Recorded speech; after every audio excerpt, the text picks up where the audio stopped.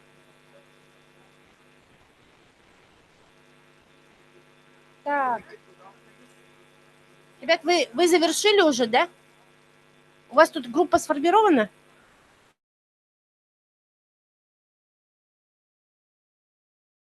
А? Давайте вот сюда, двигайтесь сюда.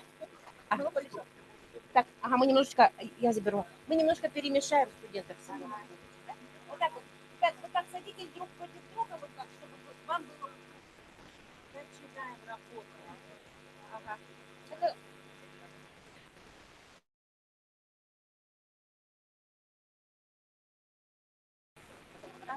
Что здесь давайте? У нас тут четверо.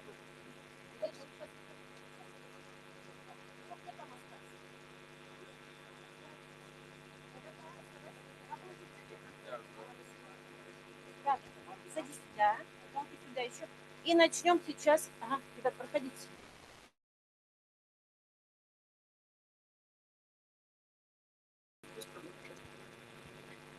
Итак, вот она ваша группа. Развернитесь, пожалуйста, сюда. Так, кто у нас работает? Сидит справа, молодой человек.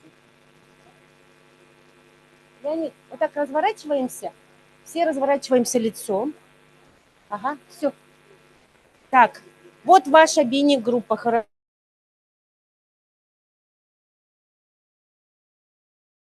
Хорошо. Кто-то сюда еще присоединится? Начнем. Ну, ничего, ребят, кто не нарисовал, кто не нарисовал, ничего страшного. Можно просто на словах о себе рассказать. Хорошо? Ну, начнем-то. Давайте, начинаем.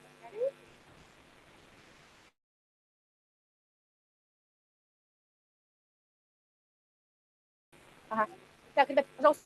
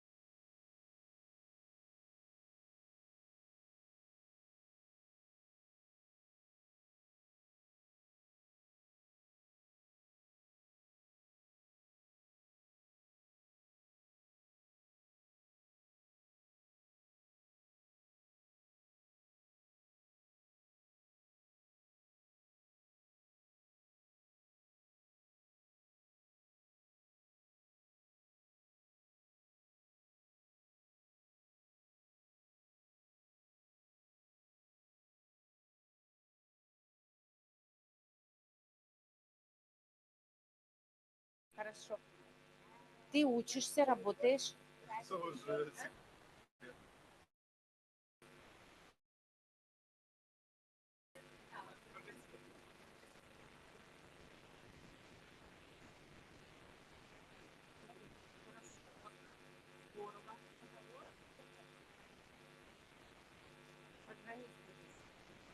Хорошо. Ну вот покажи имя свое.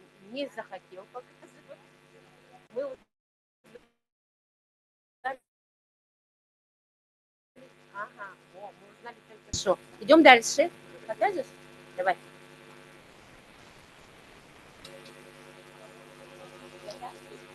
Никита. Никита любит военную тематику. Ага. Да?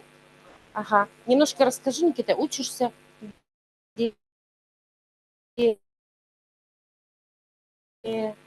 Тоже як все. Ага, так. Тоже будущий программист? Угу. Тоже учится там же, где и Shadow, или как там? Ага. И, ну, специальность другая, да ведь? Он будет наладчиком. Наладчик коммуникационных систем. Вот любит, военная тема интересует, да? Хорошо, здорово, спасибо.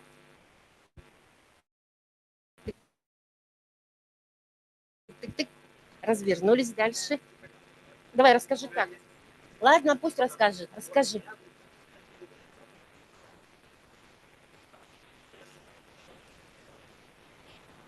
Ага. Любишь читать. Ну, еще любишь играть, да? Ну, Данил сам о себе рассказывает. Хорошо, ты о себе рассказывал, Данил сам себе.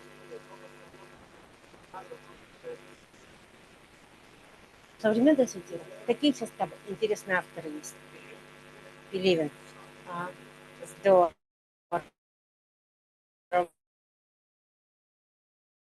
Хорошо. Так, девочки, идем дальше. Кто там у нас? Где? Ага, покажи, пожалуйста.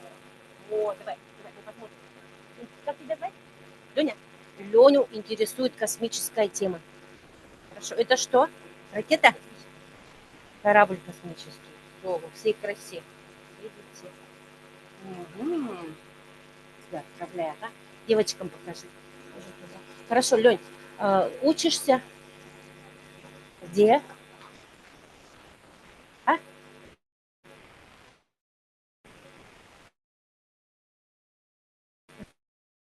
А? Беспилотник. Угу, здорово. После 11 класса поступил, да? После 9-го? Ага. Интересная учеба, да? Хорошо. Девочки, ну давайте. Ага.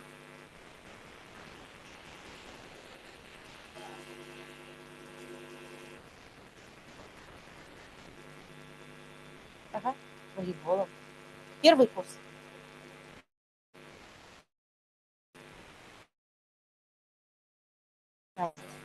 После колледжа ты поступила.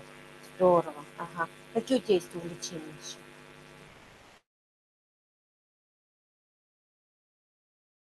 Ты спортсмен, да, и учишься, да? Ага. Ага. Хорошо. Спасибо, Аня.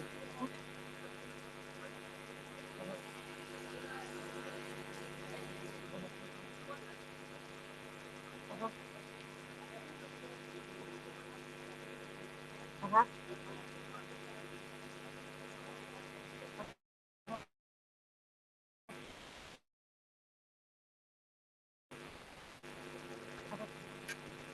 Здорово, да? Это помогает вообще вот в общении, да?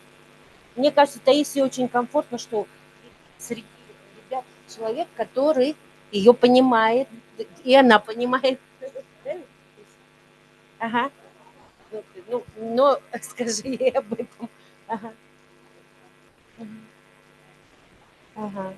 Хорошо. О, вот. Здорово. Хорошо. Ага. Вот кто-то у нас еще есть? Пожалуйста. Ага.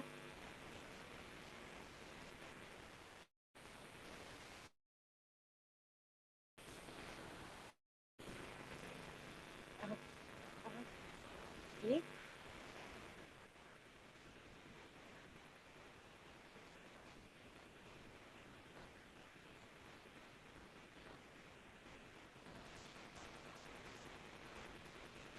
Ребят, если вы никуда не попали, в какую группу присоединяйтесь. Хорошо, ребята, все друг с другом познакомились в малых группах, да? Кто не успел познакомиться? Вот еще чуть-чуть, несколько минут буквально надо дать, да, потому что есть ребята, которые как бы остались вне групп. Буквально несколько минут. Ага. Хорошо.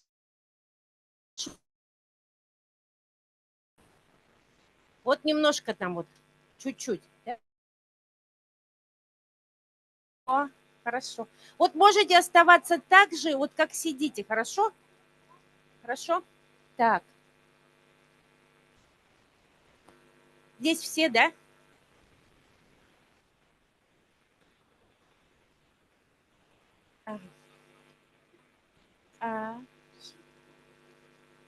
Так, все успели?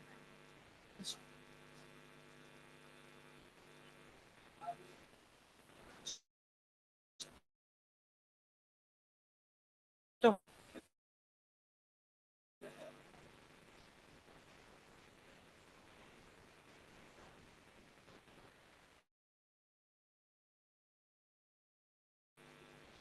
Хорошо, здорово, здорово.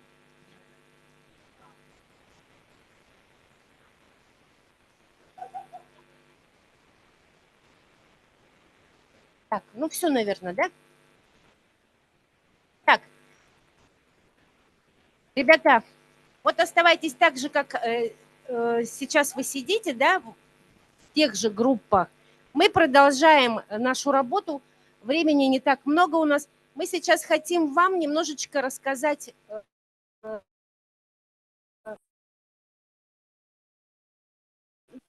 без притчи, наверное, да, о правилах серии. Каждый из нас находит, значит, у каждого есть своя сила, да? Ну, мы когда готовились к сегодняшнему мероприятию, мы нашли такой материал, в котором прямо, значит, было описано, что правила сильного человека, они такие. Если вам интересно, мы сейчас немножко вам их озвучим, хорошо? Может быть, это вам как-то поможет в вашей жизни. Итак. Ребята, все слушаем. Сейчас мы вам расскажем о правилах сильного человека. Всего их 5 правил. И первое правило – не бегите от страха. Очень часто, да, наши жизненные страхи оказываются выдуманными. Я волнуюсь просто. Но мы многого чего боимся, когда реальной опасности не существует, да, на самом деле. Боимся заболеть, да, когда поводов бояться нету. Боимся неприятностей, хотя они могут и не случиться в нашей жизни. Конечно, бывают страхи и реальные, но от них не стоит прятаться или скрываться. Нужно честно посмотреть в лицо своему страху и признаться себе в нем. Нужно разобраться в своем страхе и проанализировать его. Страх, которому вы посмотрели прямо в глаза, и всю ситуацию, которую так страшились. И определите, чего вы в жизни боитесь, посмотрите страхом в глаза и поймите, что не нужно поддаваться им. Хорошо. И второе правило сильного человека – не тратьте силы на жалость к себе. Жалость к себе – это обиды на жизнь, истощающие и опустошающие вас.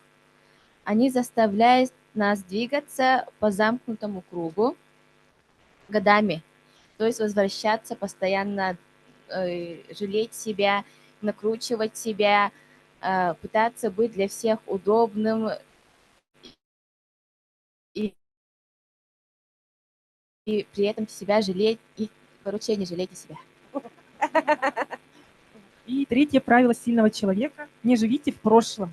Помните, никогда не поздно начать все сначала.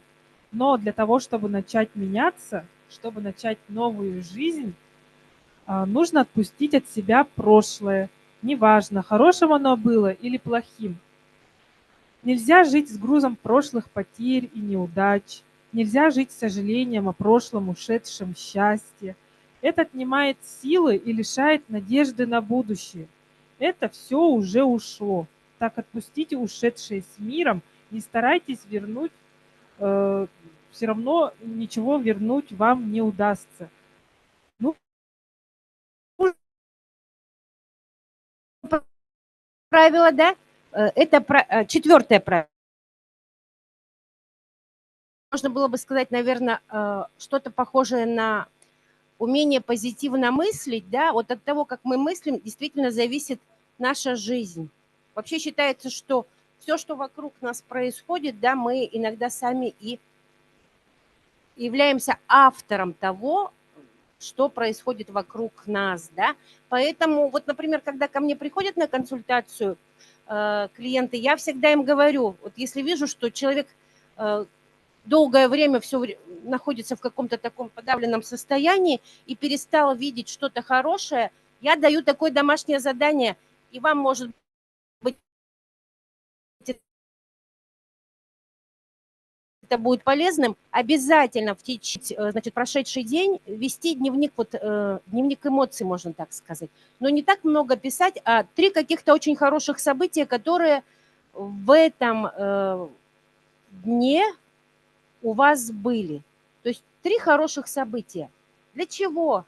Как вы думаете, для чего я прошу такие делать заметки? Хорошо, может быть, вы думаете сейчас, ну ладно. Я это прошу сделать их для того, чтобы они научились фиксировать свое внимание на положительных каких-то моментах. Угу. Чтобы научились мыслить позитивно и видеть что-то хорошее в своей жизни. Правило, которое мы хотим вам сказать, да, научиться прощать. Вот если мы говорим об обидах, то это очень неконструктивное, значит, чувство, которое не дает человеку что-то менять в жизни. Угу. Это похоже вот на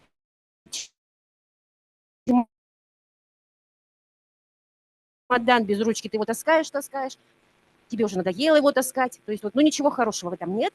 Обиды мешают нам меняться, обиды нас держат как будто в заперти, да, вот, и на самом-то деле, обижаясь, человек себя делает хуже. Да? Надо отпускать каких-то вот таких вот эмоциях, потому что, вот как я уже и сказала, чувство обиды, оно не дает возможности человеку идти вперед, развиваться. Поэтому просто оставляйте то, что было.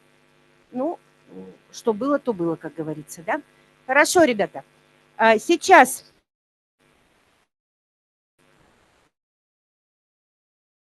следующее, последнее делать, да? Мы опять вам сейчас раздадим, раздаточка такая у нас небольшая есть для каждого. Нужно будет, вот у нас есть деревья. Сейчас мы покажем. Ага. У нас есть деревья. Ага, на сцене вот тут лежат деревья. Вот на эти деревья надо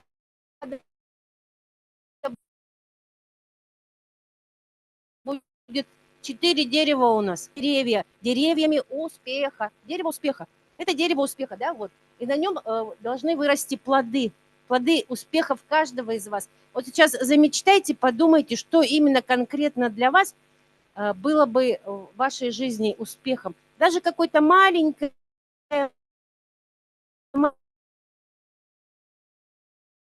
может быть, дело, на которое вы когда-то, ну, хорошо. И вот после того, как вы, значит, напишите, будем эти яблочки прикреплять на деревья. Сейчас мы раздадим вам яблочки эти. Подумайте вообще вот о сегодняшнем дне, о себе, да? Ага.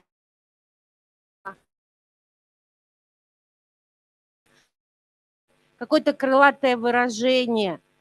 Может быть, те качества, которые вы хотели бы иметь, ваша мечта. То есть вот поскольку дерево у нас называется дерево успеха, все, что для вас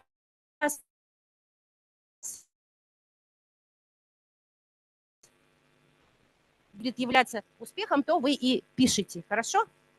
Ну, какая-то ваша мысль. Каких-то таких вот прям правил пишите только это или то, нет. То есть единственное то, что ну, мечту можно написать, можно крылатое выражение какое-то.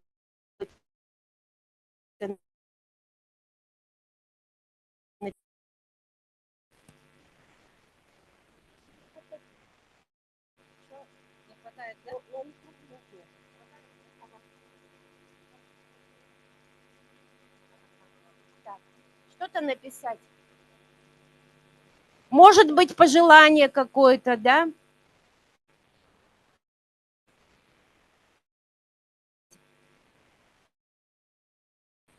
И потом, после того, как сделали, подходите, и мы наклеиваем на каждое дерево ваше яблочко.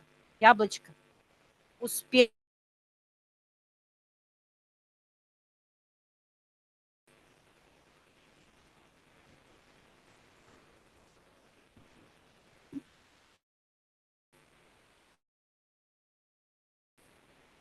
Ага.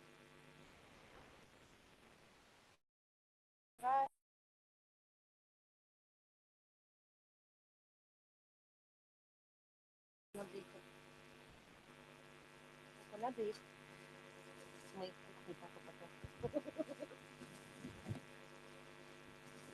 Все, да? Здорово. Хорошо, вот сюда. На какое хотите дерево? Прям выбирайте. Давайте, ага. Сейчас подходите, вот скотчик берите.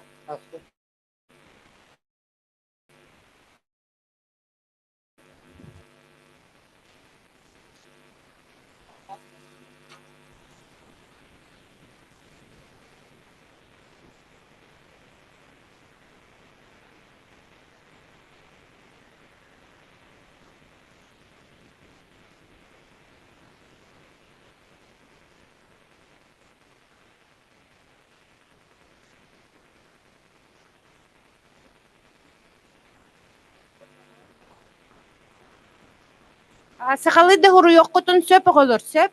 Тохаря багасанагы.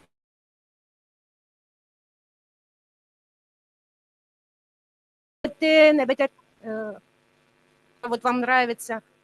Или мечту. Так, деревья начинают давать свои плоды, ребята, здорово. Давайте поактивнее несем. Ой. Ага.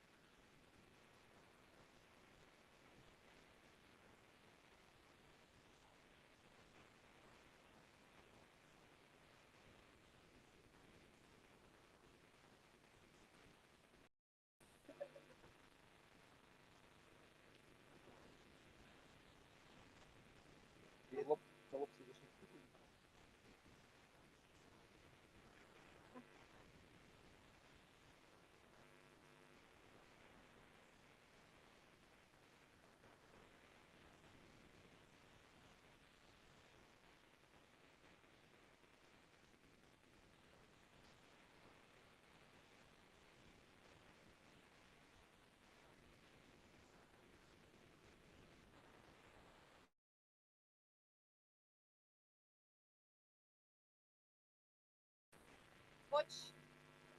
Кому нужен скотч?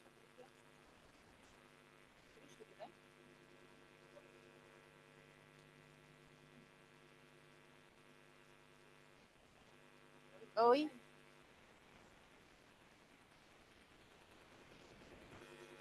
Скотч. Кому-то нужен скотч.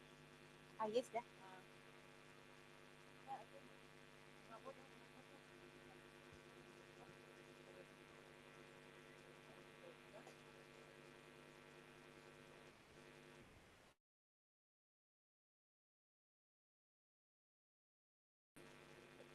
Последний будет делать?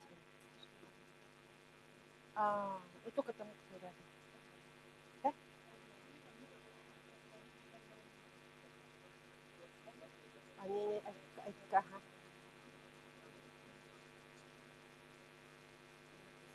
Ага. Хорошо.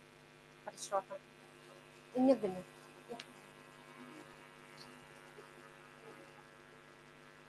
Так. Лена. Кто вниз там спит?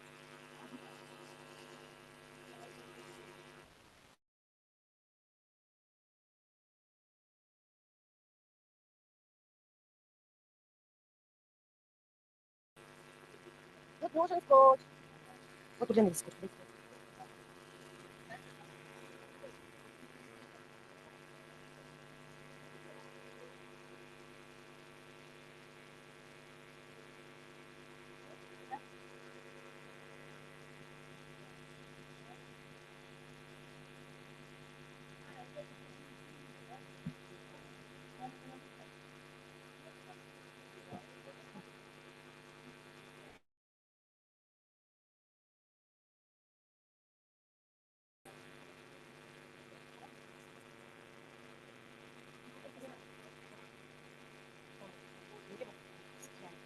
На нем меньше всего яблок.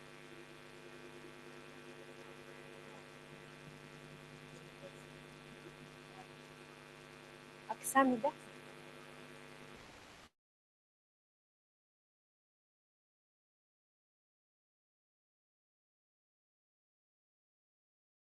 Давно не виделись.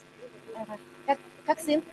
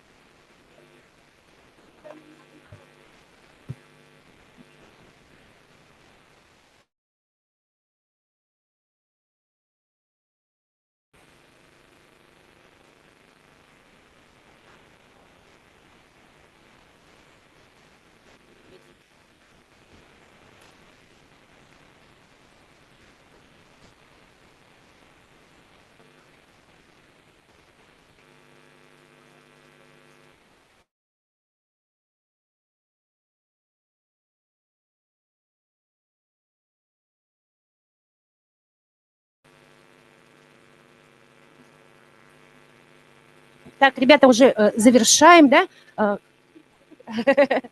Ага. У кого остались там на местах карандаши, пластилин и так далее, сюда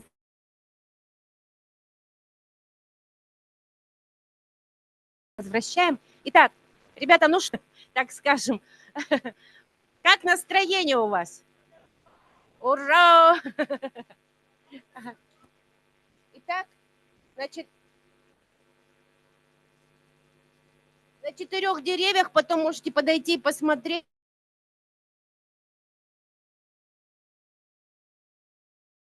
Выросли вот такие вот прекрасные яблоки с какими-то мотивационными фразами. Мы желаем вам, психологи Республиканского центра, успешной работы на форуме, чтобы вы действительно все зажглись, включились, чтобы жизнь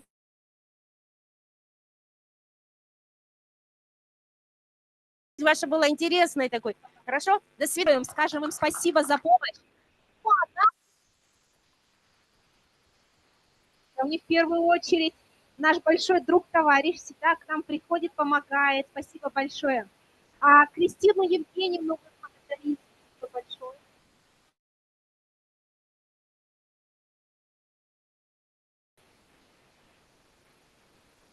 Ане Николаевне мы аплодируем, говорим благодарность. И Елене Вячеславовне мы тоже говорим спасибо. Давайте Ну а теперь мы продолжаем программу нашего форума.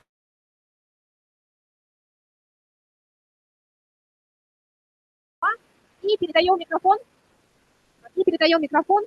нашему главному эксперту Алексею Транцеву. Сейчас он проведет для вас тренинг под названием «Инклюзия с первых рук». Это точно. Он человек с большим юмором, поэтому из первых рук расскажет про инклюзию.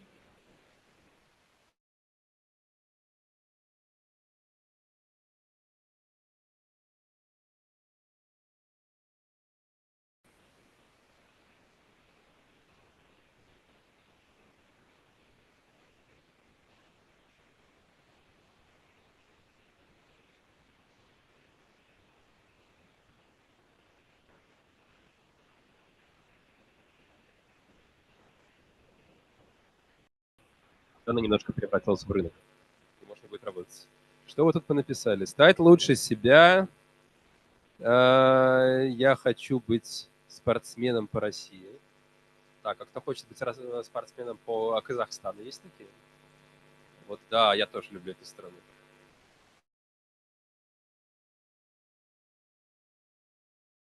А уж нашим с вами разрезом глаз мы там будем смотреться очень идентично. Можем выступать за две сборные сразу. Ну что, друзья, давайте поаплодируем деловому началу этому форума.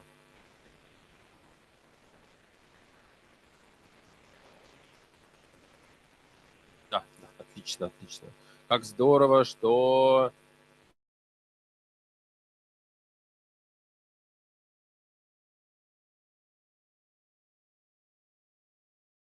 в аудитории много слабослышащих людей. Я обожаю эту аудиторию, так как сурдопереводчик меня сзади слушает. Это нормально. Не стесняйтесь распускать руки, это ваша профессия. Друзья, давайте для начала, кто мне даст определение инклюзии? Что это такое? Нам это очень важно с вами четко понимать, потому что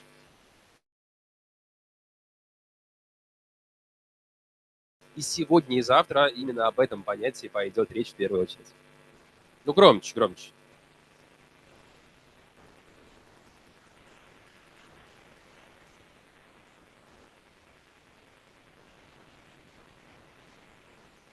Я очень рад, что вы выучили название форума «Включайся». И вы абсолютно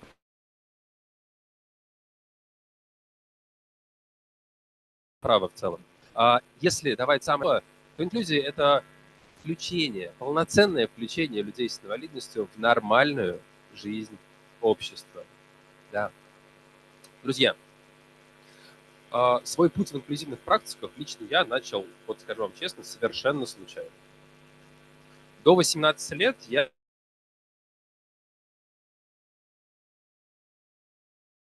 не подозревал, что существует такое слово, и я не был в курсе, как они живут, что происходит, как это работает. Я вообще мало знал про волонтерство, про благотворительность, социальное предпринимательство. У меня не было инвалидности. И тогда, это был далекий 2008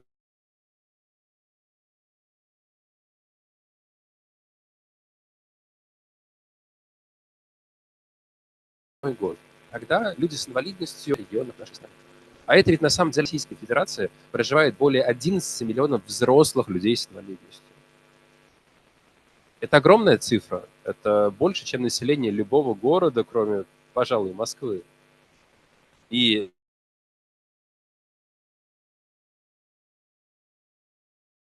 все эти люди не выходили нормально с спортом, мало занимались творчеством.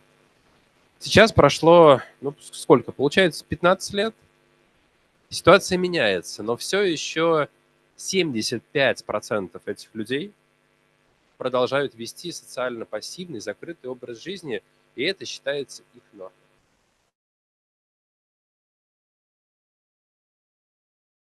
Инклюзия призвана это изменить. Инклюзия должна сделать так, чтобы у каждого из нас была возможность устроиться на работу, пойти в вуз, сходить в кино, записаться в танцевальную секцию, отправиться в туристический поход, например, на Кавказ или на Куршскую косу в Калининграде. Инклюзия должна сделать так, чтобы на нас переставали смотреть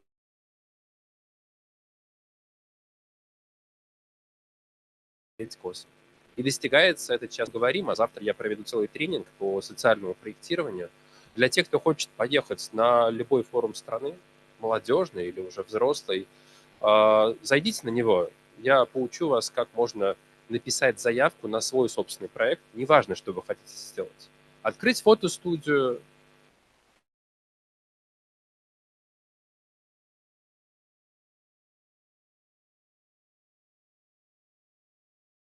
или, может быть, свою спортивную секцию, открыть свой... Мы поговорим.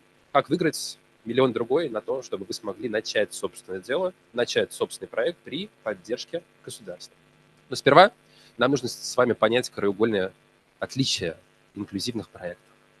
И для этого я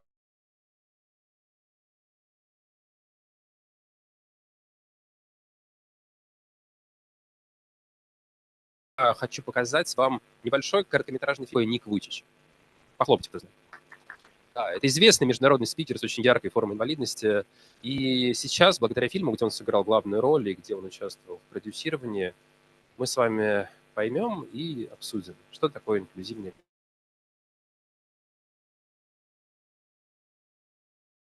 практика. Я прошу вас включить, посмотрим, а потом поговорим.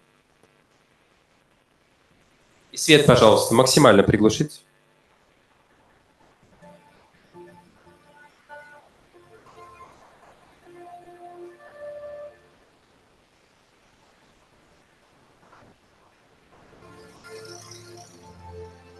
Цирк Баттерфляй.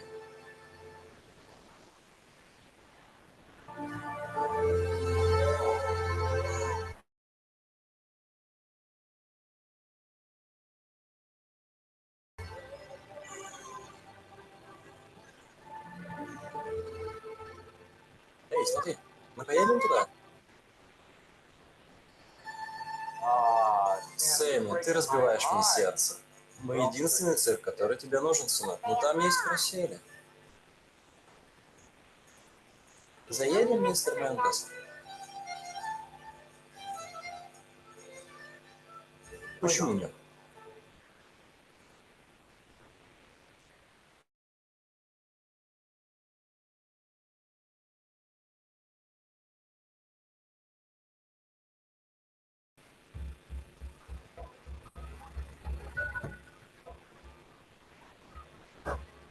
А ну, парни, пора увидеть бородатую леди. Кто со мной?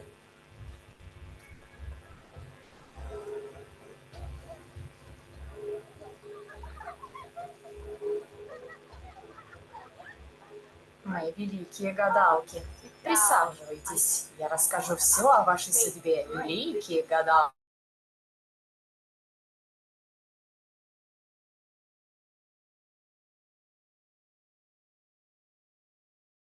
Я тебя догоню. Подходите, дамы, заходите, смотрите. Подходите, дамы и господа. У нас есть леди Лалу. Ну же, подходите, дамы и господа. Подходите, лучшее шоу в городе.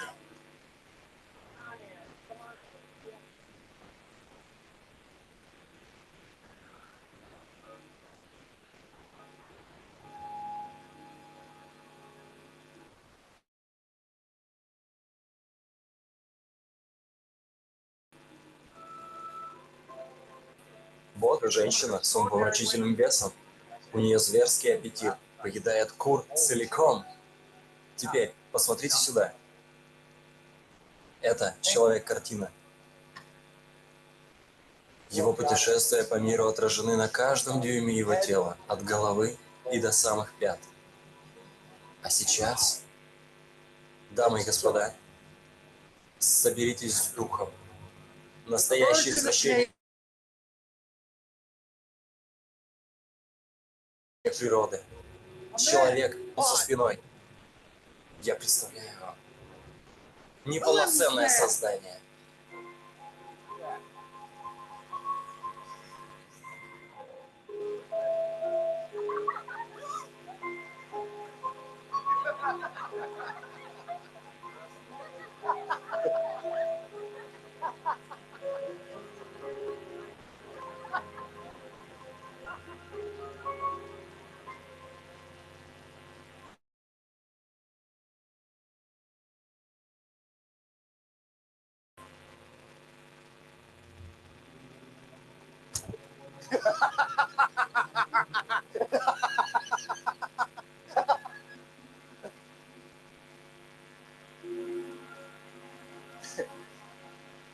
Проходите, дети.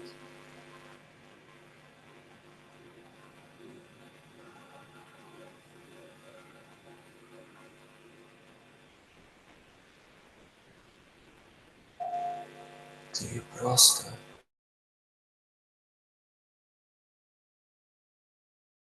изумительно. Эй, осторожно! Что ты себе позволяешь? Ничего страшного. Так, Мэйвин. Возможно, я подошел слишком близко. Не так ли, друг?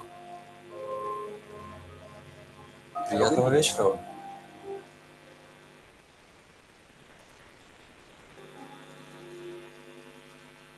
Только попробуй выкинуть такое еще хоть раз, урод.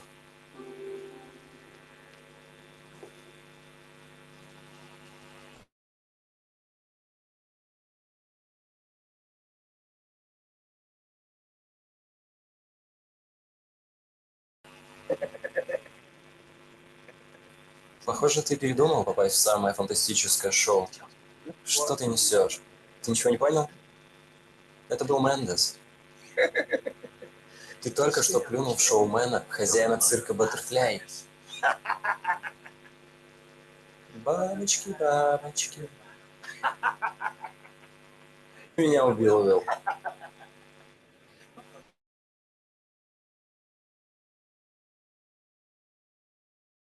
Я проголодался, пойду съем сахарный ват, которому даже Бог повернулся спиной. Неполноценное создание.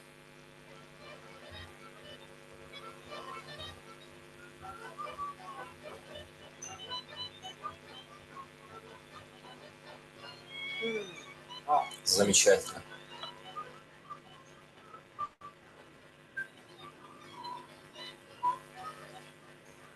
Вас?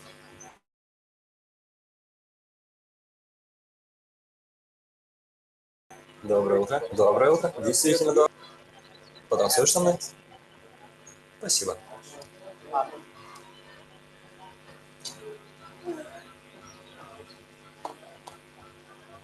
Ты можешь принести мой чемодан? А то он такой тяжелый. Ты такой сильный.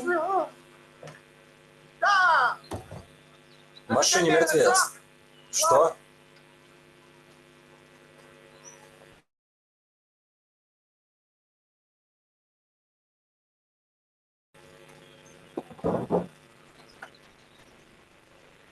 Ну, вы только посмотрите. Это же прекрасно. Пойдем к огню. Тебе нужно согреться, малыш.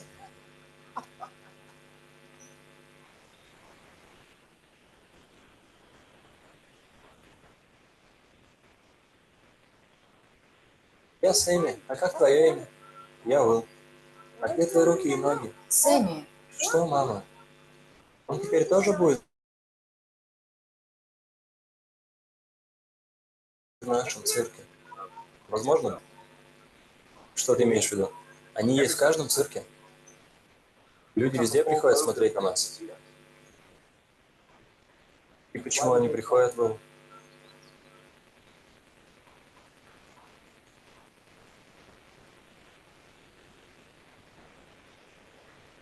Но разве вы не делаете этого? Нет.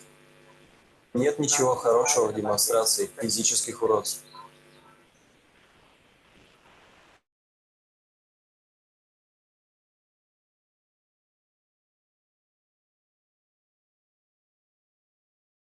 Смотри, Уилл, мы тут все счастливы. Действительно делали совсем другое шоу. Человеческой гибкости.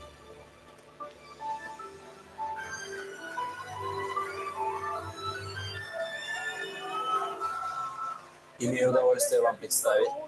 Анна, королева воздуха.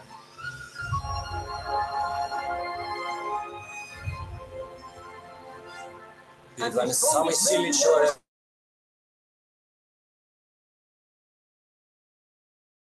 на Земле.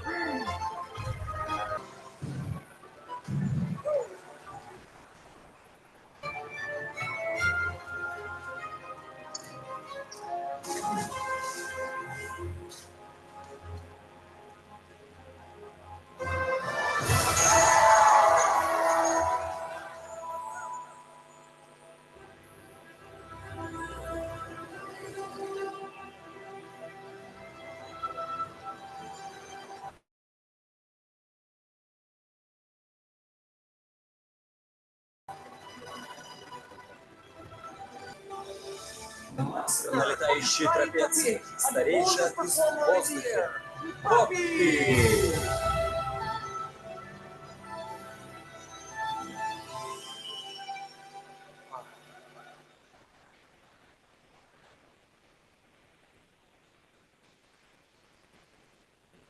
Смотрите нас на ярмарочной площади. Только 2 дня. Подходите, цирк Баттерфляй в городе.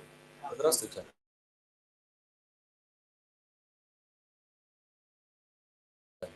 Мой сын хотел поприветствовать самых мускулов. Вы тоже участвуете в шоу, мистер? Нет, не совсем.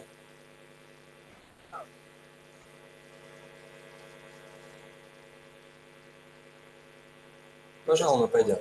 Благодарю вас. Удачи. Ты видел это, пап? Однажды я тоже стану самым сильным в мире.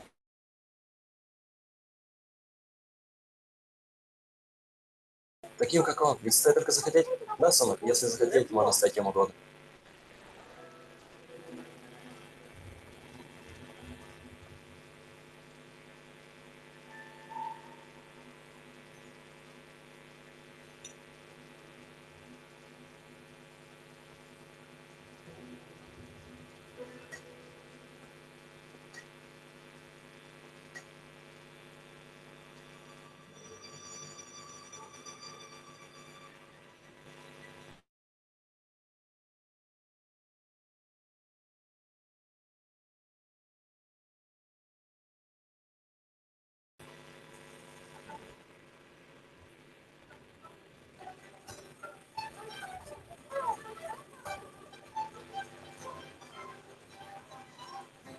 Дамы и господа, девочки и мальчики, нам с вами, как и этому миру, необходимо маленькое чудо.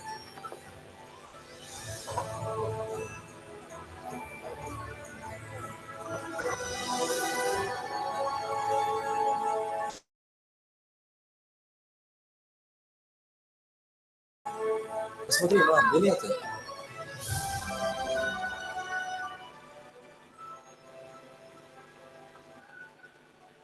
Великолепно, не так ли?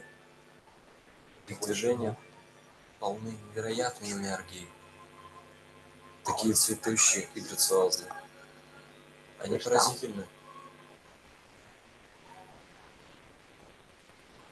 Ну а ты? Проклятый с рождения. Человек, если его можно так назвать.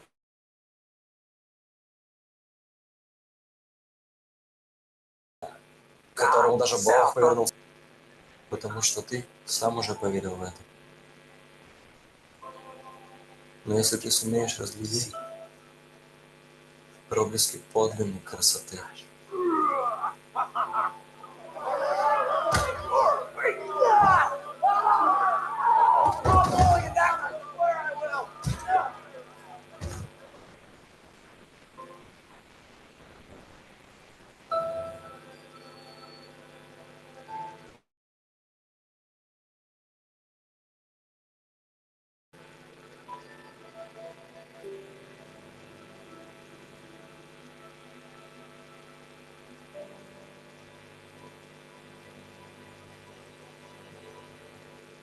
Удача там, снаружи. Теперь это твоя проблема. Такая ты мне не нужна. Катись.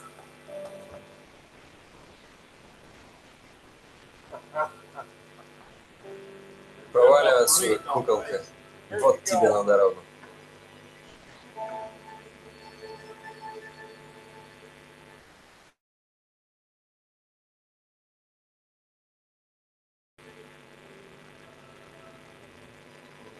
Но они не похожи на меня. Да. А значит, у тебя есть преимущество. Ведь чем сложнее борьба, тем значительнее победа.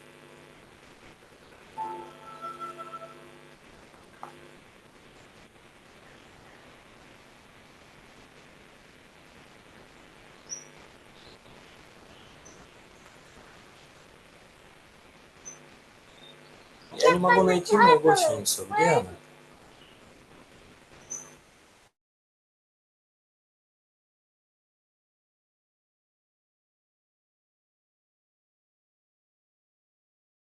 Она превратилась в кокон.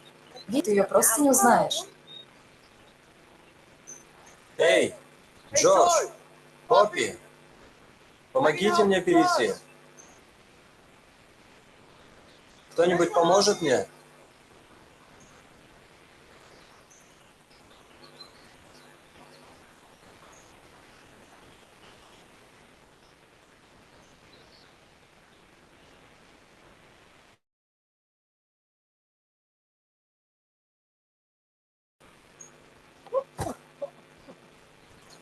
Эй, Джордж, помогите же. Эй, ты куда? Да что с тобой? Ты бросишь меня здесь? Я думаю, ты сам справишься. Что? Ты думаешь, я волшебник, умеющий летать, а? Эй, Джордж, Поппи, как водичка? Самое время купаться.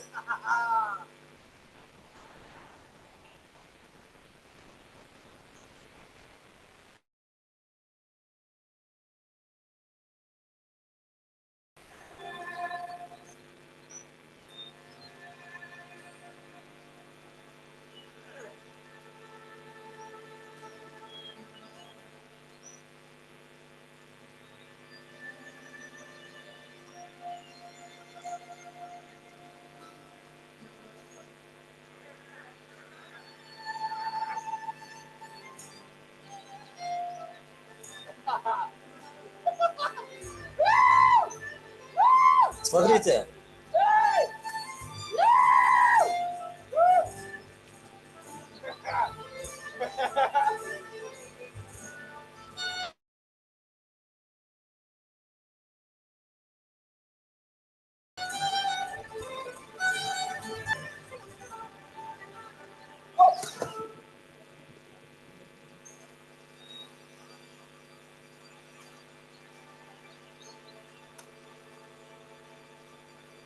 Эй, Уилл, ты идешь?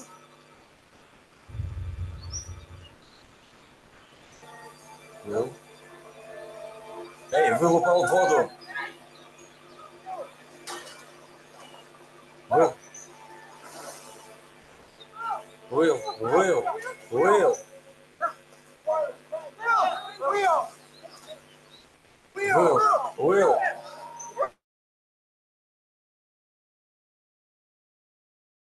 Уилл. Нет, нет, подождите. Смотрите, я плаваю. Я могу плавать. Ты плаваешь, как пивной бочонок. Иди-ка сюда.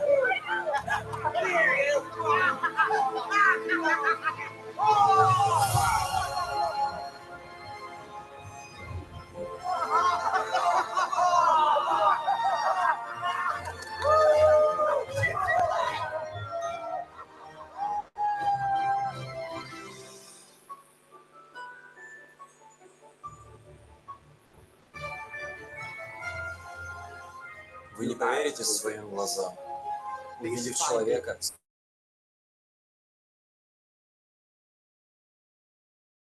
со столь отважной душой.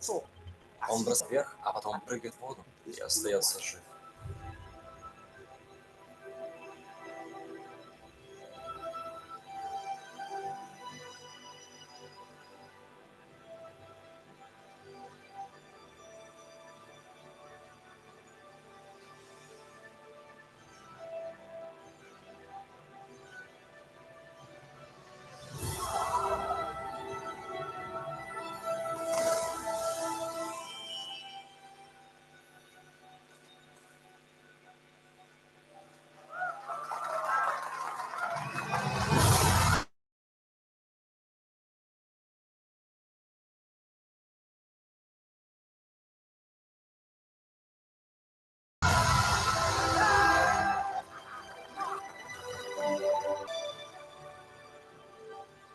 Давай послушаем, что там говорят.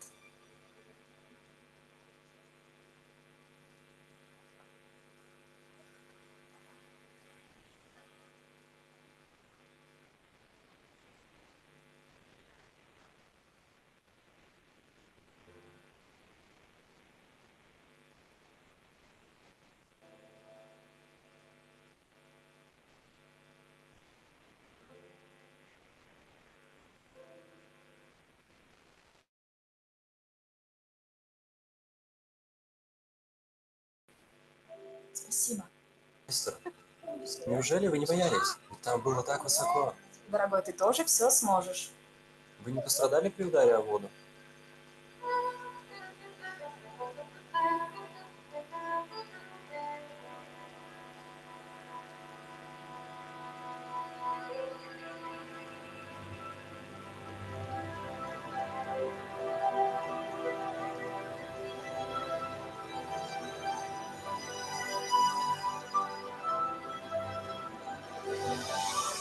Она все же поднялась с Сэмми.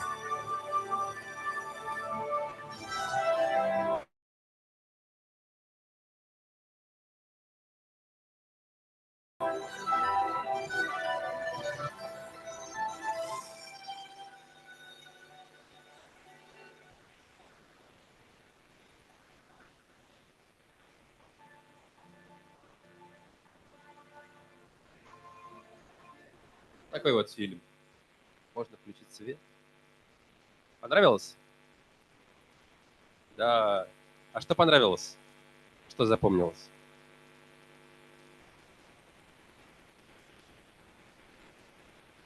Самое главное, запомнилось, что у него сильный дух. Это правда. Давайте вы погромче.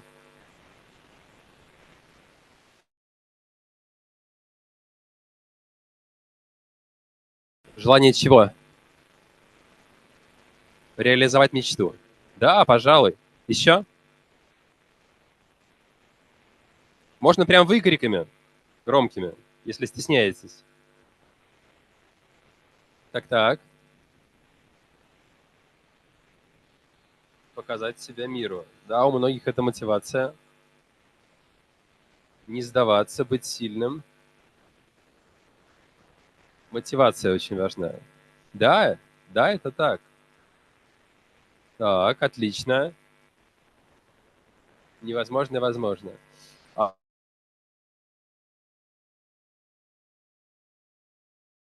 Пожалуйста. Все так.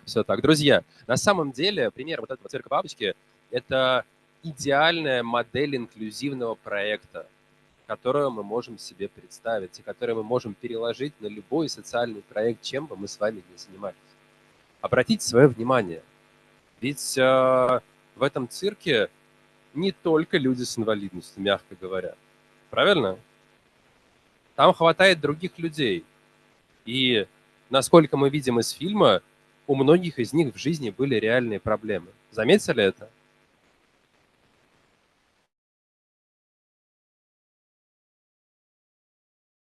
И скажите, пожалуйста, можем ли мы сказать, приходится в жизни труднее, чем, например, дедушке, которого просто бросили на улицу? Чья проблема больше? Дедушки? А я бы сказал, что они просто разные, они просто одинаковые. Просто потому, что когда тебе плохо, когда тебе одиноко, то сами обстоятельства не столь важны. Там немножко раскрыли каждого из героев. И было видно, что каждый из них в жизни столкнулся с серьезными трудностями, которые практически сломали этого человека.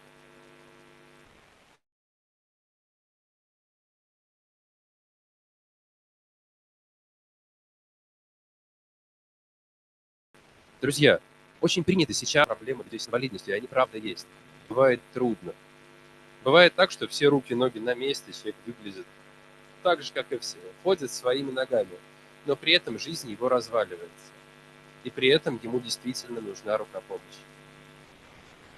Инклюзивные проекты могут помочь каждому из нас, могут направить. А в чем секрет? Друзья, как вы думаете, эти люди занимаются любимым делом? По ним это видно?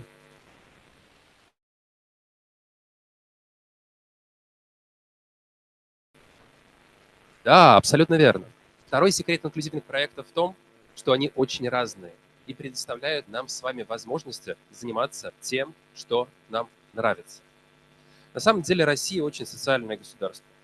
Я это обнаружил в 18 лет, когда получил инвалидность. Это случилось так. Я играл в экстремальные игры и схватился за оголенный провод с напряжением в 10 тысяч вольт.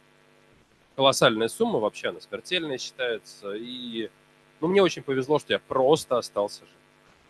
Потом были операции, ампутации, 3 месяца больниц, и физически я восстановился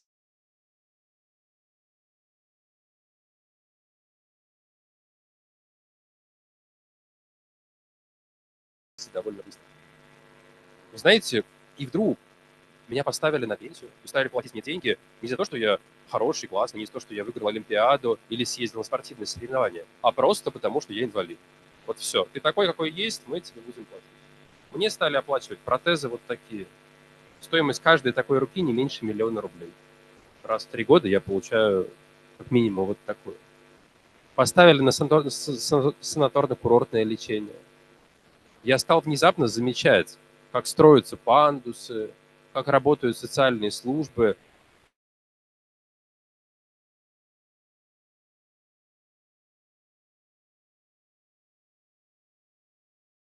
А это сотни тысяч сотрудников, зарплаты. Это огромные деньги, огромные расходы, которые несет с вами жилось лучше. Несовершенство этой социальной политики заключается в том, что очень редко от нас чего-то решаются попросить в ответ. Это была моя колоссальная проблема, что до 18 лет я занимался спортом, я играл в интеллектуальные игры, в что где, когда участвовал в олимпиадах, и от меня все требовали. От меня все чего-то ждали. Мои родители, мои педагоги, мои тренеры.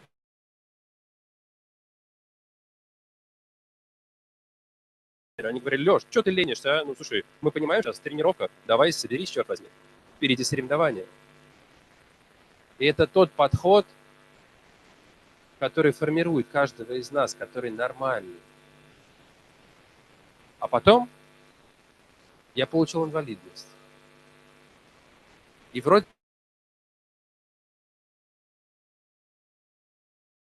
бы я не изменился. Ну, я также думаю же людьми. Я люблю те же книги, я ем ту же еду. Но люди смотрят на меня по-другому. Никто уже ничего от меня не ждет. Знаете, я сейчас директор НКО с многомиллионными проектами, выступаю по всей стране.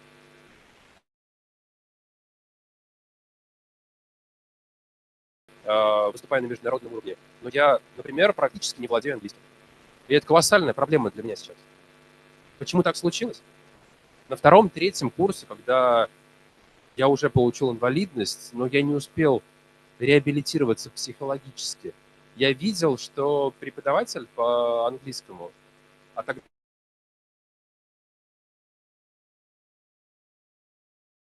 все мои однокурсники сильно прокачались. Вот они прекрасная девушка, меня просто жалеют. Я захожу в аудиторию, ее глаза наполняются слезами, и мне было совершенно очевидно, что я могу вообще ничего не учить. Мне точно поставят 5, на худой конец 4, я могу вообще ничего не делать. Я просто ничего не делаю.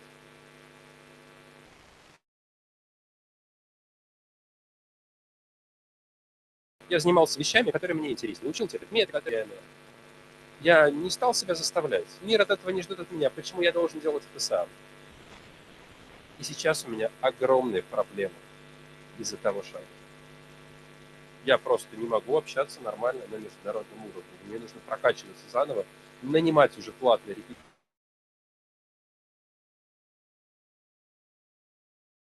репетитора, находить себе время, находить себе мотивацию раньше. Вот в чем проблема инвалидности. Не в барьерах, которые формируют окружение, не в отсутствии пандусов даже, а в тех ограничениях, которые формируются в голове у человека.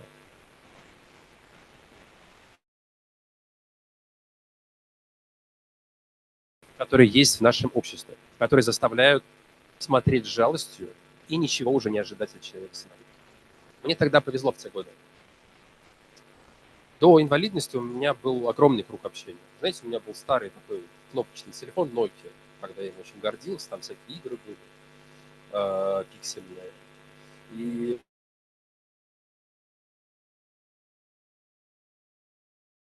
у меня там была телефонная книжка 500 номеров. И каждый раз, чтобы номер удалить, потому что телефонная книжка просто полная. Ну, я спортом занимался, по городам ездил, туризм очень любил, был общительным. И мне не хватало просто совершенно времени, чтобы провести время с таким количеством людей. Я каждый раз выбирал, куда я поеду сегодня. Хочу в туристическую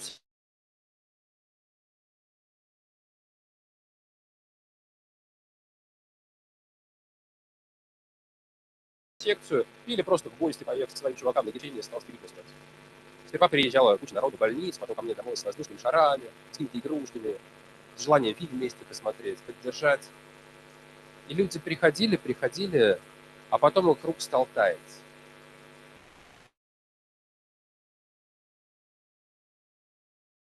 До тех пор, пока вокруг меня не осталось их 15. 90% человек просто исчезли. И я тогда очень злился на них. Ну как же, черт возьми, мы с вами думали, не разлей вода, вместе ездили, вместе столько всего прошли, вместе учились, вместе работали, бегали вместе на соревнования. А сейчас вы меня бросаете. Ужасное ощущение. Я очень злился. Я был неправ. Я сейчас это хорошо понимаю. Вы знаете, наша с вами компания, наш с вами круг общения, наши с вами друзья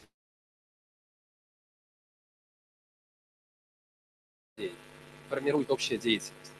Мы знакомимся в школе и в вузе. Мы вместе ходим на разные секции. Мы играем в футбол в одном дворе. Мы ходим в кино и смотрим одни и те же фильмы, а потом их обсуждаем. Нас формирует общее действие, общность интересов. Так есть. Каждый из вас пройдет еще не одну кампанию. У вас будут новые друзья.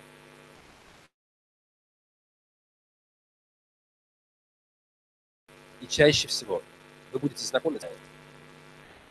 А я потерялся. Меня выписали из больницы домой, и я ничего не хотел делать. Я хотел забиться у себя в комнате в 4 стены. Что со мной обсуждать? У нас пропала общая деятельность. И людям оставалось просто приходить, садиться рядом,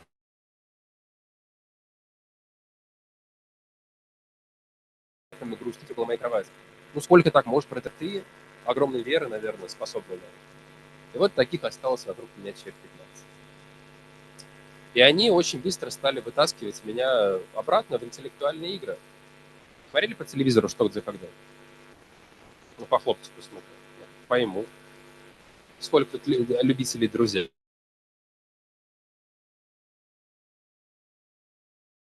Да. Отлично. В России крупно проходят турниры по интеллектуальным играм время от времени, когда в спортивный зал или вот в такой садятся команды, много, 10, 20, и им в микрофон задают вопросы, они думают минуту, обсуждают, пишут на листочек ответы, сдают. Кто больше набрал, та команда и выиграла, получает кубок, проходит дальше на федеральный.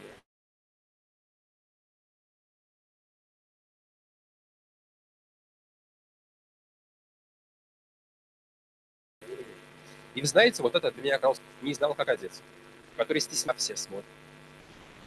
Вот этими вот глазами, как на бедного ребенка. Который перестал заниматься спортом, который не может взять ручку и просто в вузе сделать конспект. Меня, который потерял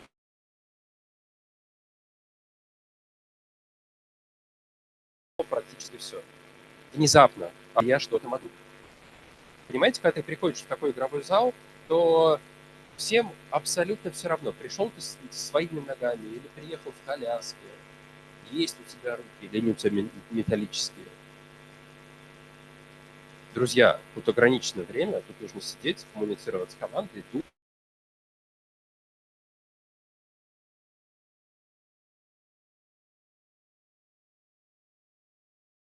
думать, находить правильный ответ. Всем некогда обращать время и потрясающее место для меня. Здесь обнаружилось, что я такой же, как и все, что я что-то могу. И что никто не обращает внимания на то, что у меня нет. 3 года после этого мы играли вместе, и это поменяло мою жизнь. Это был мой первый инклюзивный проект, который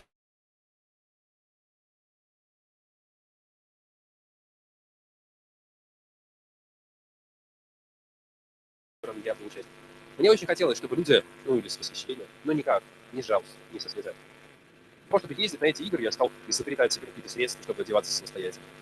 старой квартире у родителей до сих пор в стену вмонтированы цепи с прищепками строительными, куда я вдевал куртку и мог своими старыми громоздкими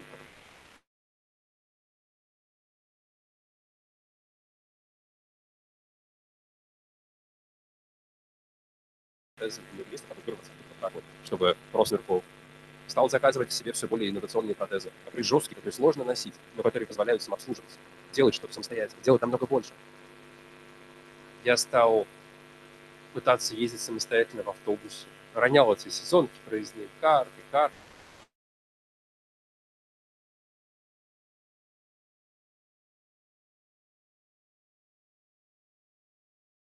Банки, кто-то понимал, я же стеснялся, мне хотелось это делать. И это изменило все. Ну а потом я закончил вуз, это был 2012 год, я уже стал получше, стал более-менее выходить из дома, стал понимать, что нет, я не хочу всю жизнь прожить в 4 стенах. Мне плевать, что все считают, что поехать в санаторий на 40 дней – это мой максимум. Нет, что я возвращаюсь к работе. Я хочу сам зарабатывать, сам жить, сам себя обеспечивать. И стал искать работу. И тут на Авито у меня мама, по-моему, нашла объявление, что в организацию инвалидов-колясочников требуется менеджер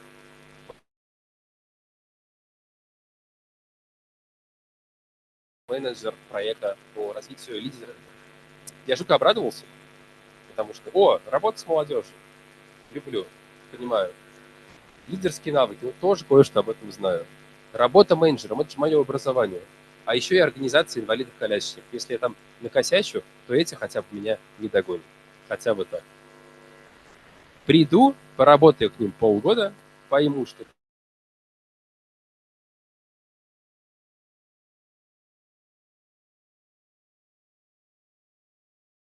я реально могу делать в офисе, и потом слиняю, Сбер, может, возьму. По крайней мере, я буду понимать, что я могу там с бумажками делать, как компьютером, что вообще делать. И я пошел работать в НКО, я пошел работать в волонтерство, в молодежку. И знаете, я потерялся, потому что влюбился. Потому что здесь, в нашем секторе, в инклюзивных проектах, нужно еще столько всего сделать, изобрести.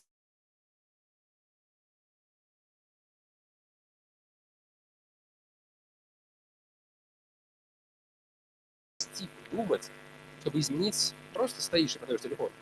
А здесь ты придумываешь, как сделать так, чтобы группа людей, среди которых есть ребята на колясках, незрячие, например, могли отправиться на Байкал в волонтерскую экспедицию, и там, они не только приезжают и все прыгают вокруг ребят с инвалидностью и следят, чтобы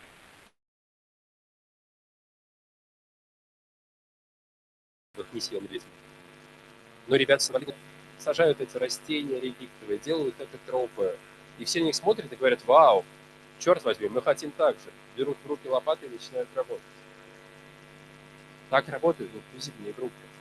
Так работает инклюзивная команда.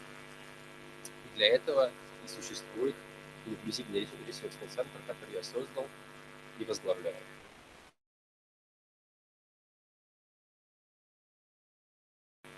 Давайте, наверное, посмотрим ролик об этом, о Центр развития инклюзии регионов России. Глазами и словами наших активистов из кучи регионов страны. Так исторически сложилось, что люди с инвалидностью в России ведут малоактивный образ жизни и слабо вовлечены в жизнь общества. Усилия государства, общественников и социально ориентированного бизнеса заметны.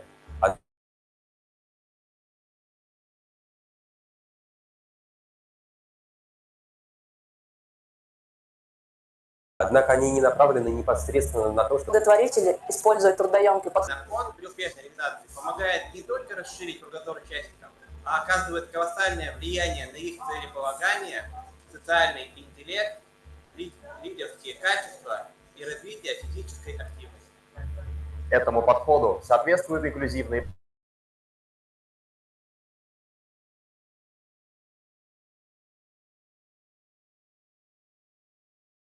практики, еще совсем недавно редкие, никому неизвестных общественного сектора.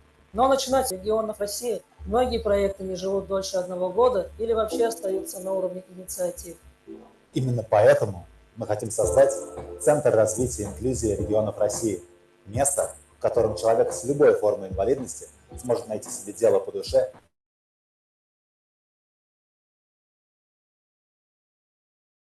и самореализоваться как успешная личность. Место есть в каждом, и научиться находить общий язык с каждым из нас. Наш проект – это центр повышения квалификации специалистов, начинающих работать в инклюзии. Я надеюсь, что он станет основной точкой роста, от которой разойдутся многие счастливые люди. Инклюзивное движение появилось в России. Насколько быстро оно станет сильным и эффективным, зависит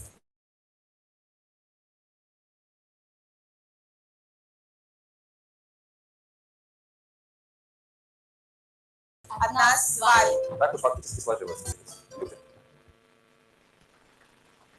Вы знаете, практика по всему миру такова, что примерно через 10-15 лет во всем мире, и в том числе и в регионах России, людей с инвалидностью будет порядка 10% населения.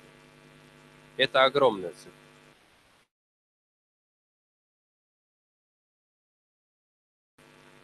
Причины разные.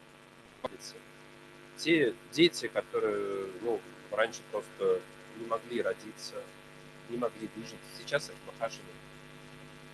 Они растут в нашем обществе.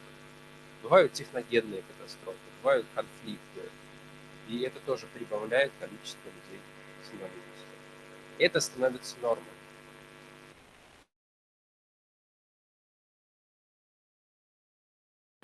И сейчас мы как общество быть этих людей дома. Представьте себе общество, где 9 человек работают на одного, где 9 что-то производят, обслуживают, создают услуги, а один просто сидит дома и потребляет. Это невозможно. Многие проблемы, с которыми мы сталкиваемся сейчас, существуют из-за медицинской модели инвалидности, которая была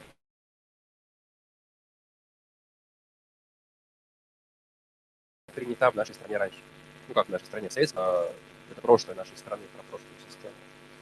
Она нам дала, в частности, медицинскую модель инвалидности. Знаете, что это такое? Есть те, кто знают? Нет. Хорошо, расскажу. Чтобы вы понимали, откуда вообще ноги растут. Медицинская модель инвалидности, она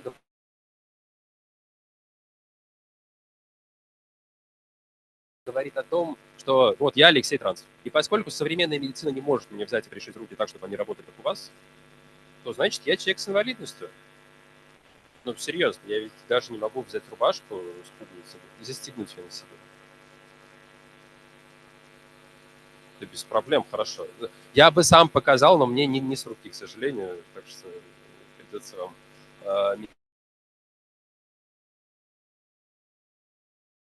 меняться. Как вас зовут? Если что, говорите, сварились. Или верну его, или перепродам, я знаю, сколько они стоят. Хорошо. И медицинская модель инвалидности говорит, что ничего со мной толком сделать нельзя. Потому что руки не научились так качественно пришивать. Значит, я человек с инвалидностью, я, значит, менее эффективен, чем каждый человек без инвалидности. Так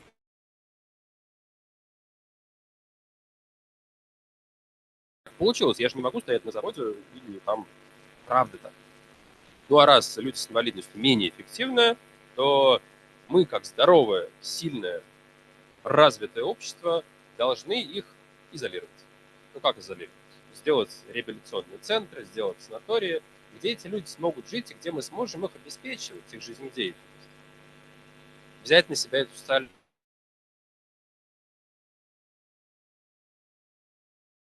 ответственность. Это благородный подход, но не счастливый и неэффективный. Именно из-за этого мы сейчас в наших с вами городах очень редко можем найти пандус или любой другой элемент доступной среды, которому старше 20 лет. И пока Европа после Второй мировой войны восстанавливалась и строила эти пандусы, системы трудоустройства, у нас строили санатории. И люди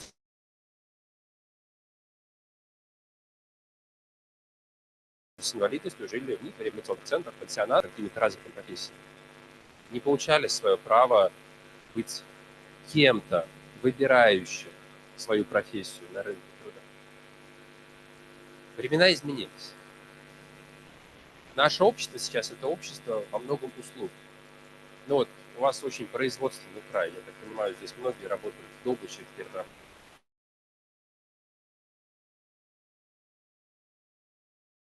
Правильно? Есть такое.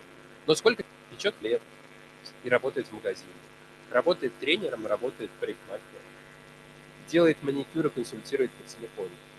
Таких людей очень много. Я полагаю, что вы все таких знаете. У кого-то родители, у кого-то друзья так работают. И сейчас есть много профессий, где люди с инвалидностью могут быть ничуть не хуже, а намного лучше,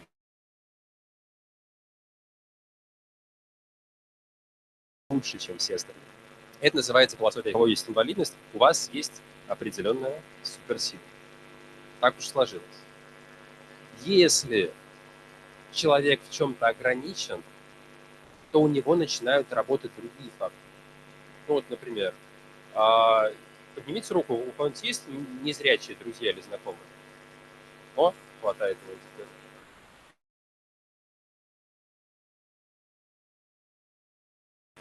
Скажите, пожалуйста, у этих людей хорошая память? Вы знаете, моя подруга Ольга Лифанова, незрячая, она живет с собакой поводырем, она работает массажистом, работает тренером, она живет одна, сама убирается дома, сама готовит кабинет, принимает клиентов, ездит по разным городам, выступает. Это потрясающе. Попробуйте прийти сегодня домой к себе в квартиру, закрыть глаза и приготовить себе яичницу. А лучше не делайте это. Я уже руки потерял, к счастью, не так. Давайте не будем доводить до вашей очереди.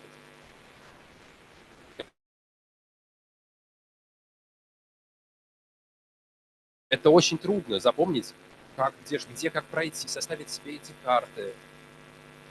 У людей с нарушением зрения, у незрячих людей очень сильно развивается память. И это можно использовать в работе. Людей на колясках очень часто просто с руками открывают, берут в колл-центра. На телефон, да. И я знаю одно предприятие, которое производит запчасти для самолетов, где их требуется вытачивать, где требуется следить за дефектами, куда охотно принимают людей с нарушениями слуха и глухих. Вот в приоритете принимают. Прям вот в приоритете перед кандидатами без инвалидности.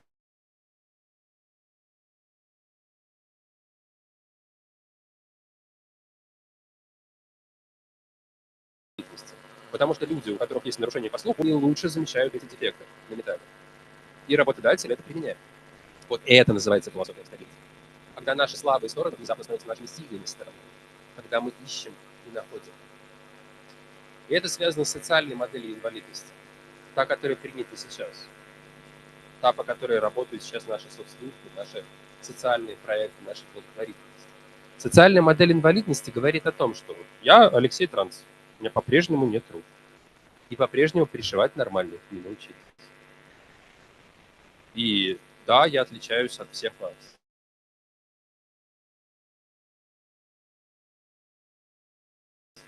Но если мне выйдет специально, я догадаюсь и сделаю себе специальную одежду, где, например, шнурков, которая на магнитах, а не на кнопках, то я могу собраться в дорогу и приехать, например, из Самары к вам выступать. Я могу зайти в магазин и купить себе продукты, приготовить себе ужин. Я могу сесть за компьютер и написать там заявку на грант и выиграть 10 миллионов для своей организации. Так чем же я отличаюсь от каждого из вас, если я могу все то же самое? В чем тогда ограничение инвалидности? Она исчезает. Социальная модель инвалидности говорит о том, что инвалидами нас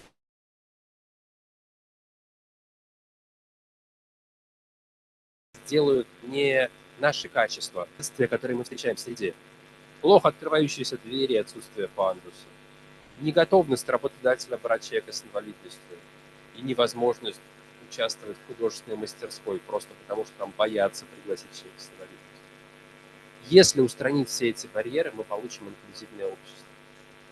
Общество, где все могут быть действительно на равных. Потому что наши уникальные особенности станут просто особенностями, а не ограничениями для каждого из нас. Нам очень повезло. Мы сейчас видим с вами этот процесс своими глазами.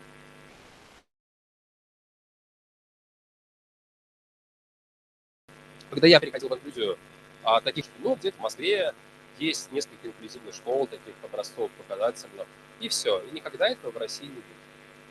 Прошло 15 лет, и в каждом регионе нашей страны есть хотя бы один сильный инклюзивный проект, где ждут каждого из нас, где можно прийти, раскрыть свои таланты, где можно стать востребованным профессионалом, где можно стать тренером и учителем. Это уже работает за какие-то 15 лет. Большинству стран потребовалось 50 лет, чтобы пройти этот путь. Мы прошли за 15. Я с нетерпением жду, что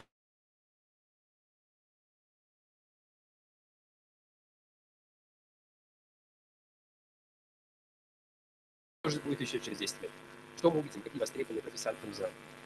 Знаете, человек вот из моего круга общения, из моего круга знакомств, кто больше всех зарабатывает, это человек на коляске, который живет в Самарской области, у которого немножко двигается только руки. У него там спастика, он не может даже стакан взять и поднять. Он управляет коляской джойстиком, он может печатать. И он программист, он переучился, он делает ходы, он работает с крупными корпорациями российскими и международными. Вы знаете, за 5 лет работы в этой профессии он построил себе дом, который самый доступный в Самарской области, купил машину, ездит отдыхать по самому позволит, несмотря на очень серьезную форму инвалидности. Потому что он востребованный профессионал, потому что его работодателям все равно, в коляске он передвигается или на какой-нибудь моторной яхте. Он клево делает дело. И именно этого я желаю каждому из нас.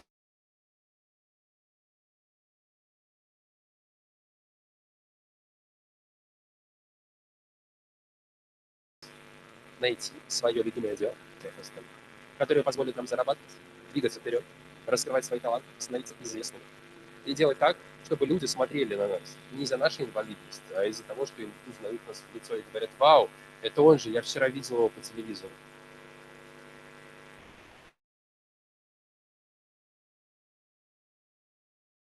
И каждый из нас может это сейчас. И единственный человек, который может помочь конкретно мне сделать мое будущее, единственный человек, он находится не в Кремле, он находится не в высоких кабинетах, он находится не в залах крупного бизнеса. Этот человек стоит вот на этой сцене.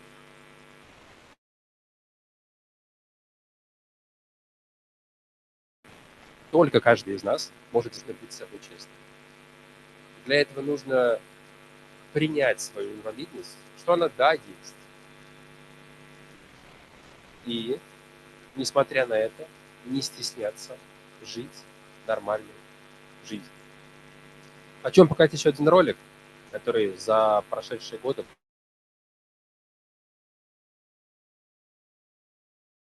вдохновил немалое количество волонтеров Российской Федерации, буквально тысячи. На рубеже 19-20 годов мы начали направление экстремального инклюзивного туризма, эко-волонтерства.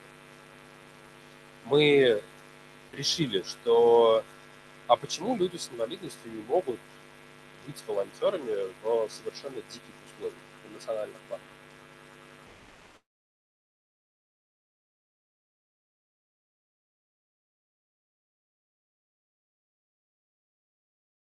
Почему они не могут поехать и там ставить буфет, сажать нужную растительность? Это делают многие об этом мечтают. Ребята оплачивают билеты, ребята ездят со всей страны сплачивают. А для людей с инвалидностью эта дорога закрыта в принципе. Мы тогда сделали письма и отправили их в 50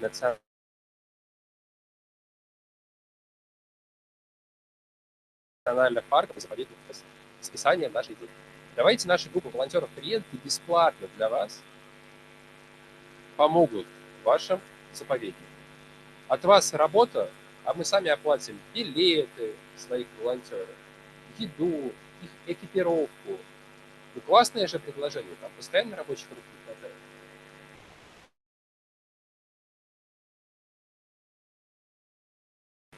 Нам ответило всего лишь 3 национальных парка, шедшие, да? У нас нет доступной среды в лесу. Какие люди с инвалидностью? Мы участников таких-то не пускаем или строго под сопровождением. А вы говорите, что если люди что-то вообще делать смогут. О чем речь? Кто за это отвечать будет? 3 национальных парка ответили на положительные скале.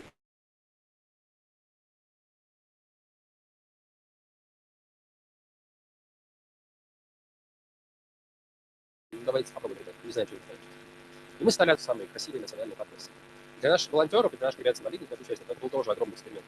Ну, уехать куда-то из дома за 1000 километров на 2 недели.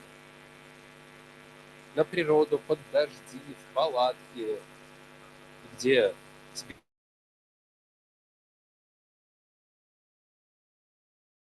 еще что-то делать нужно, быть волонтером. Они привыкли к проектам, что мы приезжаем, поможем этим ребятам на колясках, сделаем с ними стенгазету или театральное занятие проведем, после этого уедем и до свидания. А тут нам с ними придется жить и вместе что-то делать. И они тоже будут что-то делать вместе с нами. Это как? Разве люди с инвалидностью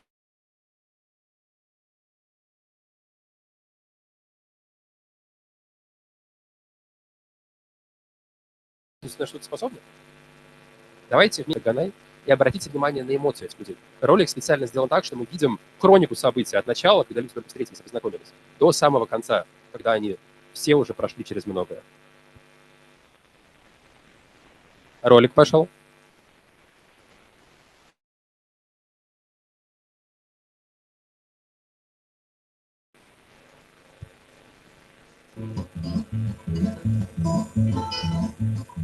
Пусть сегодня меня потеряет рассвет, я уйду, когда все еще спят. Но штормовка пропавшая выдаст меня, и рюкзак со стены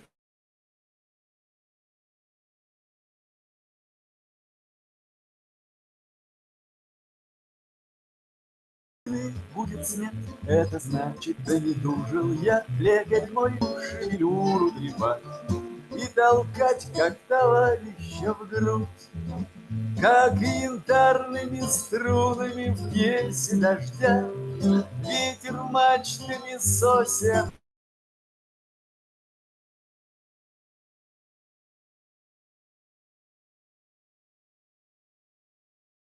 Играть, пусть поход Таганай, Тагакле, непогожий рассвет чертит мокрую диагональ. Среди туч настроения проблесков нет, и на стыках стучит магистраль.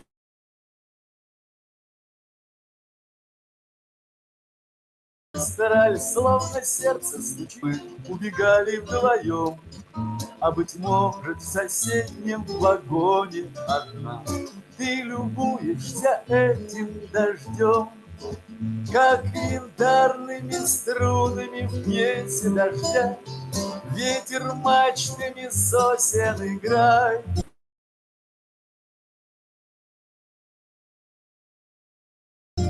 Пусть походную юной Таганай, разгоняйся, мой поезд, пусть в дождики льют. Ну какой же я к черту старик, это станции взять нам разбег не дают. И к стеклу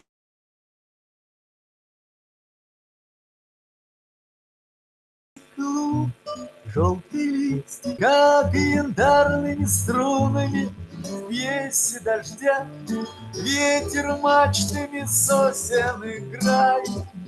Пусть походную юность уносит меня Таганай, Таганай. Пусть походную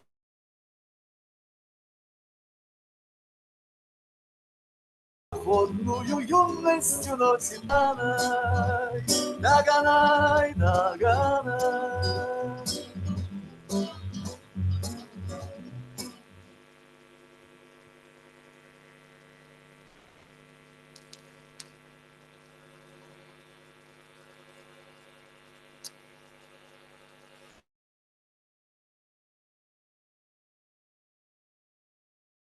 Понравилось? Интересно? Отлично. Друзья, вот такие мероприятия делает инклюзивный ресурсный центр. И мы решили, еще когда создавали эту организацию, что постараемся найти возможность инклюзии в каждом направлении молодежной политики, в каждом интересном направлении деятельности. И будем проводить большие федеральные мероприятия,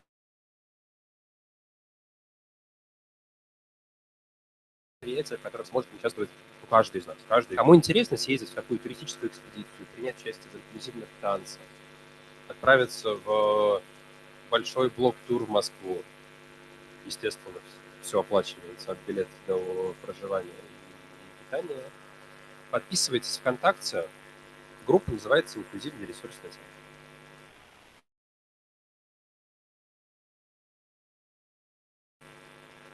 Там же вы найдете. Часто мы приглашаем из других регионов. Отбираем участников. Вначале, когда меня представляли, говорили о том, что участвовали в форуме в онлайне. Это правда так. Это крупнейший форум, который я сам организовывал на 1000 человек. 50 спикеров из ведущих организаций по инклюзии. Форум должен был быть в офлайне.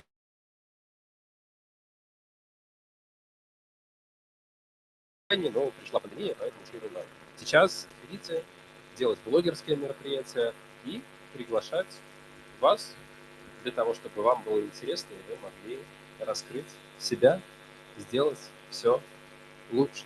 Алексей, а если мы одного-двух самых активных ребят отправим на ваше грядущее мероприятие? Кто сегодня будет максимально активен? Сегодня, завтра? Как такая мысль? Если вы оплатите им билеты, или они дойдут до Самары пешком, то без проблем. Да, ну, желательно второй вариант, но мы можем и первый попробовать. Можно пока зима отправиться. Все решаемо. На санях. Да. Принято. Да.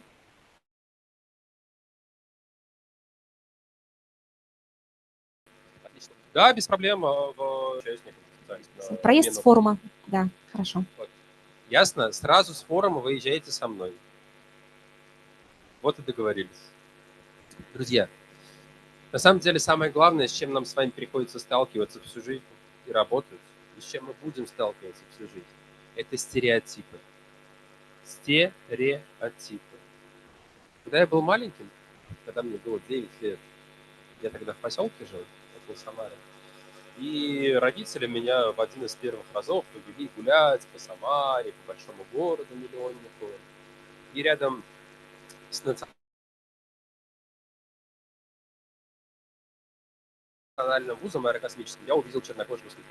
Я показывал на него пальцем. Мама, смотри, чернокожий идет. Прям вот как по СТС вчера. Ему было вообще неприятно, этому молодому человеку, я полагаю. То, что в подземном переходе какой-то малек тычет в него пальцем.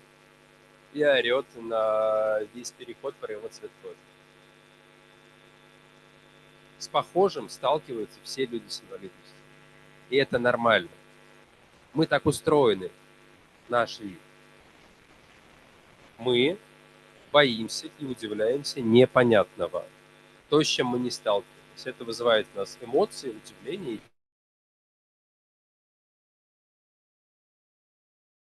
И чаще страх. Свой-чужой система. Это норма. И наша с вами задача сделать так, чтобы люди с инвалидностью перестали быть чем-то странным для нашего общества. Перестали быть исключением. Перестали быть «Вау, смотрите, он на коляске. Давайте дадим ему милостыню скорее». На что он еще годен? А люди годны на очень много. Поэтому чем бы мы с вами ни занимались, инклюзивным блогингом или танцем, занимались спортом и выступали на сценах, все мы делаем одно дело. Разрушаем стереотипы и меняем жизнь тысяч людей к лучшему. Спасибо вам.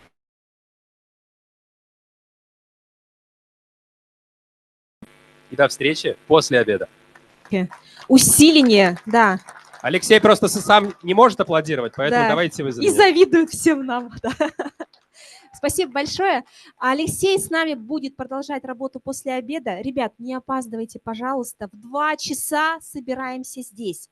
На первом этаже работает буфет, столовая, недорогая. Там быстренько кушаем и поднимаемся. Хорошо? После обеда не опаздываем. да, Фотографируйтесь, можно? конечно. Да. Буду рассказывать, как раз в 2 недели можно выиграть колонку Алисы бесплатно. Колонку Алисы, это же мечта. Да, кто хочет сфотографироваться?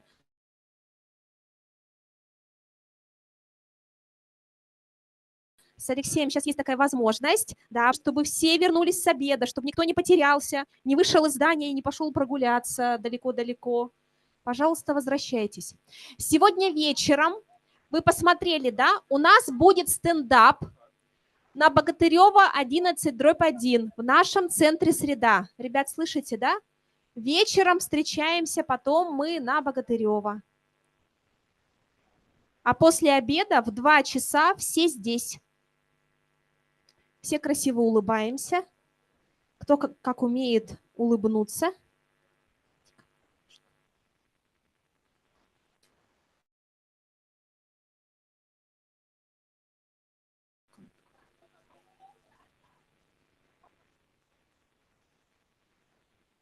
Я могу, да, я могу. Сейчас я приду.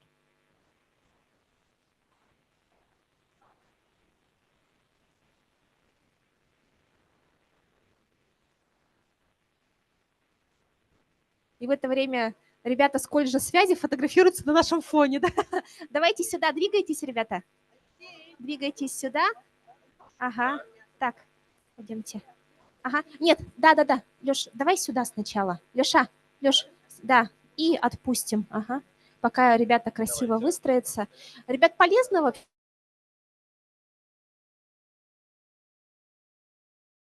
вообще как, это, хотя бы какую-то эмоцию проявите? Нормально? Полезно?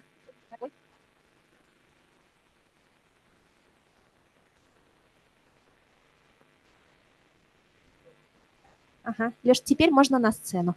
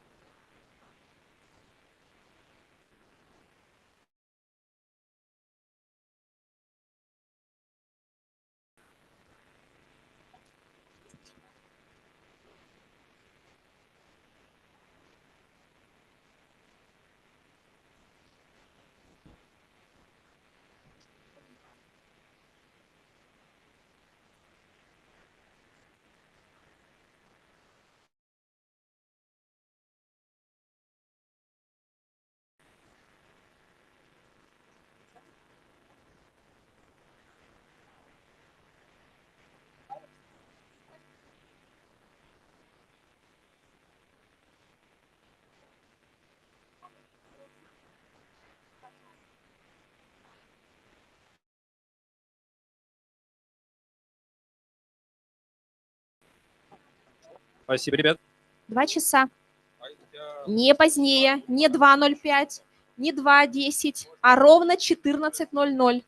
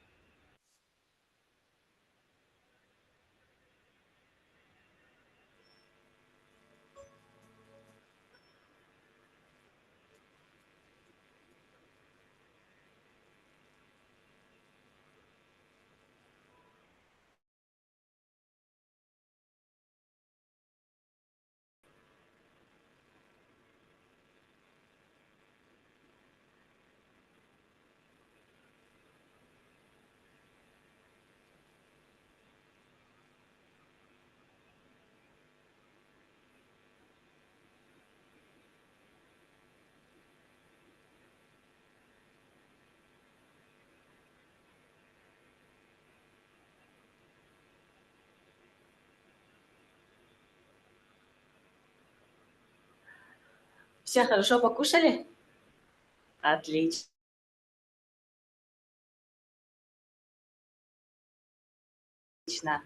Еще чуть-чуть подождем, пока наши коллегам, чтобы они уже подходили. Через минут 10 наши спикеры начнут. Ждем.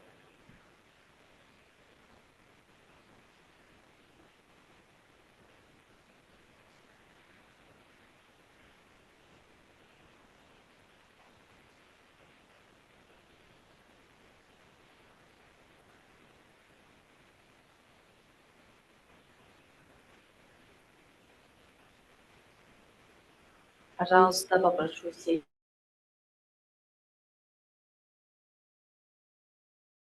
вперед. Вот, ребята, кто сзади, пожалуйста, пересядьте вперед.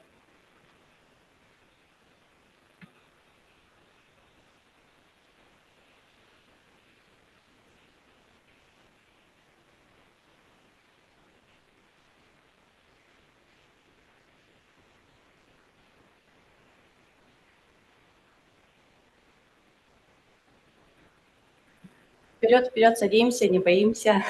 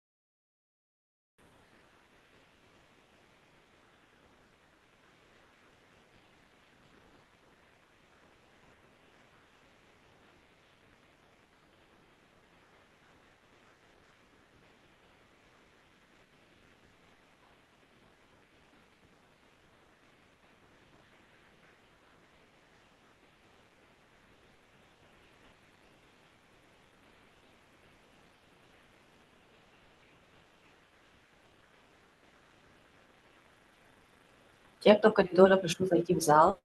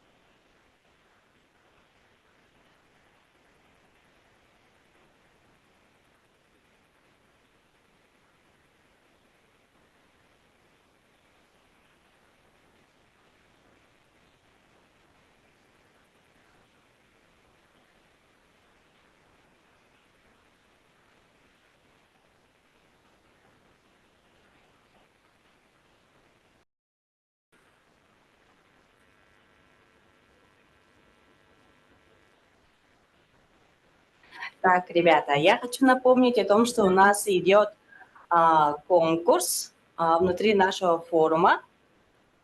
Кто помнит о конкурсе? Никто не помнит? Да, фотоконкурс.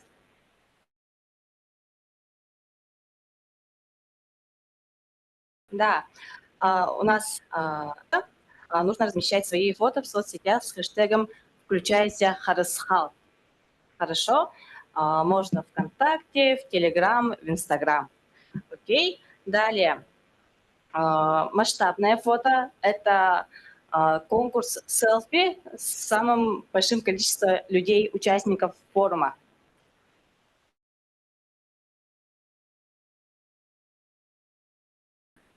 Далее, завтра у нас состоится, можете получить приз. И приз за самого активного участника во время проведения самого форума. Все итоги нашего конкурса будут завтра вечером на торжественном закрытии. Так что не забываем быть активными и позитивными. Спонсором наших подарков выступает магазин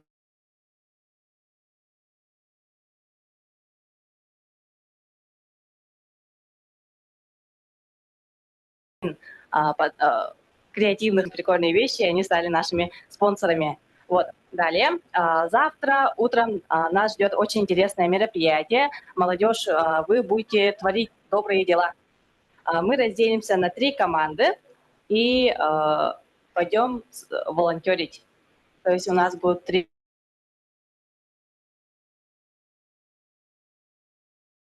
пункта. Одна команда, вторая команда пойдет в волонтерский центр, наш якутский волонтерский центр, и будут помогать плести маскировочную сетку. Далее, третья команда пойдет в центр помощи Help ЕКТ. Будет тоже помогать Help ЕКТ, центр помощи, центр гуманитарной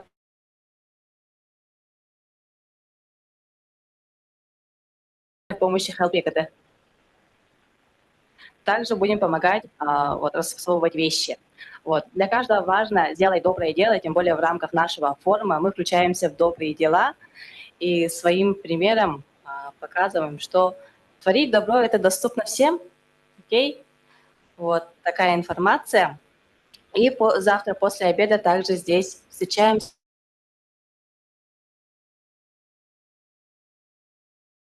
в этом зале. Это завтра утром. Завтра утром в 10 все встречаемся тут на Курашова 24 и будем разделяться по группам.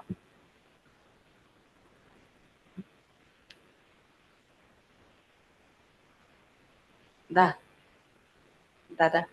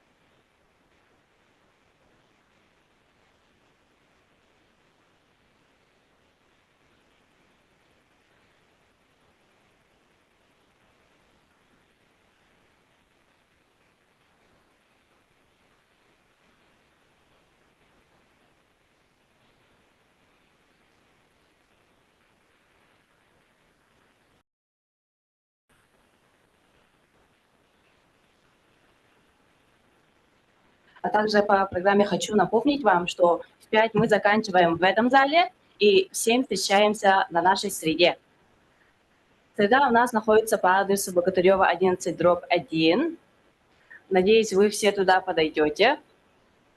У нас там пройдет мотивационный стендап. Окей?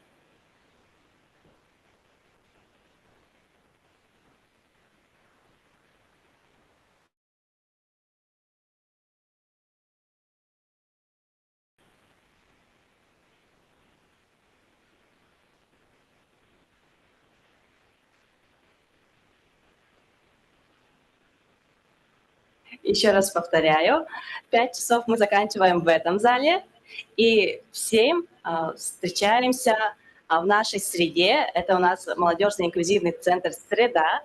Находится по адресу Богатырева 11/1. И там вас тоже ждет очень интересная программа.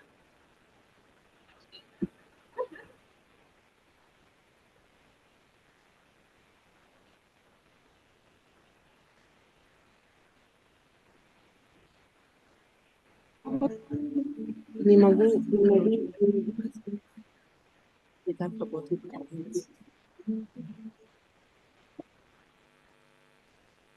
Ребята, может, у вас есть какие-то пожелания по форуму, по программе, чего вам хотелось?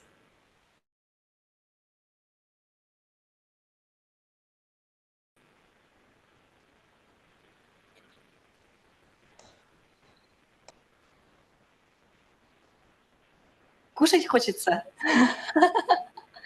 Да, у нас после обеда будет кофе-брейк. Да, чайная пауза будет вкусняшки, чай, кофе.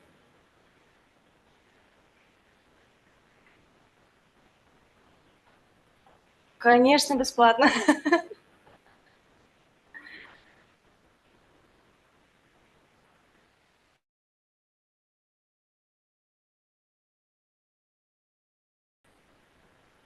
Главное, чтобы сыты были, да?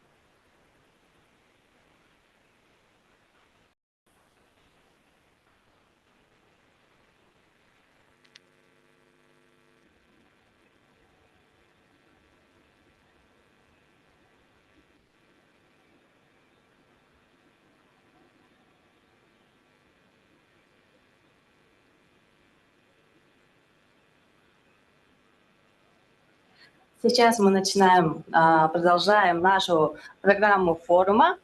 Мы приглашаем нашего спикера Алексея Транцева.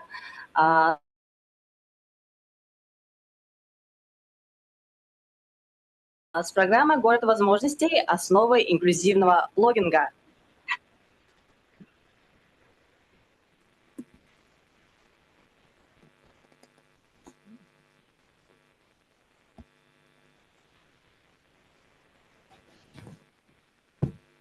Раз, два, три, четыре, пять. Отлично работает.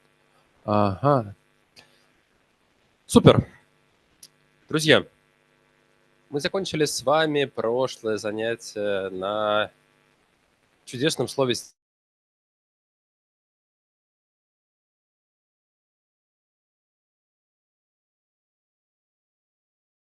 стереотипы. То главное препятствие, из-за которого вчера, месяц назад.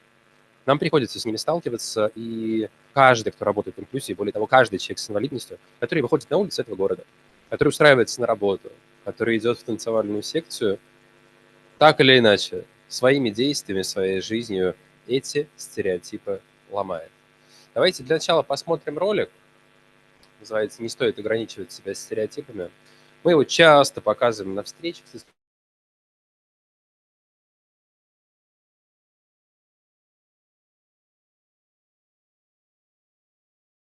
студентами и волонтерами, и он, мне кажется, отлично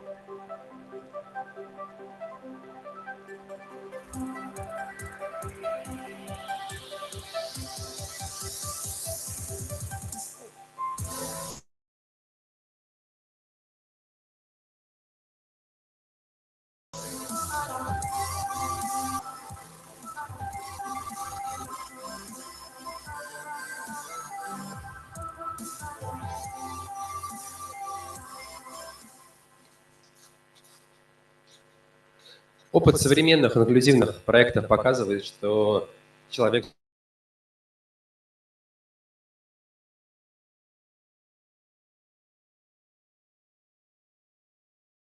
с любой формой инвалидности действительно сейчас информация в мире социальных проектов может стать кем угодно. Достаточно найти в себе мотивацию и прокачать навыки, которые позволят вам заниматься любимым делом.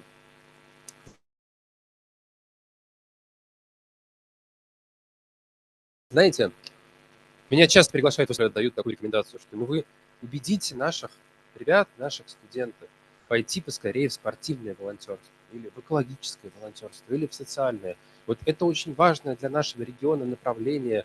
Вот именно сюда надо идти.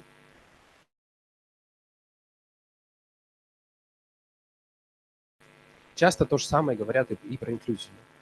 Я отвечу вам так же, как и всем этим организаторам. Каждый должен заниматься любимым делом. Очень важно, самое главное в нашей жизни, особенно пока мы молоды, пока мы можем выбирать свою дорогу, это найти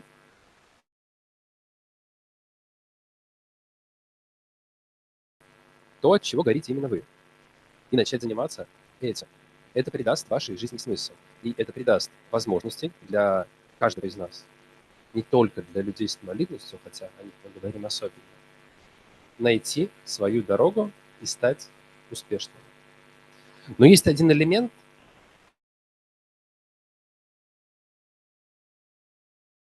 который объединяет все направления. Танцы и как трудоустройство в крупнейшие международные корпорации. Этот элемент можно назвать блогингом. Работой с информацией. Поаплодируйте, пожалуйста,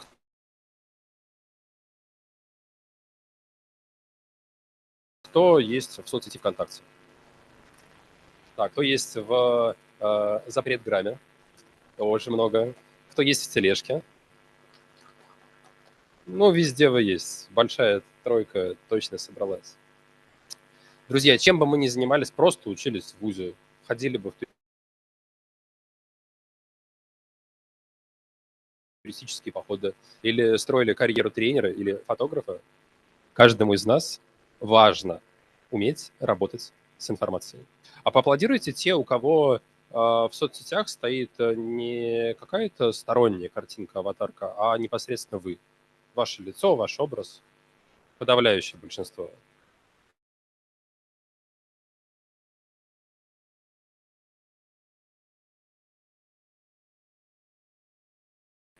Многие, но не все. Стоите вы сами. Обычно люди или стесняются немножко, или хотят создать себе какой-то дополнительный флер клёвости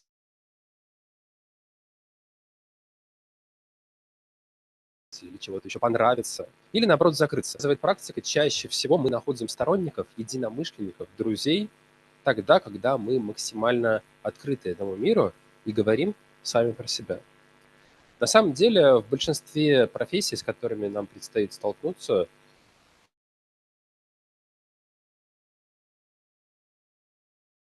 нам, правда, очень важна работа с информацией, работа о себе.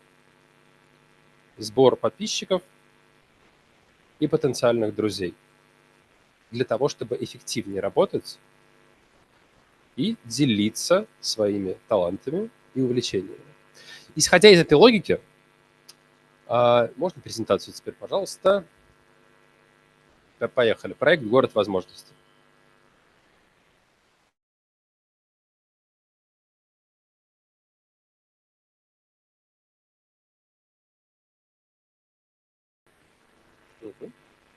Исходя из этого, 4 года назад мы с друзьями и коллегами завели инклюзивный блог, который называется «Смотрители бесконечности».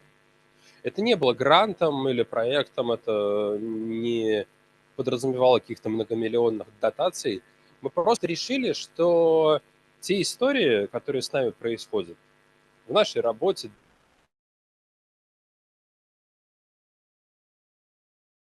да и в жизни, те истории, которые возникли, зайдя вот в этот блог, вы, друзья, не увидите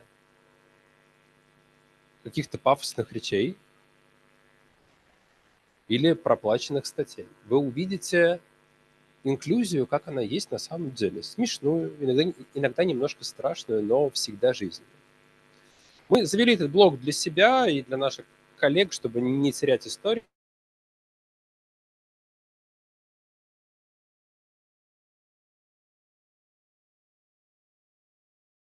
И внезапно он стал обретать популярность. Стали подписчики, сотрудники благотворительных фондов и руководители отделов корпоративной благотворительности. Все те, кому было интересно посмотреть на инклюзию без прикрас. Идем дальше. Следующий слайд.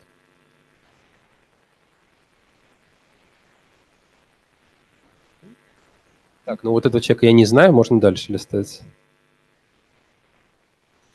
Отлично.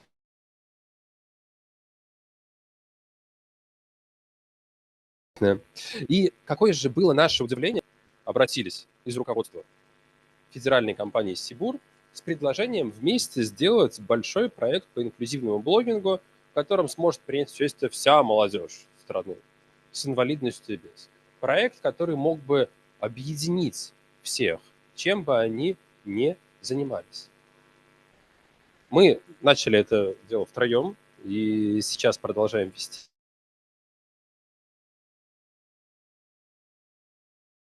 Давайте я немножко расскажу о своих коллегах, об инклюзивной команде. Она живет и путешествует с собакой-проводником. Она одна ориентируется не только в собственной квартире, но и в родном городе, и в стране. Она профессионально ведет свое массажное сообщество. Она зарабатывает этим. Она выступает как тренер. Она полностью успешно состоялась, несмотря на тотальную форму инвалидности. И соцсети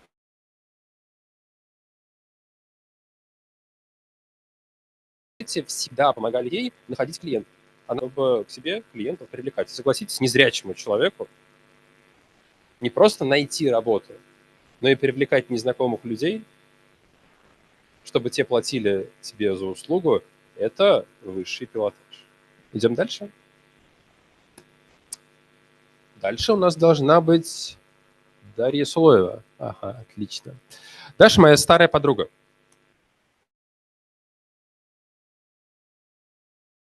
Мы знакомы еще до тех пор, пока я не получил инвалидность. Мы дружили еще тогда. И Даша одна из тех людей, кто очень помогал мне, выручал, когда я лишился рук. Одна из тех, кто не отвернулся тогда от меня, приезжал, навещал, с кем мы играли в интеллектуальные игры. И кто лучше всех знает про то, как вести себя с человеком, который только-только получил травму. И каково это стесняться. То, что у тебя руки есть, а твой друг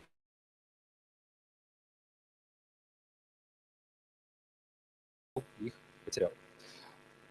Мы, Даша, часто связаны с тем, что, например, мы сидим втроем в ресторане, ужинаем, обсуждаем какие-то рабочие планы, потом Даше нужно собираться и уходить раньше всех, и вот она выходит из ресторанчика, проходит 200 метров по снегу, а за ней бежит официант и громким шепотом на всю улицу буквально кричит, что «Вы оставили там 2 инвалидов».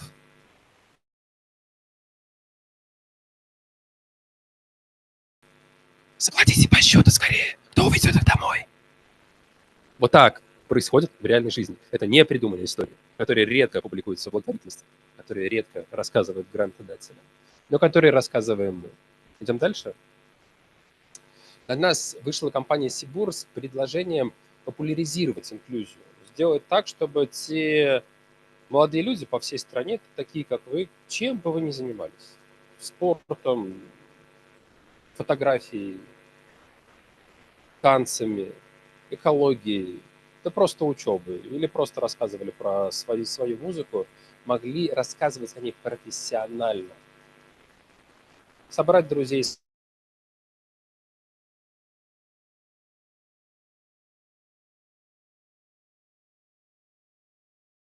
собрать подписчиков, перестать стесняться, набрать обороты и возможно. Так появился проект. Идем дальше, листаем. Город возможностей. Дальше. Да, вот. Угу. Запомните этот хэштег. Если вы присоединитесь к проекту, в следующем году он вам пригодится. Сейчас у нас рабочий хэштег, как нетрудно догадаться, город возможностей 2023. Забив его в ВКонтакте, в социальной сети, вы можете увидеть все наши материалы и те материалы, которые публикуют наши подписчики. Их уже более 2000 человек из 250 городов России. Что же привлекает? 250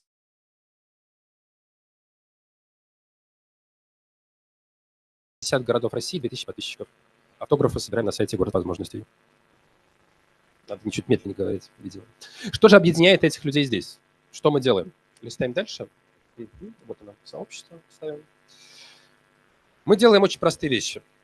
Раз в 2 недели мы выпускаем эфир или подкаст, который рассказывает о современной инклюзии и об особенностях блогинга. Фото, видео, работа с текстом. После каждого такого подкаста мы даем задание для всех наших подписчиков. Задание в социальной сети ВКонтакте, у себя на странице или в своей группе. Сделать пост, который связан с темой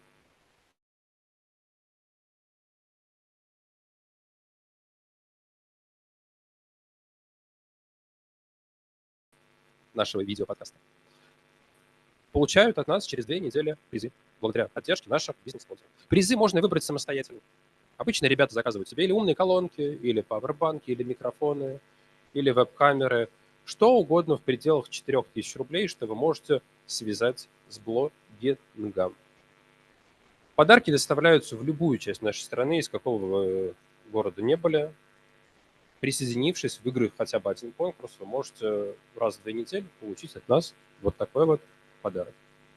Главное – смотреть эфиры, слушать рекомендации наших тренеров в чате.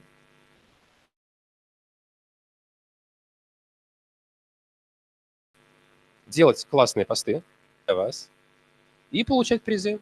Изначально вот этот вот список городов был нашим первым. Напоминаю, мы проект начали, получается, 2 года назад. И сейчас это уже разрослось до 230 городов. Там работают студенты, там работают волонтеры, там работают ребята с инвалидностью и специалисты благотворительных проектов. А можно вернуть, чтобы группа пока читалась? Мгм. Отлично. Добавляйтесь и вы. Здесь очень много материалов. Город возможностей. Отлично. Чуть помедленнее я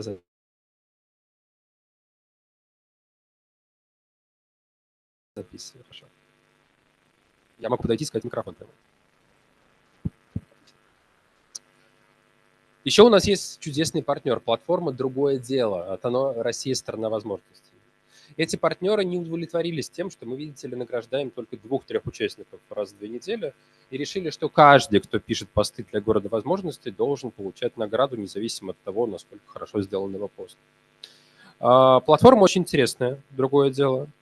Регистрируясь на ней и выполняя задания города возможностей, вы получаете призовые баллы, причем такую довольно большую цифру.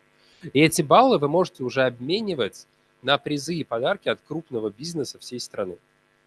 Призы и подарки там бывают разные. Ты их покупаешь и можешь таким образом приобрести да практически что угодно. От майки с известной компанией до техники или поездки, скажем, на Байконур. Такие призы там тоже случаются, хотя, конечно, за большое количество баллов. Все баллы мы честно начисляем всем, кто сделает домашнее задание. Конечно. Призы различаются по баллам. Их устанавливает сама компания. Кто-то ставит 100 баллов, и вы можете выиграть, например, блокнот получить. Ну, а поездка на Байконур где-нибудь 50-70 тысяч баллов. Вот и оценивается.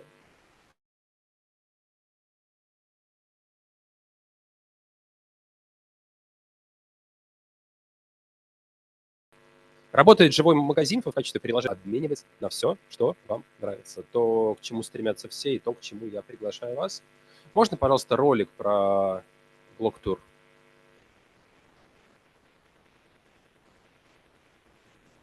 Кивните, если да.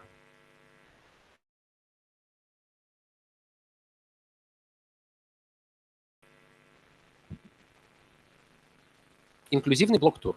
Ориентируйтесь на это слово.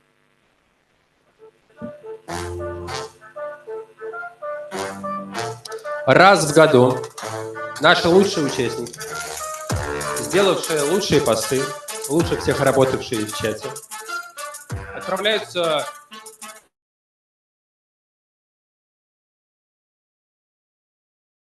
в уникальный, полностью оплачиваемый инклюзивный сертификат. Билеты, проживание, деловая и культурная программа, встреча со звездами, ну, деловой ужин в Кремле на закуску.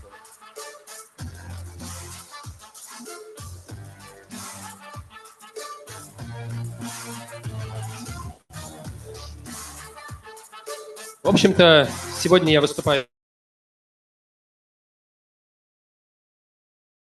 перед вами, но уже на следующий день инклюзивный блок-тур этого года, 23-го. Те участники, которые лучше всего работали в 23-м году, и отправились в это славное путешествие мероприятие. Скажу вам честно, при своем опыте работы в 10 лет с организацией тысячных форумов, это одно из сложнейших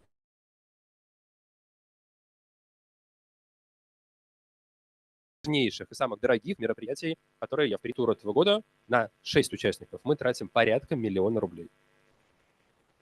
Порядка 1 000 000 рублей. Это уникальные 5 дней, которые действительно меняют жизнь, которые не просто интересные, но увлекательные. Главное, что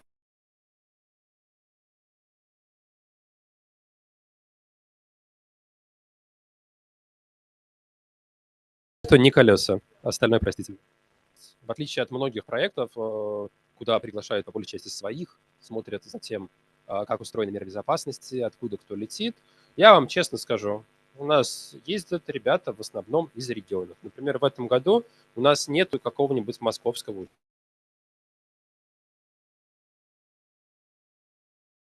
участника. К нам едут ребята из Екатеринбурга, из Питера и из Воронежа. Поэтому для любого из вас в следующем году эта дорога открыта. Принимаем и людей с инвалидностью, и людей без инвалидности. Здесь имеет значение то, как вы работаете с аудиторией, то, как вы пишете посты, то, как вы выполняете задания.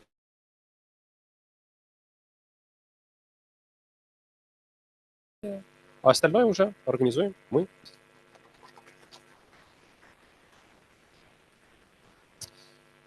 Ну, а теперь давайте немножко раскачаемся и пообщаемся. Друзья, давайте я прям поспрашиваю. Как вас зовут? Юноша в зеленом, с классной прической, да?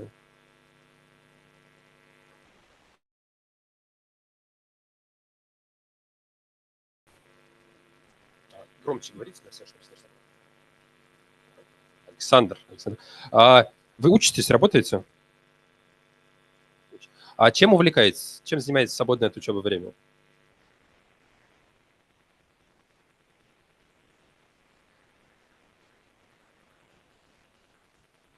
О, каким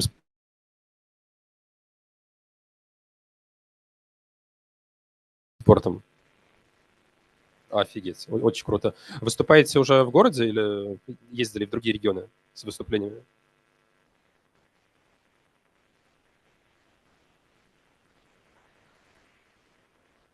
Очень круто. Республиканские и всероссийские соревнования, между прочим. Давайте поаплодируем. Скажите, а у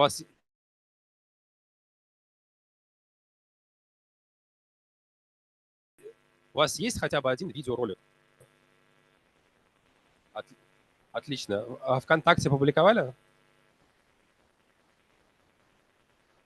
YouTube в основном? Вот такие ролики, такие материалы с постами надо распространять широко. Это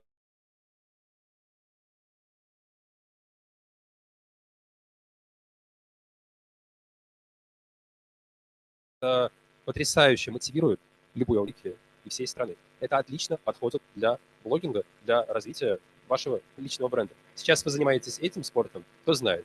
Впоследствии можете стать тренером, ну и популярной фигурой. Спортсмены сейчас много выступают по мотивации, в том числе и перед бизнесом. А в чем был смех?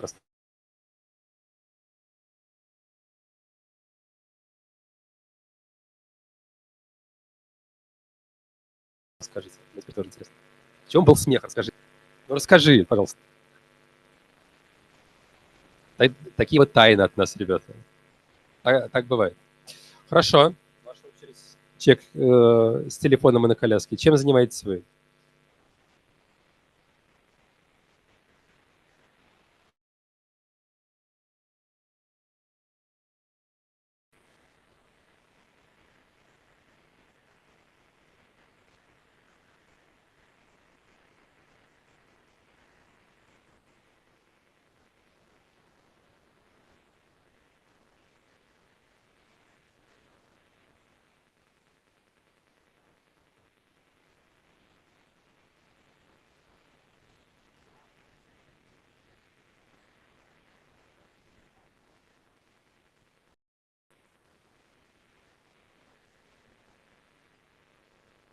А про что рассказываете? Из чего она состоит, ваша жизнь?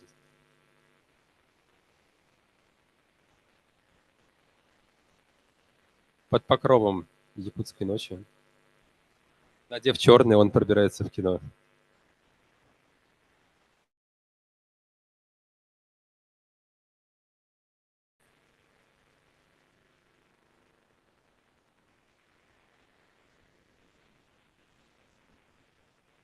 Обалдеть, очень круто. Отлично. Поаплодируем, пожалуйста. Прям готовая аудитория. Друзья, насколько я понимаю, вам уже дали задание на самом деле на этом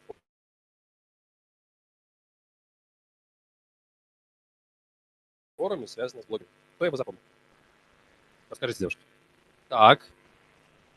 Нужно сделать фотографии про форум. Какие?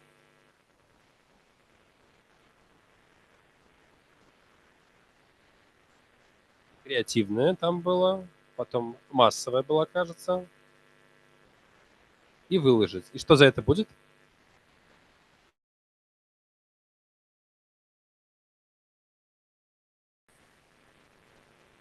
Точно критично, да? Отлично. Для всех желающих я немножко повышу ставки на этот конкурс.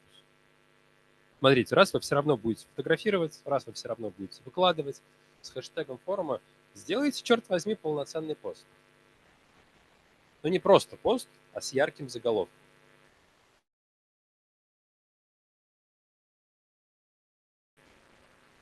Лучший пост, по мнению организаторов, пост с лучшим заголовком, получит подарок лично от меня и от проекта «Город возможностей». Любая техника в блогинге, какая вам нужна. Ну, в определенных разумных пределах по сумме, конечно, но то, что вы захотите. Павербанки, колонки, микрофоны, что нафантазируете. Один раз мне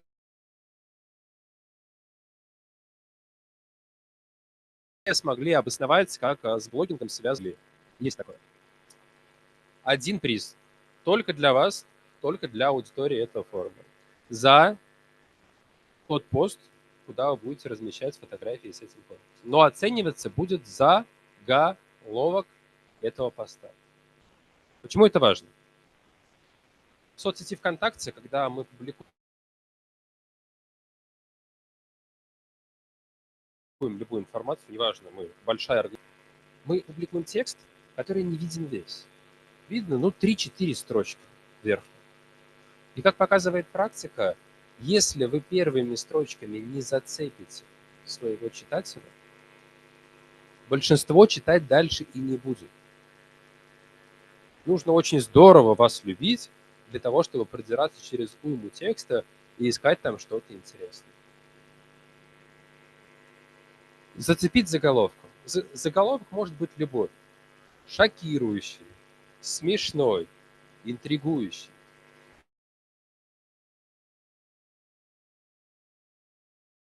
Самое главное, чего нам нужно добиться, когда мы вызвать интерес.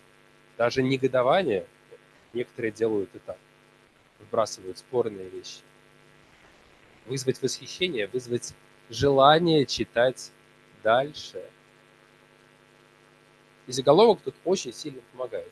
На самом деле у нас есть целый эфир, запись вы найдете в «Городе возможностей», связанный с текстами и заголовками. Там практически час. Ну, давай попробуем. Ты смотрел?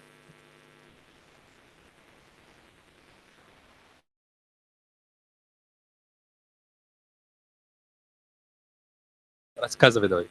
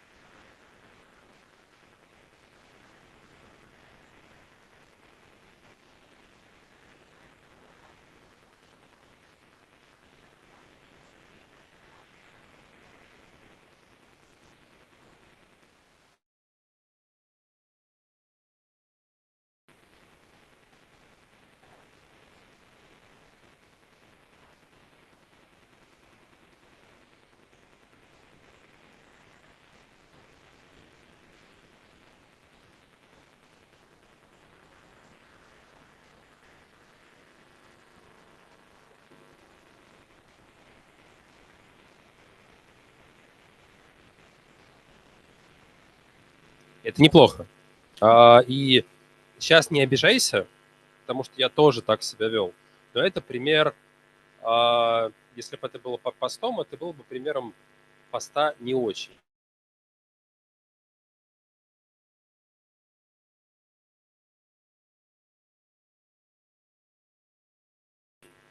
Потому что ты рассказал много информации, с первой же минуты, потому что людям не понятно. Мы все, на самом деле, очень эгоистичны, и это нормально. Мы ищем интересное в огромном современном потоке информации. Пытаемся это выудить и понять. Я годами рассказывал также и долго не понимал, а почему я выступаю 30 минут, а в итоге у аудитории в одно ухо залетело, из другого вылетело. Все. Слишком много информации, слишком много по делу не запоминается, и люди не понимают, а зачем им слушать. Нужна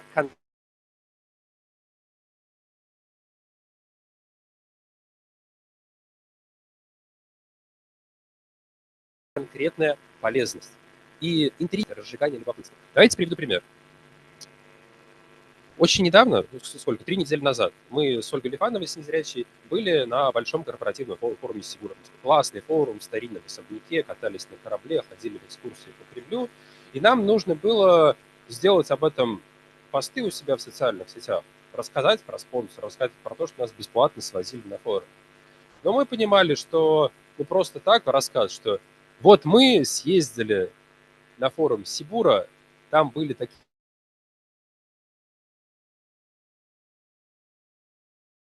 какие-то занятия, мы узнали вот это, читать никто не будет. Это такой дежурный пост, который, пролайкают наши друзья, но вдаваться не будут. А нам хочется, чтобы люди читали, чтобы они реально вникли в текст и поняли, как там было круто и интересно. Поэтому, когда Оля Лифанова опубликовала пост об участии в мероприятии, ее заголовок был следующий. Почему мужчины по вызову – это лучшее, что случалось в моей жизни? Заголовок был вот такой у незрячей девушки. Почему мужчины по вызову – это лучшее, что случалось в моей жизни? Заголовок про участие в мероприятии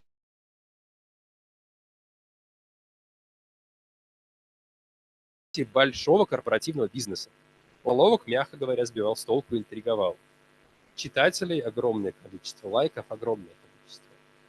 Оля воспользовалась, сейчас я расскажу, тем, что нашла в нашем форуме интересную историю, которую интересно подала. Дело в том, что нас там на этом мероприятии сопровождала профессиональная служба людей, которые сопровождают инвалидов.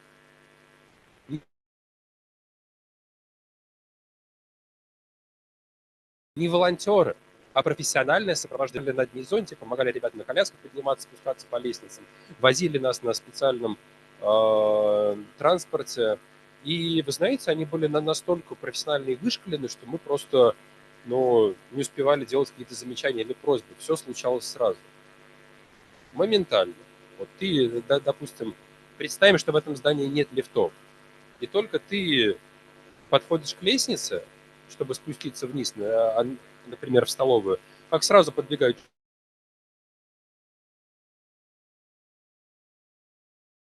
4 человека, спускаются по лестнице вниз, отбегают и просто очень оперативно, очень круто, без лишних просьб, без непонимания, что и как делать, в совершенно недоступной среде. Там особняк 17 века, там абсолютно было недоступно. И в форуме легко приняли участие люди на колясках, не ощутив какого-то дискомфорта. Они же провожали и помогали Оле Лифановой, и она написала про них, но сделала вызывающий заголовок. И это привлекло огромное количество читателей.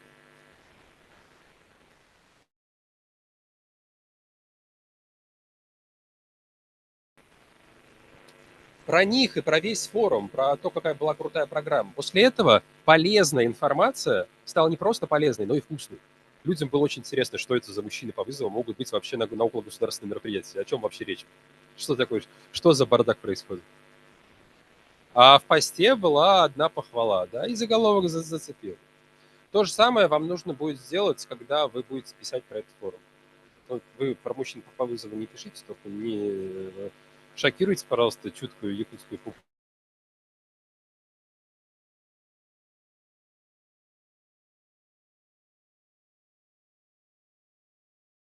Ладно?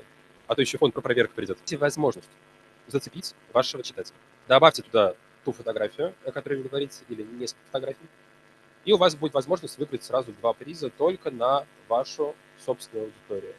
Но не забудьте, если вы претендуете на приз с заголовком, добавить хэштег, верните хэштег, пожалуйста.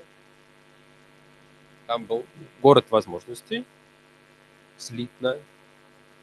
Только ставьте 22.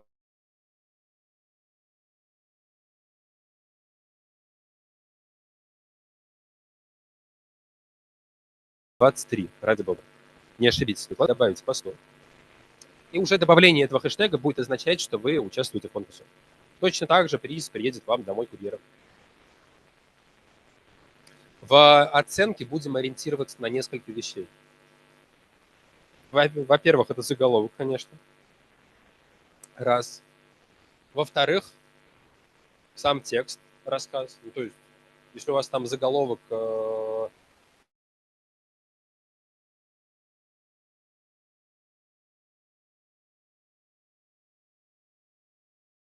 «Лучший день в моей жизни», спикер, когда прочитать, а то я приду вас и попробую поунижать, не надо вот такого.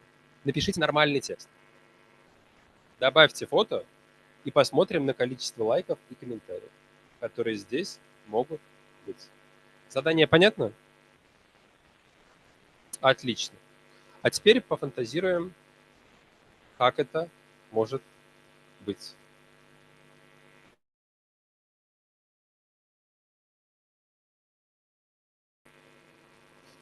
Сейчас я время 2 минуты посовещаться. Буду спрашивать по рядам.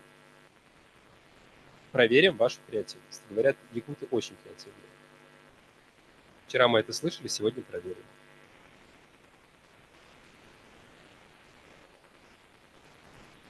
По рядам. Первое, второе, третье, четвертое и прочее. Камера все фиксирует и все запоминает. Не забывай, что у нас трансляция. Ровно 2 минуты.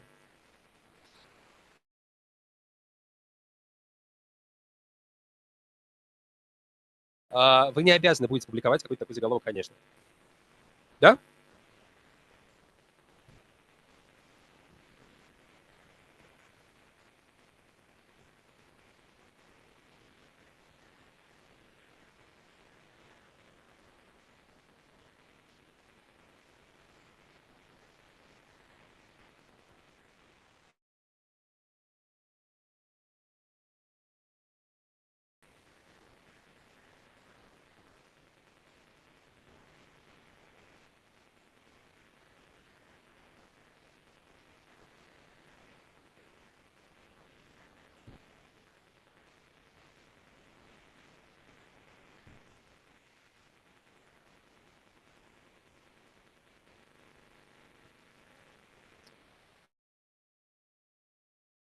Ну, поехали.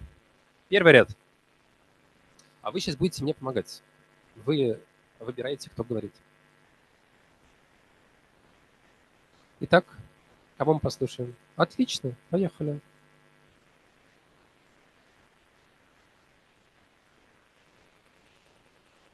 Это вот самое страшное.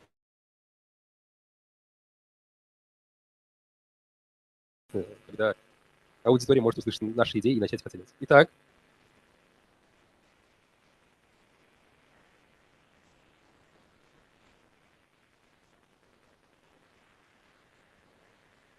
Так. У первого ряда сейчас будет дисквалификация.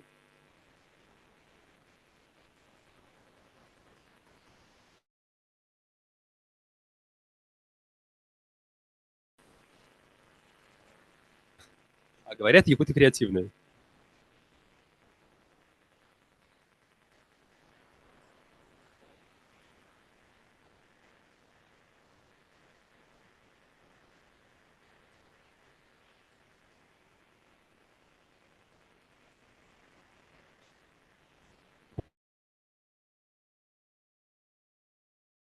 Будущее?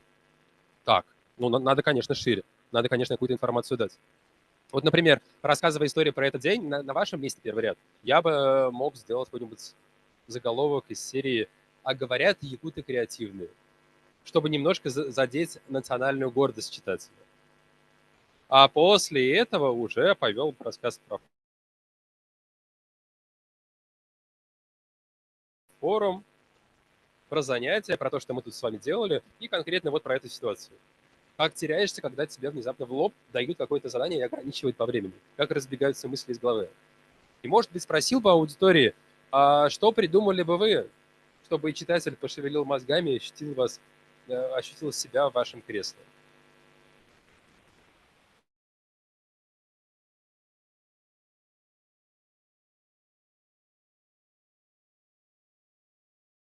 Первый ряд думаем, сейчас вам вернемся. Второй ряд. Из второго ряда началось бегство. Третий ряд, будьте креативны, бегите сейчас. Давай.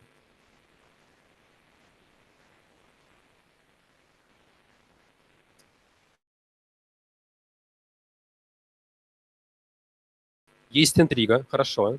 Очень хорошо. Ну вот я зима началась в этом году сильно раньше. И не только зима, но и практически Новый год, потому что у вас город красиво украшен. Что ж, уже хорошо. Аплодируйте. Так, еще второй ряд. Вот этот вот угол.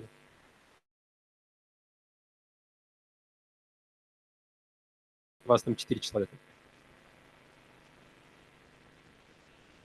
Якутяне инклюзивнее. Знак восклицательный. Ну что ж, похоже на бунт перед мэрией. Губернатор будет волноваться. Хорошо. Третий ряд.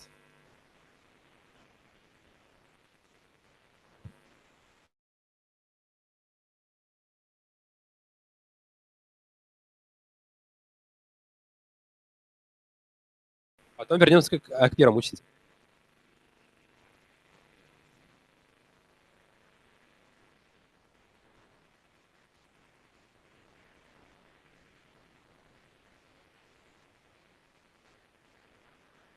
Еще раз громче, чтобы все слышали.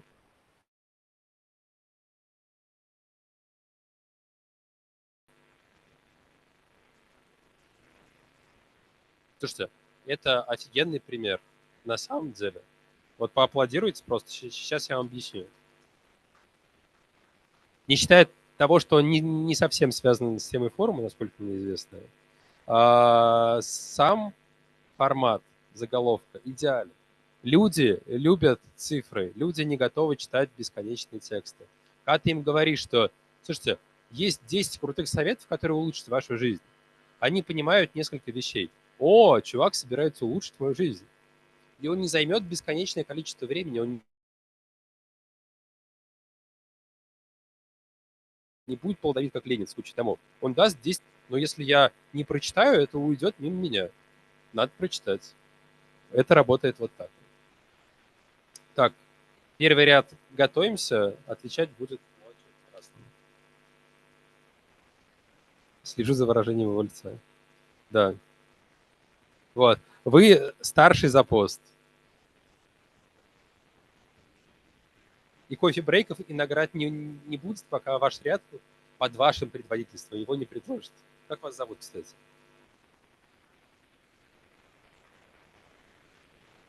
Коля. Вот. Николай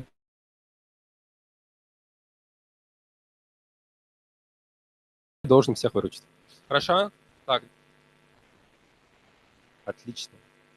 Рядом с группой молодых людей сидит симпатичная девушка. Да, это вы. Как вас зовут? Валентина. Кто из молодых людей будет отвечать? Кого вы не любите больше всего?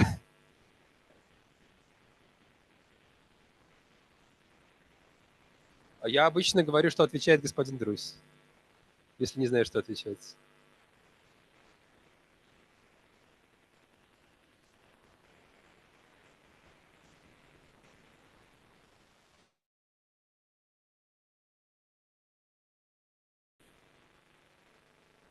Ну давайте, это же интересно.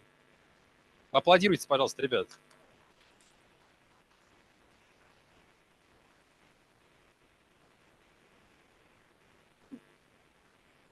Давай.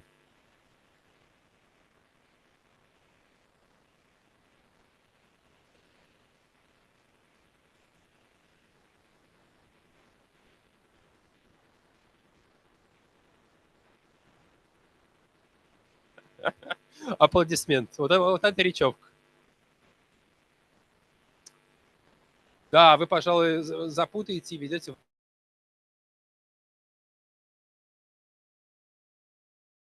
в интригу любого этим заголовком. С чего и добивались. Этого весь день сегодня. Николай.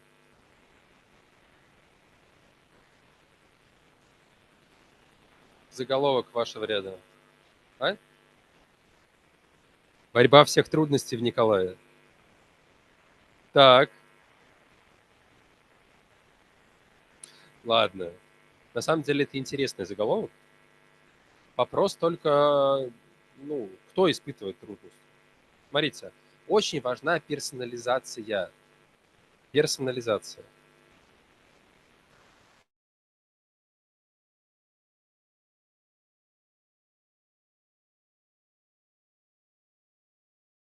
Просто абстрактная борьба всех трудностей никого. С вами надо собрать кучу денег на благотворительный проект. Там гибнут лебеди от того, что у них в нефти промокают перья, они не могут взлететь. И куда эффективнее рассказывать людям не про 1000 лебедей, которые там гибнут, а рассказывать про одного конкретного лебеденка, которому плохо, показывать его фотографии, как там нефть затекла. Вот это будоражит людские умы. Человеческий мозг не мыслит категориями там 1000, 500, это все размывается. Нам нужны конкретные истории. Борьба чьих трудностей? Давайте еще раз.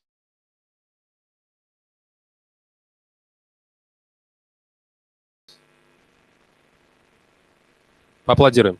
Достойно. Окей, друзья. Задание понятно? Давайте только не затягивать. Лучше, если вы это все публикуете в течение 1, 2, 3 дней, или вам конкретнее организаторы форума скажут, сколько у них времени, если готовы лояльно потерпеть побольше. Ну, а теперь аплодисменты мне за то, что так щедро приглашаю вас в этот проект. Ну что, завтра у нас свободного времени никого не будет, потому что будет тема по грантам, и там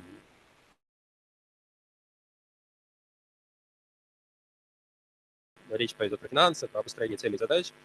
А сейчас поздно уже все. Конечно, мог Николаю помочь, но вместо этого решил сам. Опубликуешь его теперь и выиграешь приз, возможно. Теперь, друзья, у нас есть прям чуть-чуть времени, прям 5 минут. Если у вас есть какие-то вопросы, остались какие-то вопросы, ну, давайте скажем любые. У меня довольно большой опыт работы и в молодежной политике, и в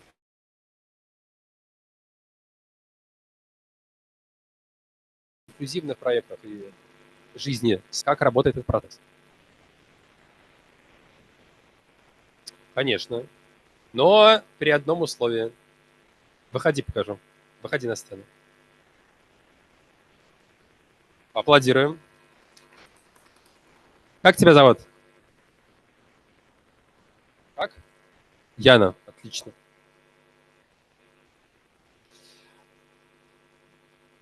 На самом деле это довольно иронично, что когда-то я потерял руки из-за электричества,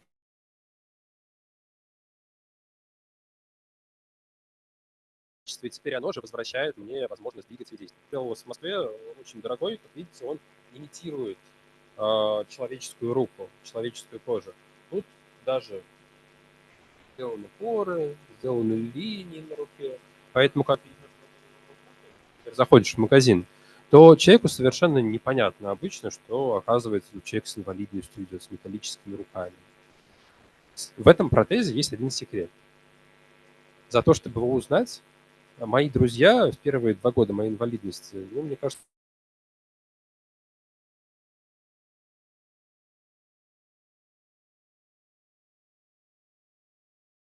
заплатили вам огромную сумму денег. Им нужно, что в этом протезе есть секретная кнопка, которая схватился и не отпускает. Секретная кнопка находится... Пощупайте руку. Да. Чувствуете? Там небольшой бугорок. Щупайте на него, да. Нажимайте на него. Сверху. Так. Ищите. Барабанная дробь, аплодисменты.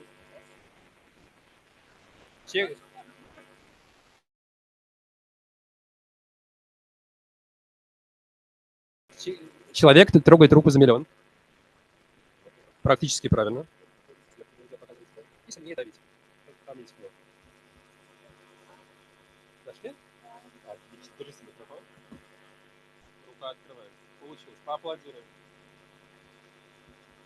Держите микрофон. На самом деле это очень круто.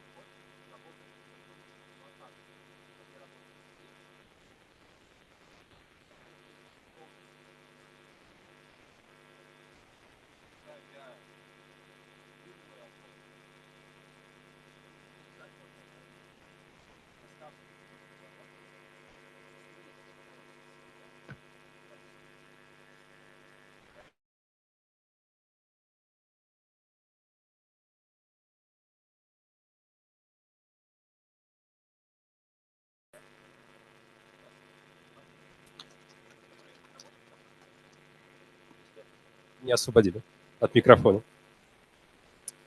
Спасибо, друзья. Очень рад сегодня был с вами пообщаться. Еще, если какие-то вопросы есть общие.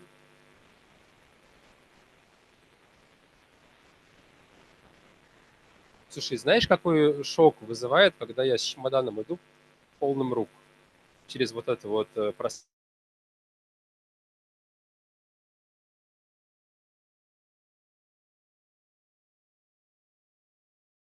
просвечивающуюся ленту, контрабанда рук, какой-то непонятный металл. Из Якутии пытаются вывести органы людей. Какой ужас. Обычно после этого проходит куча исследований, металлодетекторы, газоанализаторы специальные, которые имитируют обученных собак, обыск непосредственно ощупыванием. И только когда убеждаются, что это действительно протез, и что там действительно ничего нет,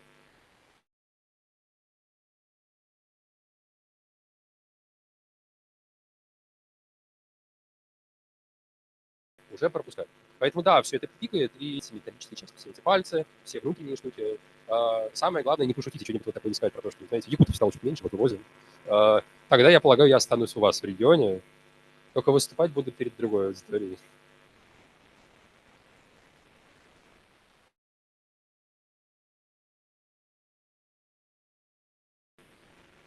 Это один из бионических протезов, да. Они работают вот таким электрическим образом. Это, допустим, для выступления. Вообще, как аудитория закончится, я просто пойду и сменю руку.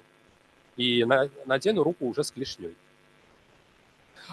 Точно, я же к кому-то из аудитории, кто-то подходил и просил потрогать. Я обещал пустить руку по рядам. Ладно, словно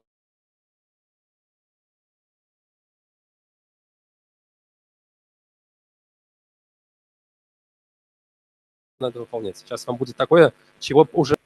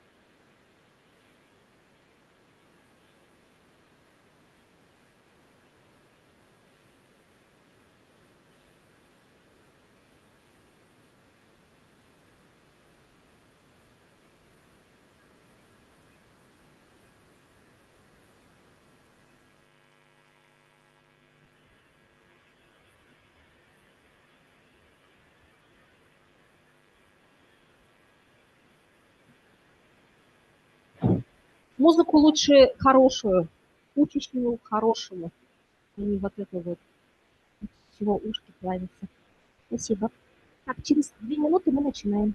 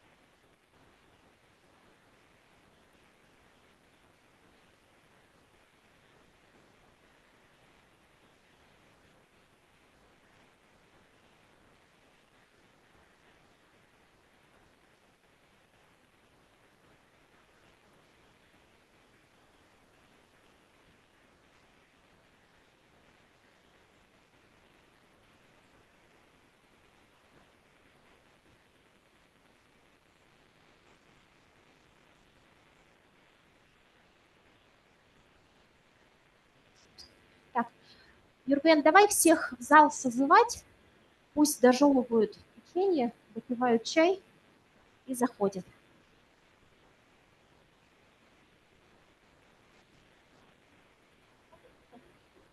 Раз, два, три. Угу.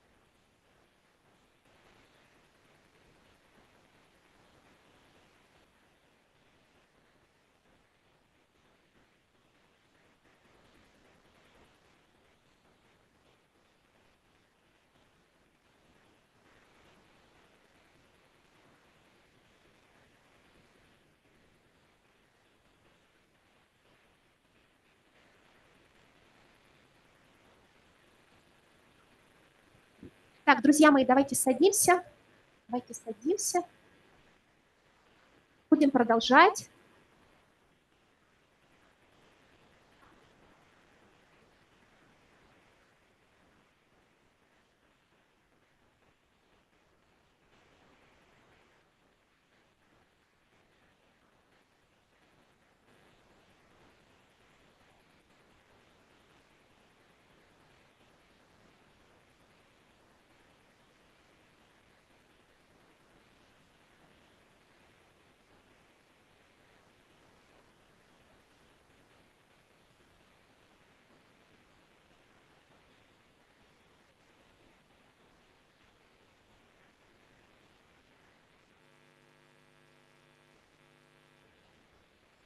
Так, дорогие друзья, продолжаем нашу программу. Сейчас у нас будет очень интересных 1,5 часа, в рамках которых мы узнаем лучшие практики работы с молодыми людьми, с подростками с инвалидностью, которые есть в нашей республике и не только. Ну и в первую очередь, конечно же, передать микрофон, пригласить на сцену. Я хотела бы, наверное, все-таки, Анна, берите микрофон, да, выходите сюда, мне кажется, так будет удобнее. Я хотела бы нашим большим друзьям, директору АНО «Инклюзивный театр Алгыс» Анне Сергеевне Пановой, которая расскажет, как работает театр Алгыс, как можно открыть театр, если вам это хочется, как можно стать актером театра, почему бы нет, да, и, ну, в целом познакомит вас с его работой. Про театр Алгыс раньше слышали? Ага. Кто слышал про театр Алгыс, поднимите руку. Вот. У вас прям целевая аудитория, все хотят про вас узнать. Анна, пожалуйста.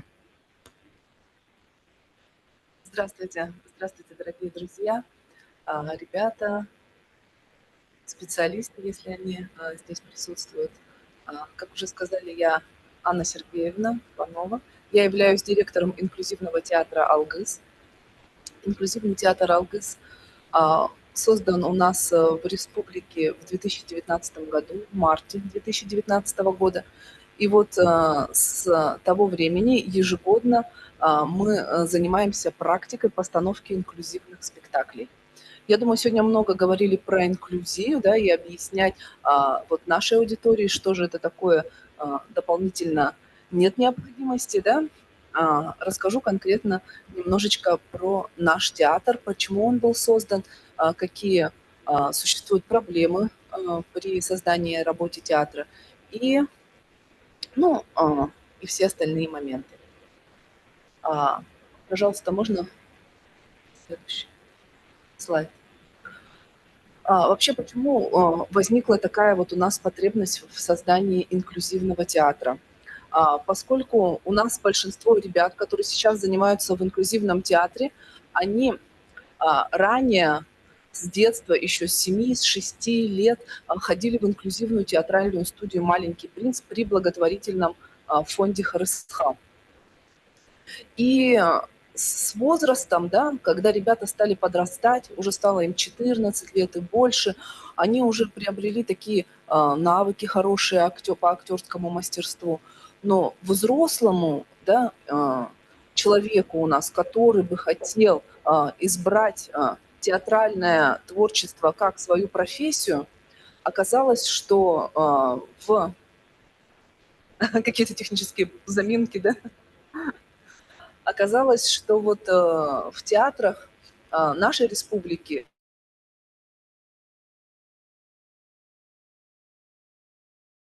для них не адаптированы никакие пространства, нету там входов, да, для профессиональных коллективов, пандусных, например. И главное, что театральные коллективы сами, они не готовы работать с особенными людьми.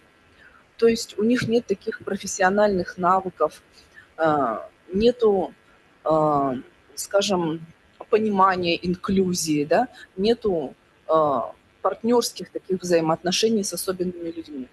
И вот мы в своем театре, создавая его, хотели именно к этому прийти, чтобы коллектив был инклюзивный и чтобы в нем взаимодействовали как люди с инвалидностью, так и профессиональные творческие люди.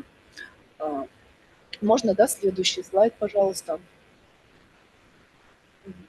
И главная задача вот нашего театра, проекта постановки инклюзивных спектаклей – это вовлечение в театральное творчество людей с особыми потребностями здоровья. И какие мы задачи ставим при этом? Это создание инклюзивного пространства, это содействие самореализации участников в сфере театрального искусства, и это создание непосредственно инклюзивного спектакля и показ его максимально большому количеству зрителей.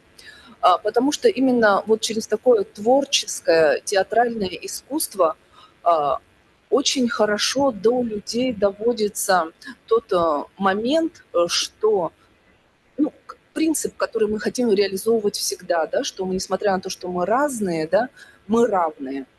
И люди особенные, они могут быть не менее, а даже более талантливыми, чем люди нормотипичные, без особенностей. Можно дальше, пожалуйста? Ну и вот через такие моменты мы хотим, чтобы общество в итоге, да, такая глобальная цель, стало более толерантным, более понимающим, более принимающим. Какие наши целевые группы? Это молодые люди с особыми потребностями здоровья. В наш театр мы принимаем ребят от 14 лет и, в общем-то, до бесконечности по возрасту. Как можно в наш театр попасть? Да, мне сказали на это немножко обратить внимание. Ребята, которые желают принять участие в театре, они могут обратиться в наш театр непосредственно ко мне, подойти на пробную репетицию, попробовать себя, показать себя. Режиссер и художественный руководитель нашего театра смотрит, насколько человек вливается, как он, какими талантами, можно так сказать, он обладает, и принимает решение о возможности участия в нашем театре. Но помимо вот непосредственно ребят, да, в нашем театре принимают участие также и родители. Они не только принимают участие в создании, скажем, костюмов, каких-то реквизитов, да, потому что у нас все творческие люди, но многие из них, особенно мамочки, они непосредственно в творческом процессе тоже принимают участие. То есть как актеры. Например, вот здесь на фото представлены наши мамы, которые принимают участие в спектакле «All on Four». Они, да, проводят там обряд арчи перед спектаклем. Ну и, конечно же, целевой аудиторией нашей являются зрители, прежде всего города Якутска, жители, которые приходят на наш спектакль. Как я уже сказала, надо стараться показывать свои работы большему количеству зрителей. Поэтому, несмотря на то, что, конечно, есть определенные трудности с инклюзивным коллективом, часто ребята там болеют, выезжают на реабилитации и так далее. Но, несмотря на это, мы раз в месяц стараемся сделать свой показ. И вот если вам интересно, то ближайший показ состоится 18 ноября. Это будет суббота следующая, в 17 часов. Как раз-то в преддверии декады All on Four мы будем показывать свой спектакль All on Four метаморфозы. Можно следующий слайд? Так, ну, в чем заключается суть вот практики? Я немножко уже затронула этот вопрос, но сейчас расскажу поподробнее. На сегодняшний день у нас в коллективе 15 ребят с особыми потребностями здоровья, и в коллектив входят, мы не делим по каким-то нозологиям, у нас абсолютно разные ребята.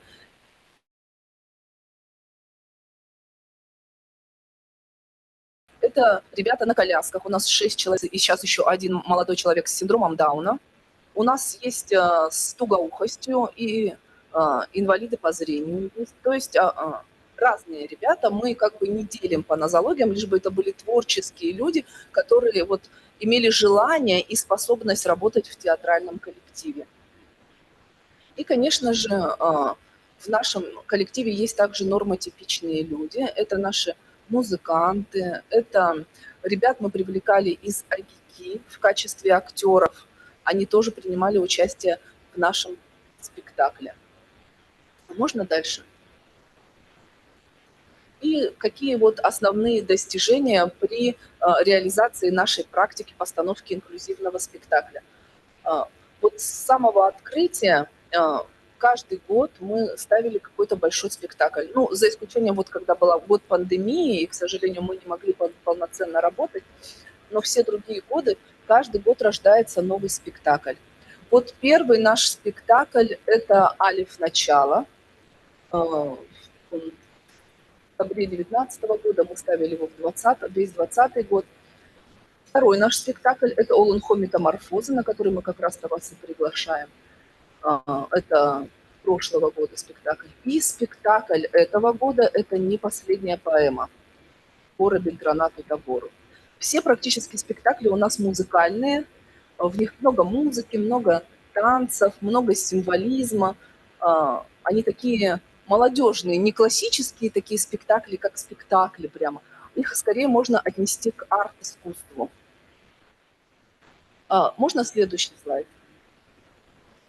Вот все наши спектакли, вот эти 3 больших, они стали участников фестиваля театров Дальнего Востока. 21, 22, 23 год соответственно.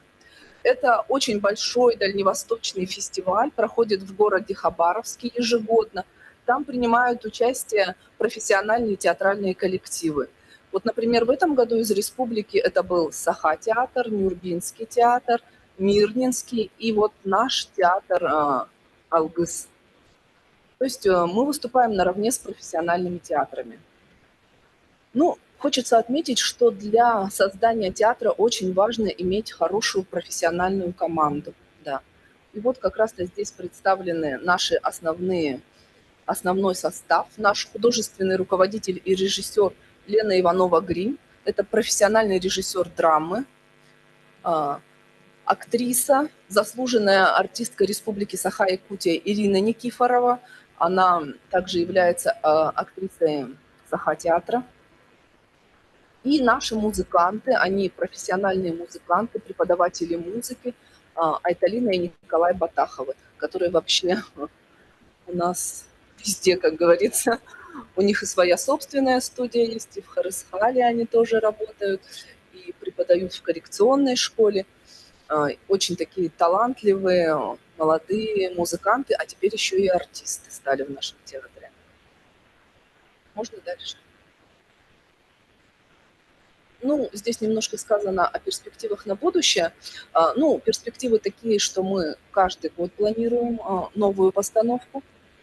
Сейчас в декабре и активно в следующем 2024 году будем работать над новым спектаклем, который же также мы планируем, чтобы во всех фестивалях и дальневосточных, и российских принял участие, возможно, даже международных. Также очень хотим уже давно, если найдем финансирование, обязательно реализуем, снять художественно-документальный фильм. Рабочее название у него «Другой маленький принц», возможно, потом оно изменится. И какие такие вопросы, да, встают при реализации вот такой практики при создании театра? Вообще мы свой театр создали в форме автономной некоммерческой организации. Это независимое НКО, независимый театр. Это дает определенные преимущества, например, в получении грантов и так далее. Но не обязательно именно создавать в форме НКО.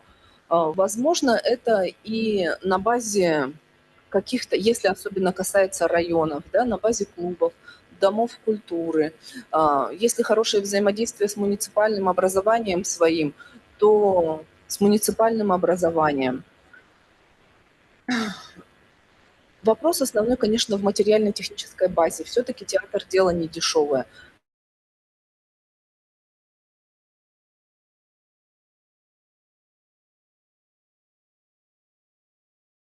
Это и звуковое профессиональное оборудование. Из проекта «Полонхо метаморфозы» он был реализован. Ну вот определенное оборудование удалось за этот счет приобрести.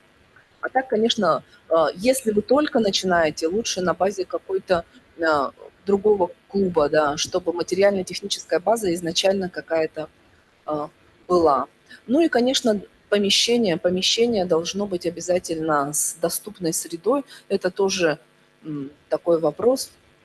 Но сейчас большинство культурных все-таки учреждений, они стараются таким образом оснащаться, чтобы доступную среду создавать. Однако, вот как говорю, у нас в городе это не во всех театрах. Мы пытались работать на базе Саха-театра, но для сотрудников там именно входа нет. А учитывая, что у нас 6 человек на колясках, подниматься туда было совершенно уже стало невозможным, особенно когда ребята такие уже стали взрослые. Вот.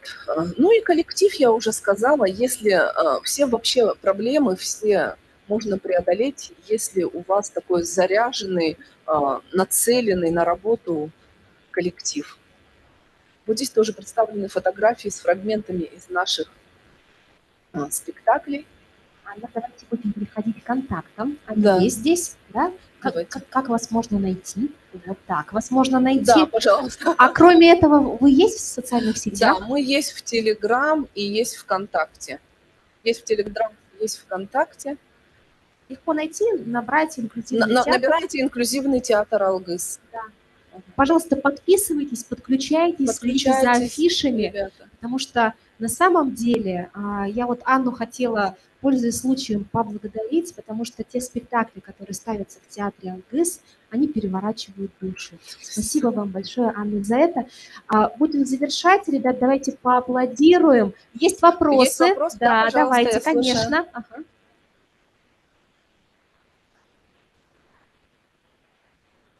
Борисов Вася, да.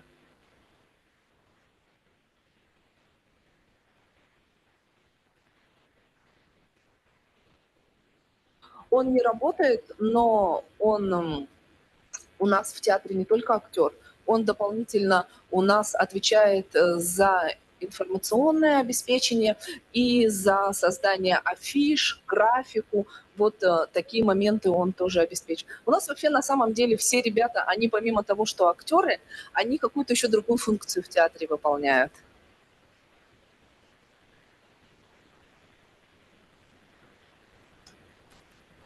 Его историю успеха.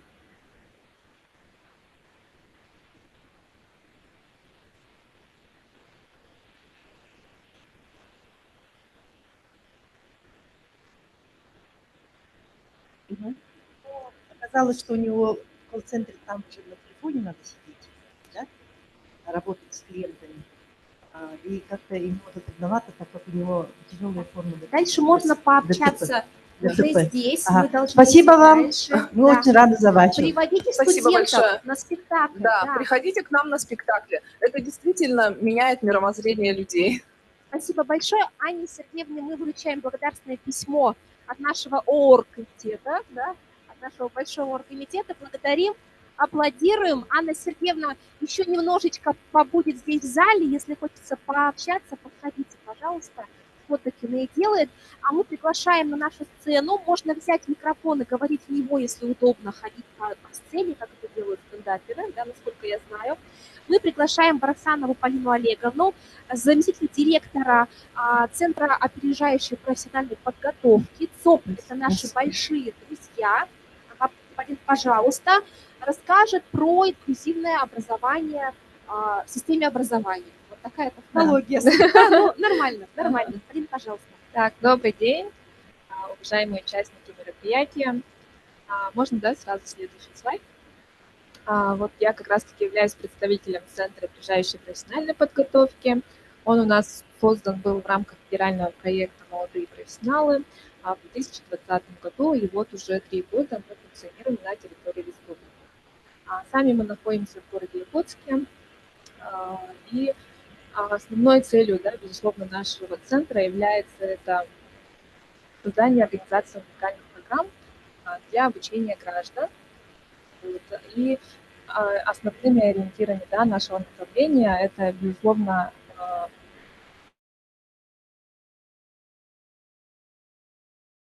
мы ведем аналитику данных, да, это как раз-таки вузов, да, и у нас есть целая цифровая платформа, где мы собираем данные по нашим выпускникам и ведем аналитику подготовки кадров в нашем регионе. Вот, и, безусловно, хочется, да, чтобы мы не только мониторинг проводили, да, аналитическую базу данных, но и оказывали содействие в трудоустройстве наших выпускников. Поэтому с этого года мы в этом году реализуем проект базы данных наших выпускников, именно выпускников средних профессиональных образовательных организаций, для того, чтобы оказать им помощь при трудоустройстве. Вот. И создается такая целая площадка, где смогут наши участники, выпускники как раз-таки размещать свое резюме для выхода на рынок труда. Вот. Ну и, безусловно, одна из больших задач тоже, да, это профессиональная ориентация наших граждан. Профессиональная ориентация ведется на, ну, как бы со школьной скамьи, даже с детских садов, да, уже дети с 3 лет у нас занимаются профессиональной ориентацией наши психологи, да. И что это значит? Профессиональная ориентация – это как раз-таки помощь в ориентации наших школьников, да, которые будут в будущем нашими абитуриентами, помощь им для выбора профессии и оказать им содействие, да, для того, чтобы они знали, какие есть инструменты и как можно найти себя в целом в профессиональной деятельности. Вот. Мы являемся региональными операторами проекта «Билет в будущее». В этом проекте у нас участвуют школьники 6 по 11 классы. Мы проводим для них профессиональные пробы, они посещают экскурсии на предприятиях, экскурсии на площадках наших образовательных организаций города Иркутска и в целом по районам. Да. И также они у нас в этом году посетили выставочную лабораторию. Это была целая интерактивная экспозиция в историческом парке. Вот. Ну и, конечно же, профессиональная ориентация граждан – это, безусловно, их содействие к успешному выпуску из школы, да, и поступлению в образовательные организации. У нас в Якутии 42 образовательных организации, которые обучают по программам среднего профессионального образования. Данные образовательные организации открывают свои двери для наших абитуриентов как раз-таки вот в летний период, да, с 20 июня. Желающие могут подать заявки как через государственную услугу, да, получить уведомление о поступлении, да, подать свою заявку. Также наши абитуриенты могут уже напрямую непосредственно прийти в колледж и подать свою заявку для поступления. Вот. В целом в системе среднего профессионального образования, безусловно, создаются условия для того, чтобы категории граждан с особыми потребностями могли обучаться в наших колледжах. Да? Можно будет тоже следующий слайд. Министерство образования ведет тоже государственную политику, да, которая у нас вот называется как раз-таки «Доступная среда». Это государственная программа, где наши образовательные организации встречаются различными инструментами, да, адаптируют наши учебные заведения для функциональной доступности и для того, чтобы они у нас обучались по адаптированным программам. То есть, если абитуриент подал заявку, он имеет право, да, подать заявку на обучение по адаптированной программе. Что это значит? Если у вас есть индивидуальная программа реабилитации и абилитации, по нему создаются, да, вот специально адаптированные программы, по которым могут учиться наши студенты. Вот. Сейчас студентов более 24 тысяч у нас по Якутии, и из них категории вот с особыми потребностями более 300. Вот. В этом году количество абитуриентов увеличилось. Ну, если смотреть в тенденции, то из года в год данная категория студентов у нас увеличивается, и потребность в таких адаптивных программах увеличивается. Да? Вот. И так, можно запустить следующий слайд. Ну и, конечно же, да, это основное направление профессионального ориентирования, да, это Обилимпикс. Многие из вас, я уже тут видела участников данного чемпионатного движения. Он у нас в республике уже с 2016 года ведется. Если в первом году было всего 23 участников в данном чемпионате, то сегодня возросло участников более 200. Наши участники являются победителями, призерами, имеют большие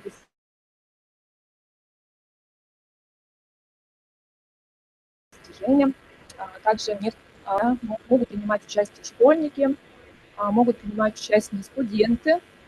И третья категория участников – это уже наши выпускники, работающие уже профессионалы своего дела. Да? И одним из массовых таких компетенций является как веселоплетение для категории школьников, да, среди школьников. Также медицинские направления тоже являются одними из таких больших. И вот как раз-таки вот представитель коммунального Иркутского колледжа связи и энергетики, ныне, да, переименованного, тоже вот в сфере информационных технологий наши выпускники, то есть студенты, тоже активно принимают участие. Вот.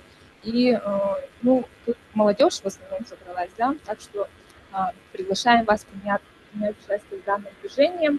Если заинтересуетесь, обращайтесь к нам. Вообще у нас Якутия является оператором данного чемпионатного движения Институт развития профессионального образования. Мы как раз-таки с ними находимся в одном здании.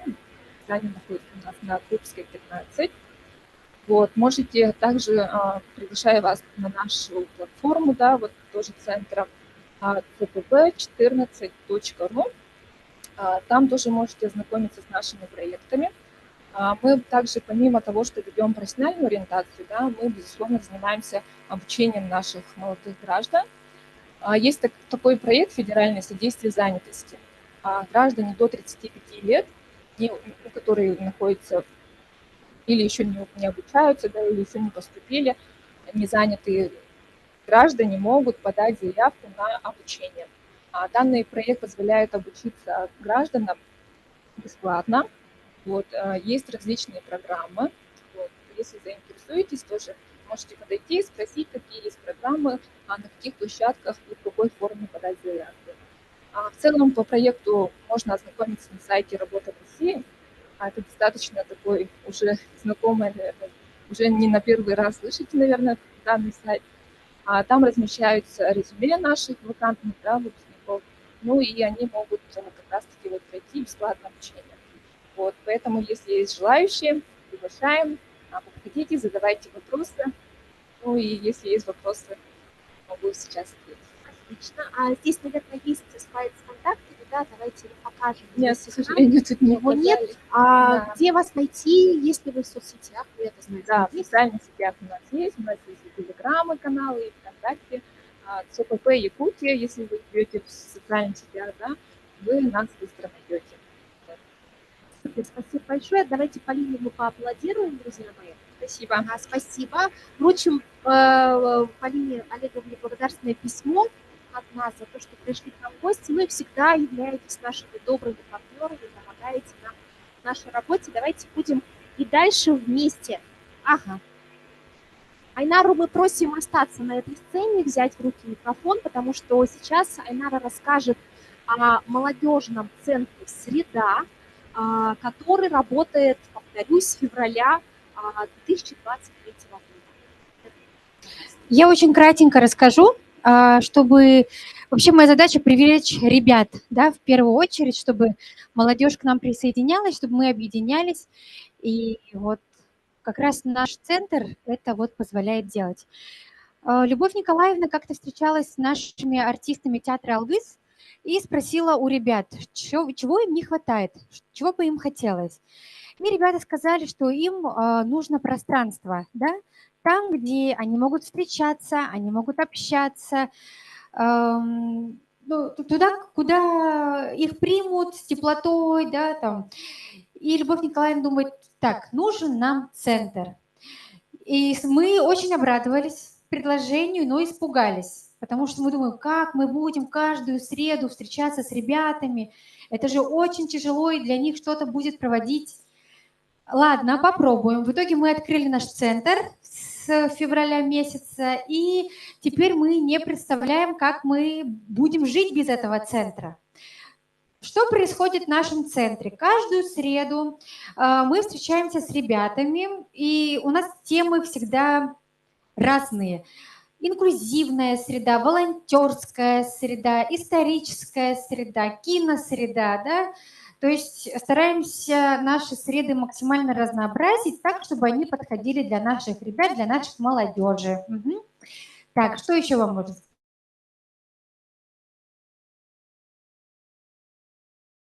сказать?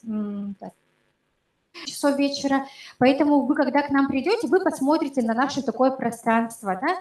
Вот это наша, вот центр «Среда» – это наша среда, где нам комфортно, где нам уютно, где есть наши друзья, где вот мы все на равных, и мы все едины, да, так скажем. Поэтому мы бы очень хотели, чтобы вы к нам пришли в гости. Можно прийти к нам на одну среду, например, какую-нибудь, да, которая вам будет интересна. Посмотрите, что за центр, что за ребята, как у нас все проходит. И я уверена, что вам понравится, и вы захотите дальше с нами общаться и вот дружить в рамках нашего центра, а потом вообще и за рамках нашего центра. Или, например, взять себе вторник и проводить что-нибудь во вторник. Да, и у нас наше здание, вот вы сегодня к нам придете, вы посмотрите, да, какое оно у нас, что у нас там есть. И там у нас есть свободные дни, то есть мы можем и спокойно предоставлять это помещение для вас. Может быть, хотите вы что-то провести, да, какое-то мероприятие, какую-то тусу среди там своих друзей, какую-нибудь такую тематическую, интересную. Мы будем с удовольствием тоже сотрудничать. А? Тусу все любят. У нас ребята тоже очень любят тусу. Мы вот такие сидим с ними, там что-то обсуждаем, потом в конце включаем музыку, и они такие: да, наконец-то можно отдохнуть, потанцевать. У нас вот тоже тут в зале есть ребята с центра. Вот Марк, участник нашего центра, постоянно к нам приходит, он ведет нашу страницу в Инстаграм. Там сидит Миша далеко, он тоже наш постоянный участник центра. Мишу вообще знаем тоже вообще с младенчества. Девочки-волонтеры к нам постоянно приходят. Поэтому будем рады, если вы к нам тоже придете. Хорошо? Ага, вот. Давайте мы будем аплодировать Айнаре. Мгм. Мы ей не распечатали благодарственное письмо, потому что мы жадные люди. Да. Да, Молодежно-инклюзивный видео центр давайте «Среда» посмотрим. расположен в Республике Саха-Якутия в городе Якутске по адресу улица Богатырева, 11/1. Первый этаж, вход со стороны сквера имени Рыжикова. До объекта можно добраться на машине или автобусных маршрутах под номером 1, 4, 6, 14, 17, 108, 111. Основная цель центра – это организация досуга для молодых людей с инвалидностью и ограниченными возможностями здоровья. Участники инклюзивного молодежного центра социализируются, встречают новых гостей, обмениваются опытом, развивают творческие способности, получают поддержку, консультации и профориентацию от специалистов благотворительного фонда «Харысхал». Встречи и мероприятия с приглашенными гостями проходят каждую среду. В центре имеется 2 ручных и 1 головной микрофон, 3 колонки, 2 светооборудования, 1 проектор и экран. У входа имеется вешалка для размещения верхней одежды, 2 туалета в начале и в конце помещения. В общем, в объекте размещено 40 посадочных мест. В помещении есть кулер с горячей и холодной водой, 3 стола и посуда. Зона отдыха оснащена мягкими пуфиками и развлечениями в виде настольных игр. Молодежный инклюзивный центр «Среда» является общим, уютным, безопасным, интересным местом для молодых людей с инвалидностью и без. Супер, спасибо большое за видео, тоже давайте поаплодируем. Ага, спасибо. Так, приглашаем к нам на сцену нашего друга Самата Шамуратова. Он расскажет про равные возможности в движении первых, как это работает. На сцену не приглашаем, может быть, здесь лучше, да, Самат? Ага, да. Давай здесь. Про РДДМ, про движение первых, в первую очередь нужно рассказать, что это за движение и что нам там делать. Так, ребят, всем привет. Очень рад всех вас видеть. И рад видеть наших партнеров, ребят, которые часто приходят в молодежный инклюзивный центр «Среда». Вот, кто мы такие, что мы делаем, что такое, что за организация движения первых. Попрошу включить первый видеоролик «Движение первых» по цифре 1, ознакомить вас с данным роликом. И теперь пришло время быть в движении. Движении первых, отделения которого уже открываются каждый день в каждом уголке нашей страны. А как все начиналось? Заседание наблюдательного совета «Россия – страна возможностей». Школьница Диана Крацовская рассказала о своей мечте. Было бы здорово, если появилась наша общая идея. Президент России Владимир Владимирович Путин идею поддержал. Законопроект о создании общероссийского движения детей и молодежи не заставил себя долго ждать. На слете первой в 21-м было принято решение, что авторами движения станут дети всей страны. От скорости событий захватывает дух. И вот свершилось. 20 июля 2022 года отныне и всегда день рождения движения, а место рождения – легендарный Артек. На первом заседании Координационного совета, в котором участвовали главы регионов, было принято решение о создании региональных отделений. В первом заседании наблюдательного совета произошло грандиозное событие. Впервые в истории России Глава государства лично возглавляет наблюдательный совет детского движения. Главным символом запуска движения стал флагманский проект «Поезд путешествия мечты». От Санкт-Петербурга до Владивостока юные путешественники встретились с лидерами детских организаций, запускали креативные сессии в муниципалитетах, торжественно передавали флаг движения и сами создавали новое движение так, как им действительно хочется. Более 50 тысяч соавторов, более 6 тысяч кричалок, 1500 традиций и игр, 1000 вариантов атрибутов. И вот, к концу года были приняты главные решения.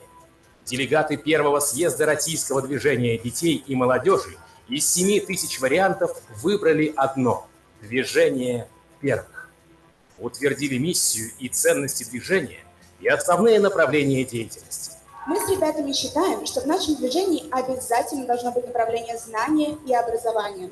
Движение вовлекает в науку, движение поддерживает участников в инновационных программах, помогает в реализации научных и исследовательских идей. Дерзай и открывай. Вот наш девиз. Направление культура и искусство. Это же о творчестве. Что может быть интереснее, чем изучать искусство и творить самим? Представляю самый добрый трек – волонтерство и добровольчество. Все, что мы делаем в движении, должно быть пронизано любовью к Родине, к России. Служи Отечеству. Вот наш девиз. Мы с моими друзьями выступаем за направление деятельности движения «Спорт». Направление «Здоровый образ жизни». В движение необходимо добавить направление «Медиа и коммуникации». Нам с ребятами нужно направление движения «Труд, профессия и свое дело». Я считаю, что движение должно сформировать собственную деятельность в направлении дипломатия и международные отношения. Я выступаю за направление деятельности экология и охрана природы. Мы с ребятами на дискуссионной площадке решили, что туризм, путешествия должно стать одним из направлений движения. Пришло время решать, каким будет наше общее будущее. Присоединяйся, будь в движении.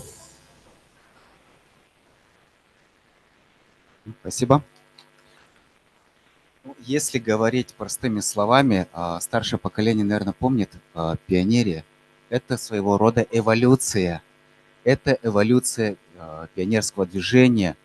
И под эгидой движения первых мы призываем объединяться все детские и молодежные организации и объединения.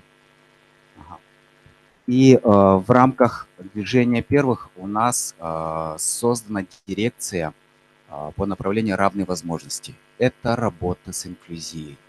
У нас в республике я являюсь ответственным координатором. Наверное, сам Бог велел быть с вами, потому что вся жизнь моя пронизана тесным взаимодействием с данной категорией людей, потому что и у меня сами родители глухонемые, я всю свою жизнь провел среди глухонемых и слепых.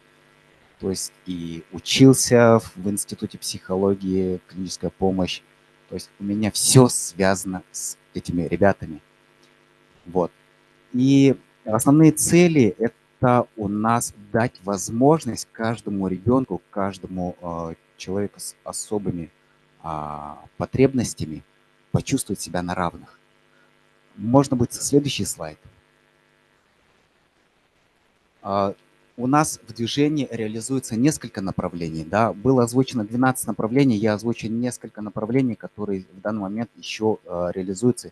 И в последующем мы планируем также продолжить эти акции. В рамках проекта «Мечтай со мной» запускается акция «Елка желаний». Можно следующий слайд?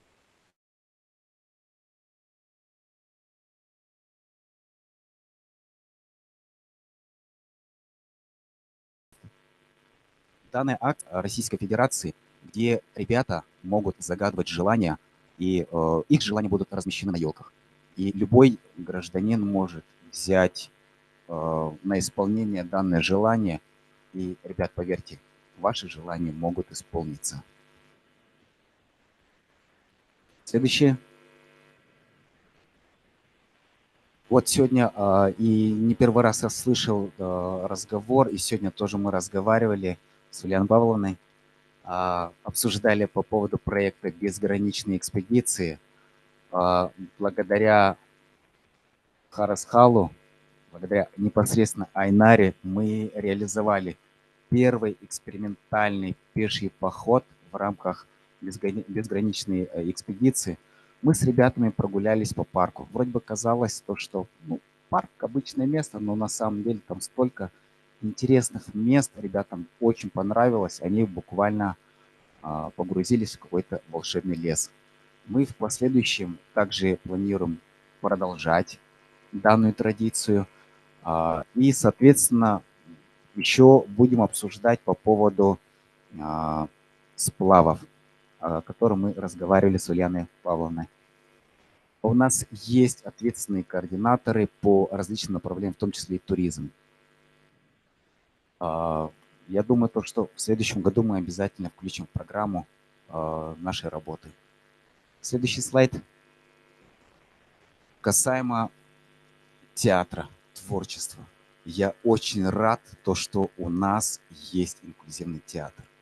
Знаете, раньше он запускался в рамках РДШ «Школьная классика». В последующем сайт РДШ, Российское движение школьников, она реформировалась и стала движением первых. И в этом направлении сейчас берет большие обороты инклюзивный театр. Я приглашаю вас включиться в наш проект. Приглашаю всех ребят попробовать себя, самореализоваться, раскрыть свои творческие таланты, чтобы вы могли наслаждаться тем, что вам нравится.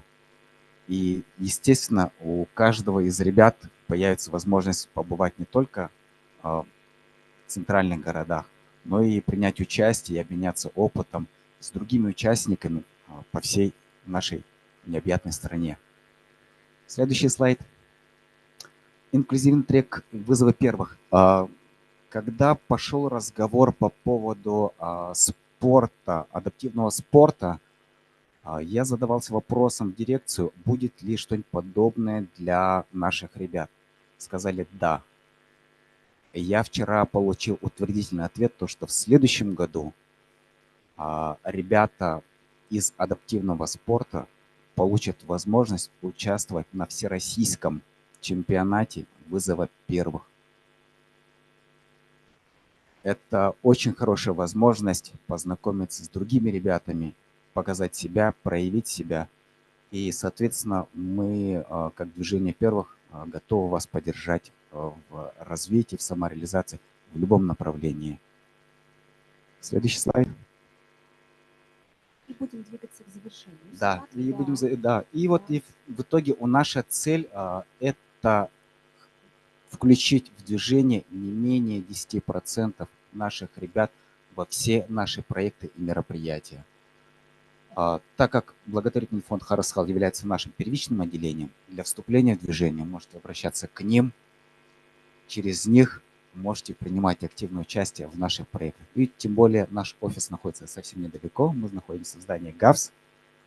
Все контакты можете брать у Айнары, Любовь Николаевны. Я всегда готов поддерживать все ваши инициативы и ваши активности. Я всегда на связи. Всем спасибо. Супер. Самат, спасибо большое.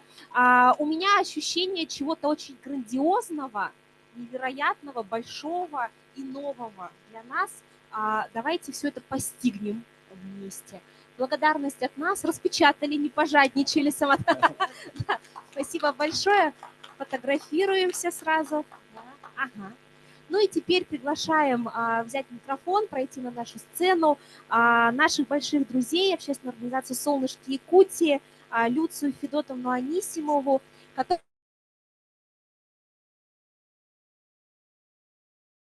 которая расскажет, какой спортивный проект для своих ребятишек и не только, как оказалось. Да, Люция, пожалуйста. Добрый день, уважаемые участники форума, уважаемые модераторы. Мне сегодня представилась честь представить «Теннис без границ». Это наш проект, который выиграл грант главы Республики Саха-Якутия в 2022 году. Кто любит играть в настольный теннис? Признавайтесь. Ура! У нас есть любители настольных теннисов. Вы играете в настольный теннис? Да, любите играть? У вас в школе проводятся турниры по настольному теннису? Да, и вот представляете, можно следующий слайд? Ага. И представляете, солнышки Якутии у нас объединяет детей и людей с синдромом Дауна, да? Это попадают под категорию лица интеллектуальной недостаточностью. Ну, не бойтесь этого выражения, да? Вот, да, это вот наше сокращение. Но это быстренько прочтете, да? Аббревиатуры, надеюсь, вам не нужны. Да, следующий слайд, пожалуйста. И вот создание проекта вот, «Тенниса без границ» стала маленькая девочка по имени Вера. Она очень любила играть в настольный теннис. У них на даче стоял стол, и мама со своими детьми играла в настольный теннис. И это был их спорт, да, их вид спорта, именно по династии, переходящейся из поколения в поколение.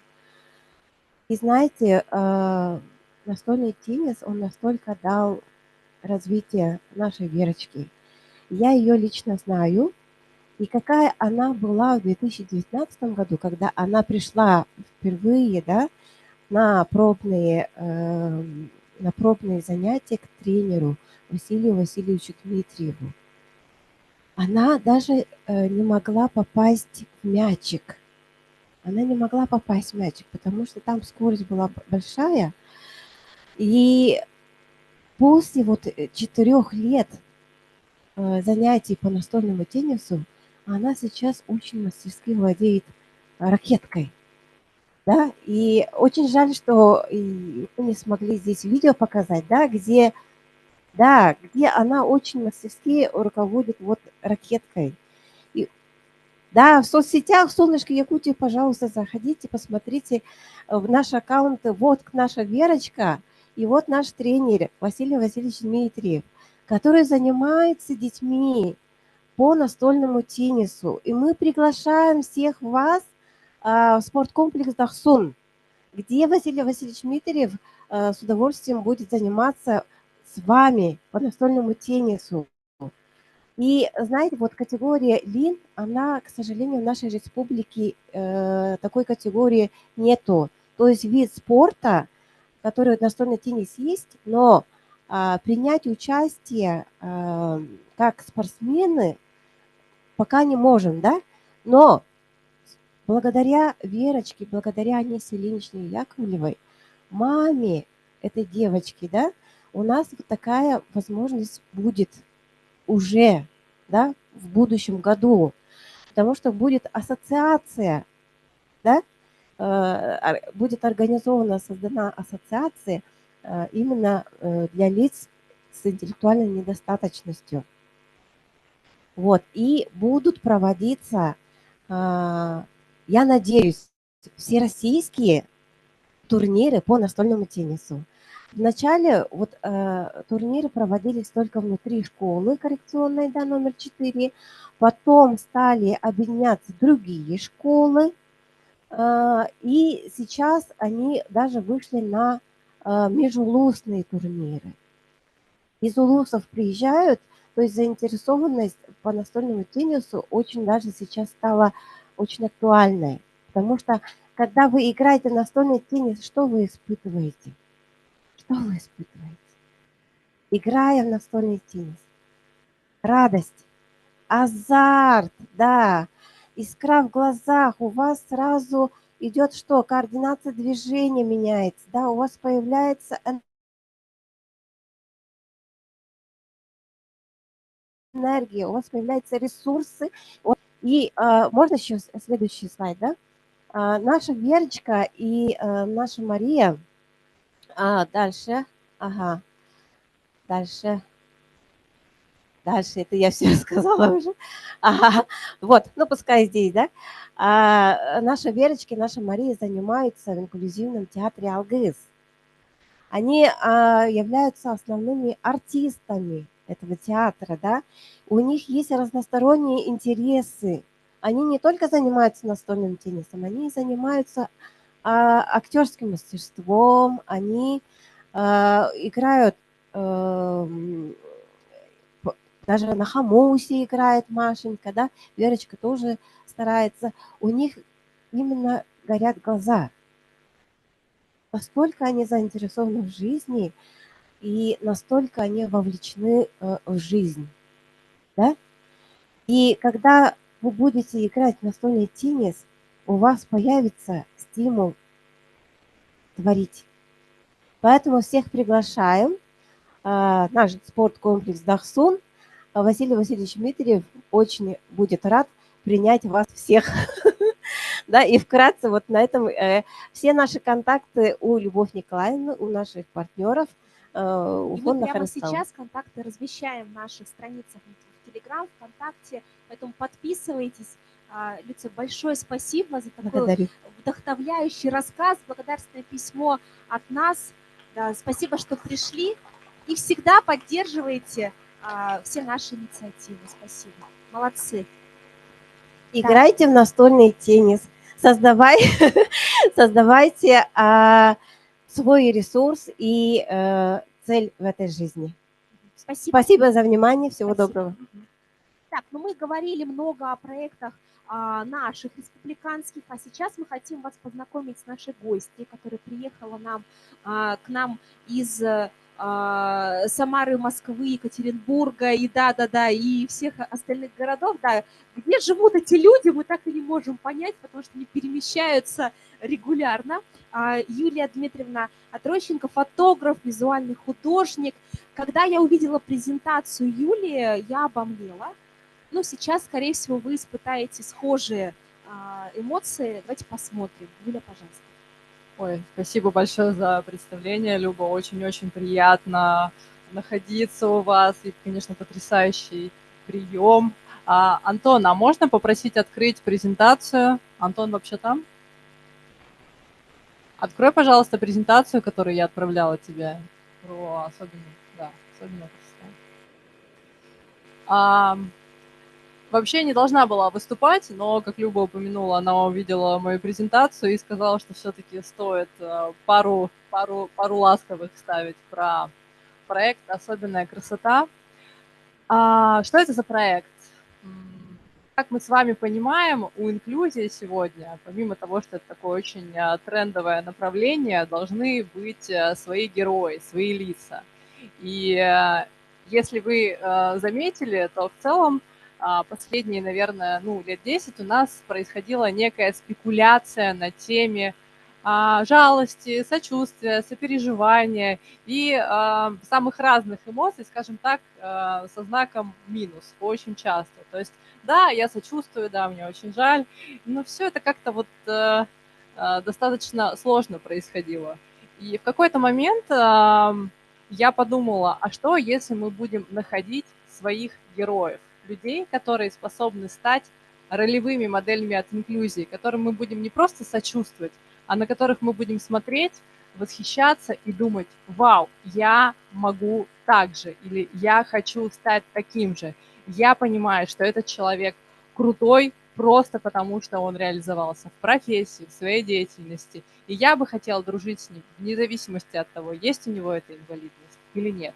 Пожалуйста, следующий слайд. Да. То есть это проект о людях, которые сделали свои особенности внешности, здоровья тем, что привлекает к ним внимание. Они сделали это своим бонусом, своим преимуществом, своим, если хотите, личным брендом. Поскольку я фотограф, проект основан на фотосессиях, и фотографии в данных съемках, они используются для того, чтобы привлечь внимание к этим героям. То есть мы не просто делаем красивые снимки,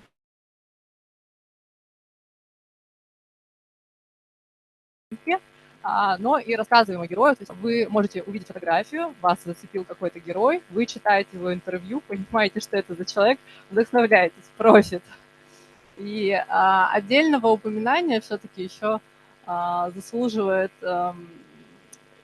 скажем так, стилистика фотосессии. Поскольку я долгое время занималась фэшн-съемкой, мне было важно, чтобы мы опять-таки не спекулировали на теме жалости, чтобы герои с инвалидностью выглядели достойно, красиво, чтобы это были такие своеобразные рок-звезды от инклюзии, потому что если вы находитесь, например, в инвалидном кресле, или у вас протез, или еще какая-то особенность, которая, скажем так, записывает вас в ряды людей с ОВЗ, это не повод не выглядеть хорошо, не повод не одеваться модно. Поэтому призываю вас всех с помощью этой презентации, в том числе, сегодня подумать о том, как, возможно, вы можете попробовать изменить свой имидж. Следующее, пожалуйста.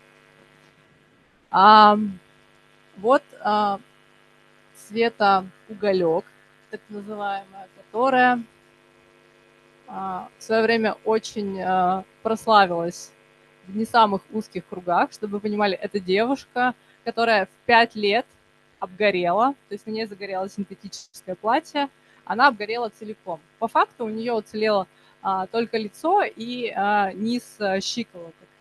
Эта девушка, конечно, претерпевала страшные испытания, родители были пьющими, отца очень рано не стало, Света попала в детдом и подвергалась там самому разному насилию, в том числе самому-самому страшному. Но в результате, после того, как она решилась заговорить о своей особенности, решилась начать вести социальные сети, публиковать свои фотографии, она начала очень быстро наращивать обороты как медийная персона. В результате несколько лет назад журнал BBC, я уверена, что вы знаете о таком издании BBC, включила Свету в список 100 самых влиятельных женщин мира. Как вам такой результат? Похлопаем Свете. И сегодня, чтобы вы понимали, в Москве прямо сейчас идут съемки сериала о Светиной истории. Все это произошло благодаря тому, что она решилась рассказывать. Можно следующий слайд? Потому что ее тело выглядит так. И на самом деле не совсем передает слайд, потому что он немножко выбитый, но если бы вы видели вживую, вы понимали, насколько у нее кожа рельефная, это выглядит специфично, но специфично красиво. Я бы сказала так. Следующий слайд. Это Никита Устьянцев из Екатеринбурга. Я думаю, несложно заметить, что у него особенности развития ног, то есть у него атрофия ног вследствие опухоли спинного мозга, которая не давала развиваться его нижней половине тела. И Никита, конечно, очень долго закрывался. Он не выходил на улицу, не общался со сверстниками, ну и так далее, по списку классика жанра. Но в какой-то момент Никита попал в инклюзивный театр, и там раскрылся его талант актера. То есть на момент, когда мы познакомились, я уже видела абсолютно потрясающего такого шоумена, парня, который хохмит, который поставленным голосом двигается на сцене в инвалидном кресле, и это выглядит завораживающе красиво. Конечно, я не могла пройти мимо такого лицедея, и с удовольствием начала и дружить, и общаться, и фотографировать Никиту. И чтобы вы понимали, Никита дважды у меня снимался для проекта, он потом был на всех афишах, и сейчас он очень-очень активно занимается творческой деятельностью, которая помогает ему находить друзей, которая помогла ему сформировать вокруг себя очень сильное комьюнити. И, Никита красавчик. По-моему, это очевидно. Похлопаем Никите. Следующий слайд, пожалуйста. История Кати Суворовой для меня одна из самых особенных, как бы тавтологично ни звучало это в проекте об особенных людях, потому что история эта поднимает очень сложный и важный пласт инклюзии под названием буллинг. Кому знакомо это слово? Поднимем руки. Скажи, пожалуйста, своими словами, что такое буллинг?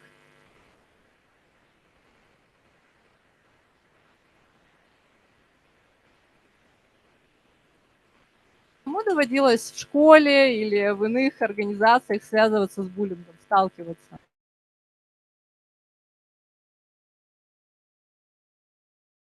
Кто проходил через это? Никто? Боже, я была изгоем велосекции, надо мной смеялись. А вы просто, ребят, все, да. Так, все, мне стало немножко легче, ура. первого взгляда на Катю не совсем ясно, что с ней не так, да? Но Катя обладательница очень редкого синдрома Гальденхара, который влияет на пропорции лица и тела. Грубо говоря, у Кати одна половина тела, лица больше другой, и это выглядит интересно. Я не могу сказать, что это очень бросается в глаза, но, конечно, если всматриваться, то становится ясно, что вроде как что-то необычное. И Катя, конечно, прошла через невероятные ужасы в школе. Ее сверстники ненавидели ее настолько. Я быстро говорю? Нормально?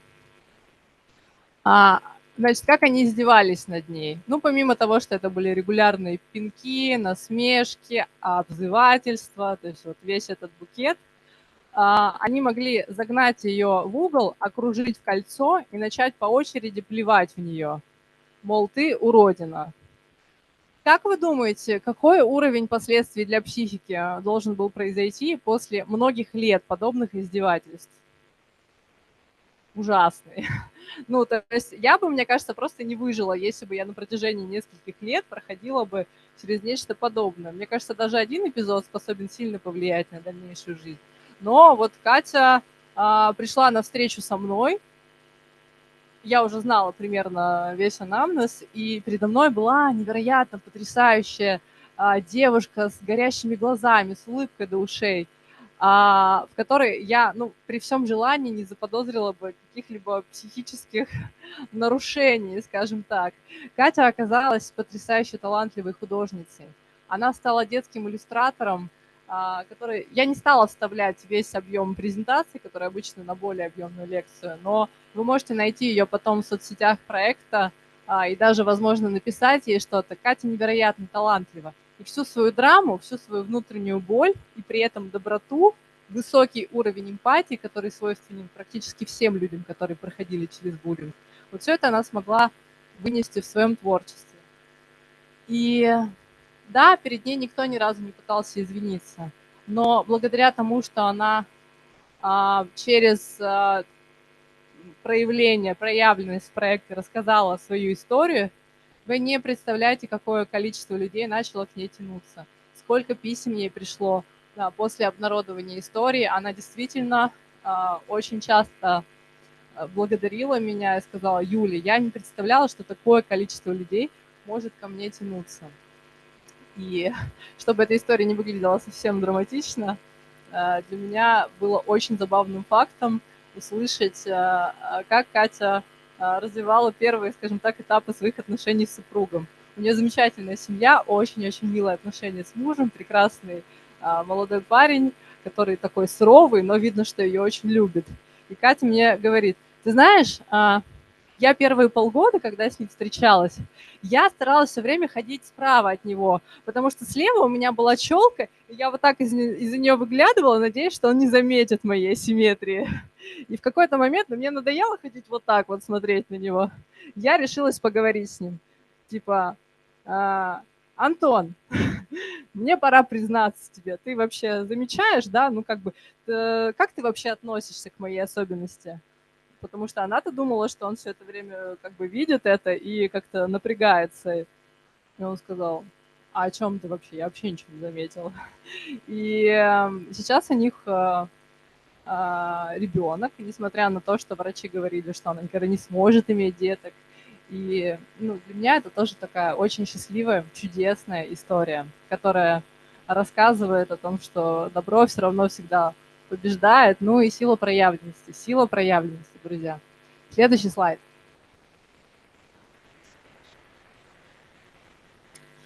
Катя Качалина. Как, возможно, вы заметили, что здесь нет диагноза, потому что у Кати такой букет диагнозов, что обычно врачи говорили ей: слушайте, ну у вас очень интересный случай, потому что там и онкология, мастектомия, дистрофия, сколиоз 4 степени, то есть у нее позвоночник закручен по спирали. Катя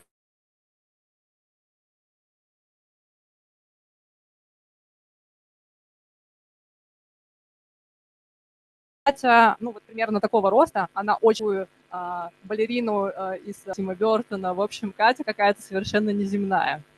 Но при этом ее семья, которую я бы не назвала, скажем так, очень экологичной, твердила ей с детства, что, ну, слушай, у тебя только мы. Ну, ты, конечно, может быть, когда-нибудь выйдешь замуж, но вряд ли, дорогая. В результате Катя замужем за 2-метровым красавцем, чтобы вы понимали.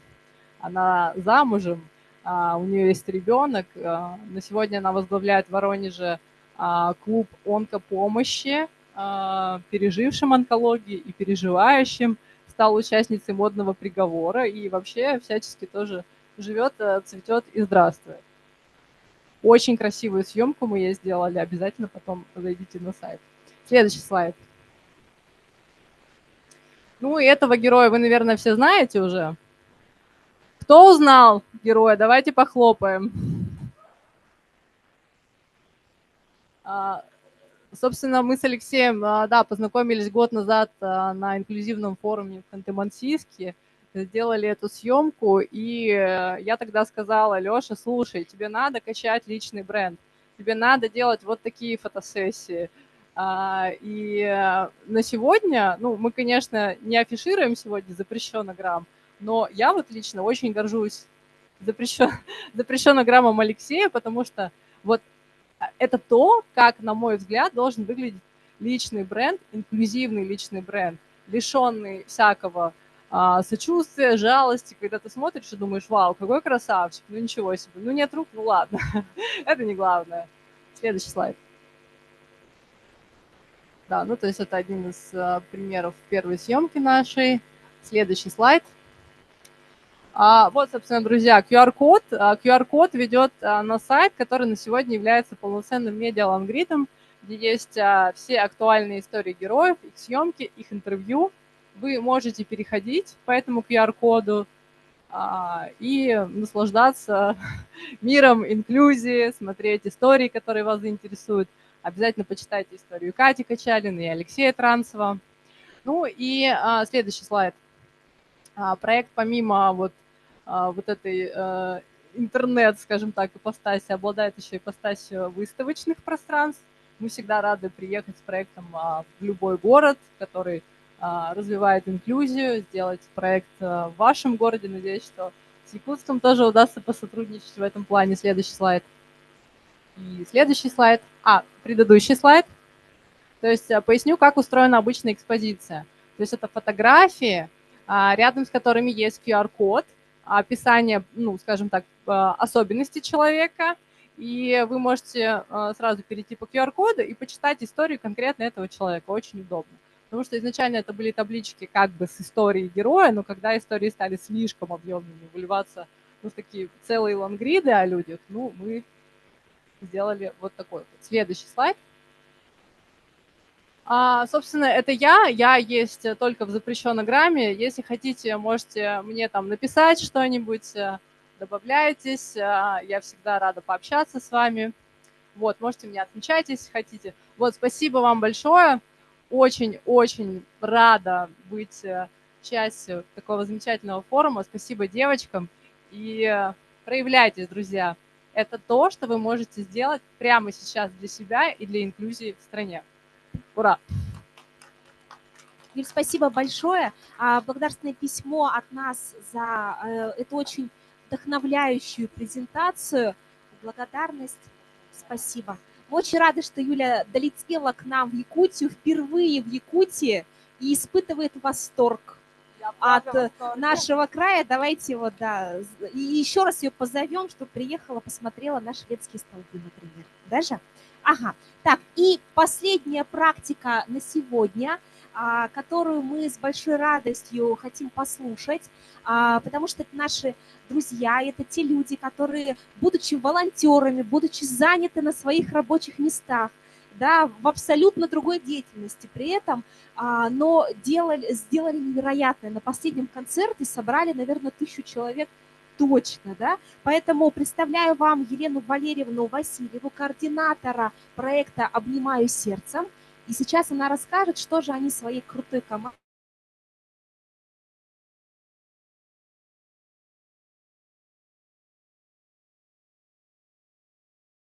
командой сделали. Пожалуйста.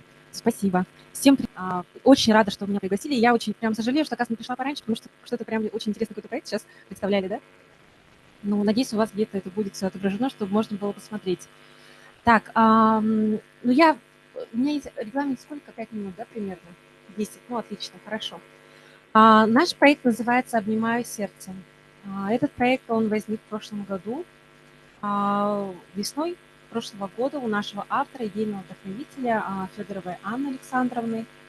Ну, расскажу от ее имени, да, как это происходило. То есть она находилась в городе Москва, ну и в какой-то момент как раз у нас тут политическая ситуация, да, СВО началось, и она рассказывает, я иду по улице и думаю, господи, ну как хорошо, что, оказывается, я могу видеть своих детей, что я могу там заниматься спортом, обнимать своих родных. Есть люди, у которых, допустим, ну, нет такой возможности. Вот. И из-за этого как бы с этой мысли зародилась эта идея, которая в итоге превратилась в общественное движение. Этот проект, он абсолютно как бы все мероприятия, которые там происходят в виде там, мотивационных семинаров, мастер-классов, они все бесплатные. Мы никому не платим. На самом деле мы приглашаем на мотивационные семинары известных спортсменов, да, там Анастасия Диадорова, допустим. То есть люди вообще откликаются, мы им только звоним, никого не упрашивали абсолютно. Они общались и с родителями, и с детьми, и самая, на самом деле, главная задача нашего проекта – это не помощь людям с УВЗ. Это на самом деле это столкновение здоровых, да, людей и людей с УВЗ, социализация. Потому что я, на самом деле, давайте не буду как бы, да, вот рассказывать. Да, пусть фоном идет, можете почитать. Вот, но что я хочу сказать, да, вот я, как обычный просто житель города Якутска, да, простите, я тараторю, да, немножко. Для меня, как обычного жителя, на самом деле, да, который человек абсолютно не встречался никогда ранее с инклюзией, очень понравился проект тем, что там у нас были экспозиции. То есть в смарт-библиотеке с нашими партнерами была представлена 3 экспозиции. То есть это про людей, которые были слепыми, которые не слышали, и у которых там были какие-то, допустим, ну, там, с инвалидностью в плане там, физических ограничений. Да?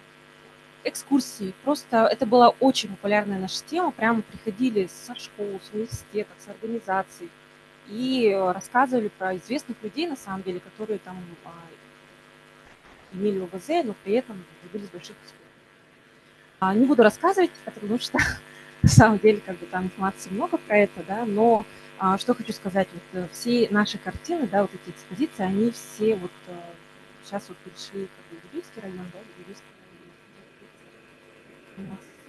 и в Ленский район. Ну, и мы надеемся, что на самом деле на территории как бы, республики районы подхватят это движение, и как бы, чуть большее количество людей смогут что еще? Там у нас, например, во время прохождения вот экскурсии, да, сначала, например, тебя одевают очки, там ничего не видишь абсолютно, да, то есть самая главная задача – это чтобы обычный человек понял, каково это вот человек, который не видит, не слышит и бывал, получается, да, практически лучше. Мы одевали черные очки, пускали в коридор ощущений, где были, допустим, панели из мха, там, из лего. И я сама, вот, когда первый раз мы их построили, понятно, что мы зашли посмотреть, что это. Ощущение было, конечно, не из приятных. Честно, я испугалась очень, потому что понятно, что я смотрю, например, на бублик, я знаю, что это бублик, и как он выглядит, но когда ты его осязаешь, то не можешь понять, и это тебя пугает. Потом далее у нас в следующем зале было такая, как бы, в общем, нам одевали, допустим, наушники и включали какой-то видеоролик, да? Видеоролик, например, без звука. И ты понимаешь, например, что чувствует человек, который не слышит.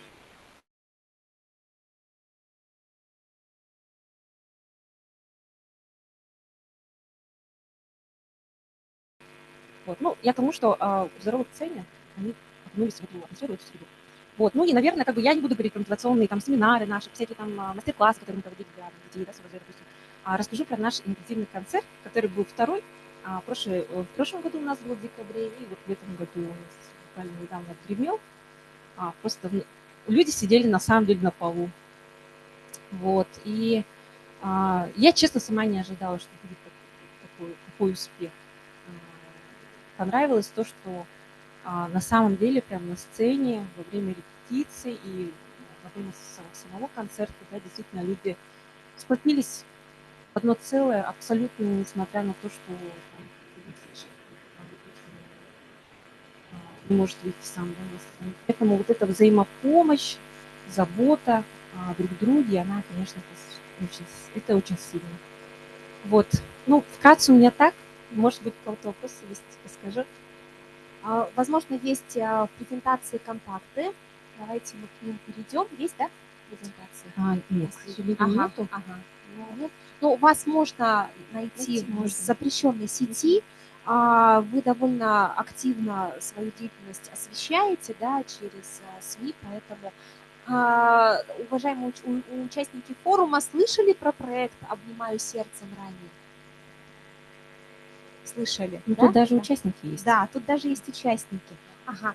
Возможно, есть вопросы к Елене, что хотелось бы спросить. У меня есть вопрос, можно я первый, у меня же микрофон, поэтому да, я могу. Какие дальнейшие планы? Что хотите в будущем еще воплотить, сделать? Вообще у нас этот проект, он создавался на 1 год. У нас прямо с 18 октября 22 по 17 октября 23, но мы прям не ожидали на самом деле про то, что нас так затянет, да, и то, что будут люди, которые захотят откликаться, да, то есть вот мы себя называем ангелы добра, которые вот неравнодушные люди, и на самом деле их становится все больше и больше, к нам приходят люди и говорят, вот мы хотели бы, например, помочь. Вот, поэтому пока мы точно будет 100% в следующем году инклюзивный концерт, будут даже иностранцы участвовать. Вот, это будет очень интересно. Ну, а пока так. Ну и, соответственно, по районам, конечно. Да, плюс филиалы в районах, в Вилюйском, в Ленском, в Кобяйском. Да, кстати. Да, поэтому уже даже в 3 районах, кроме города Якутска, этот проект работает. Супер. Давайте, Елене, мы поаплодируем. Смарт-библиотека 203, уже все. А когда вы, кстати, свою экспозицию поставили? Может быть, она может быть передвижной? Мы передаем ее по районам. По районам. Ага, потом она... Но на самом деле, да, в этом проекте расходов просто минимум, да, то есть там это было практически там на распечатку, наверное, да, всех этих картин, да, фотографий. И что хочется сказать, что на самом деле мы готовы всю эту информацию в электронном виде передать. Бесплатно кому угодно. Как технологию. Передать как технологию, чтобы у себя ее реализовать. Я считаю, что на самом деле в каждом учебном, общеобразовательном учреждении такие экспозиции должны быть. И мы согласны, мы вот сейчас смотрим друг на друга, да, и думаем, что да, это вполне возможно. Благодарим Елену Валерьевну, вручаем благодарственное письмо. Спасибо большое. Красиво фотографируемся. Да, да. Знакомьтесь с нашей Миргуяной. Такая возможность к нам прилетела. Да. Так, спасибо. И у меня в руках осталось благодарственное письмо, одно последнее, которое я должна вручить нашему другу Ульяне Павловне за ее вот она как-то очень откликнулась хорошо на наш призыв помочь в этом форуме, да. Хотя информацию я всем на свете, мне кажется, рассылала, но вот Ульяна вот горячее всех откликнулась. Спасибо большое за помощь. И сегодня прям отработала весь день с нами, да, спасибо. Так, да, друзья мои, с учетом того, что к нам пришли сегодня друзья, которые рассказывали свои практики, давайте мы все вместе дружно сфотографируемся таким составом, хорошо? И потом в 7 часов мы встречаемся в инклюзивном молодежном центре «Среда» на Богатырева 11/1. До этого можно покушать, сходить самостоятельно, уже без нашего... Так, лучше на сцену, наверное, да? Сейчас, Кюней, командуй.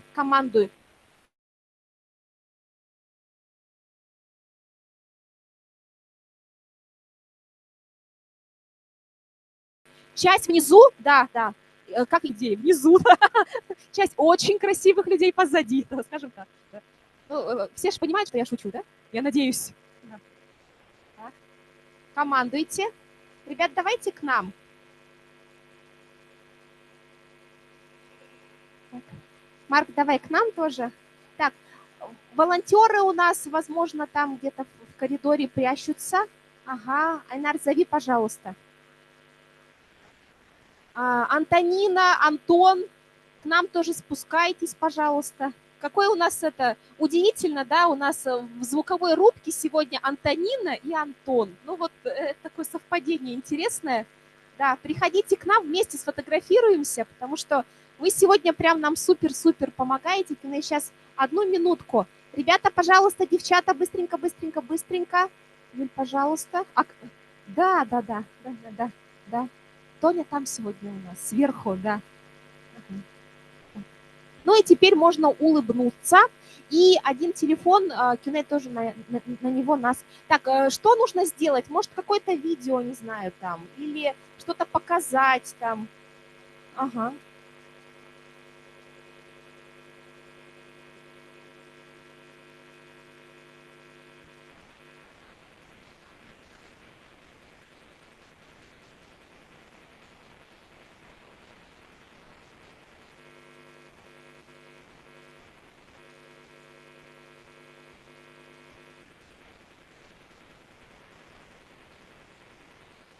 Все фото, конечно, будут в соцсетях нашего фонда.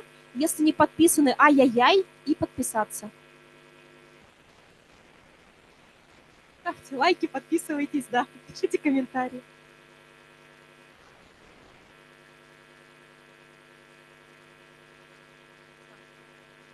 Да, какое? Включайся, кричи. Включайся вместе с нами. Все, уже все, мы в среде его снимем. Ребят, 7 часов, среда, Богатырева 11/1.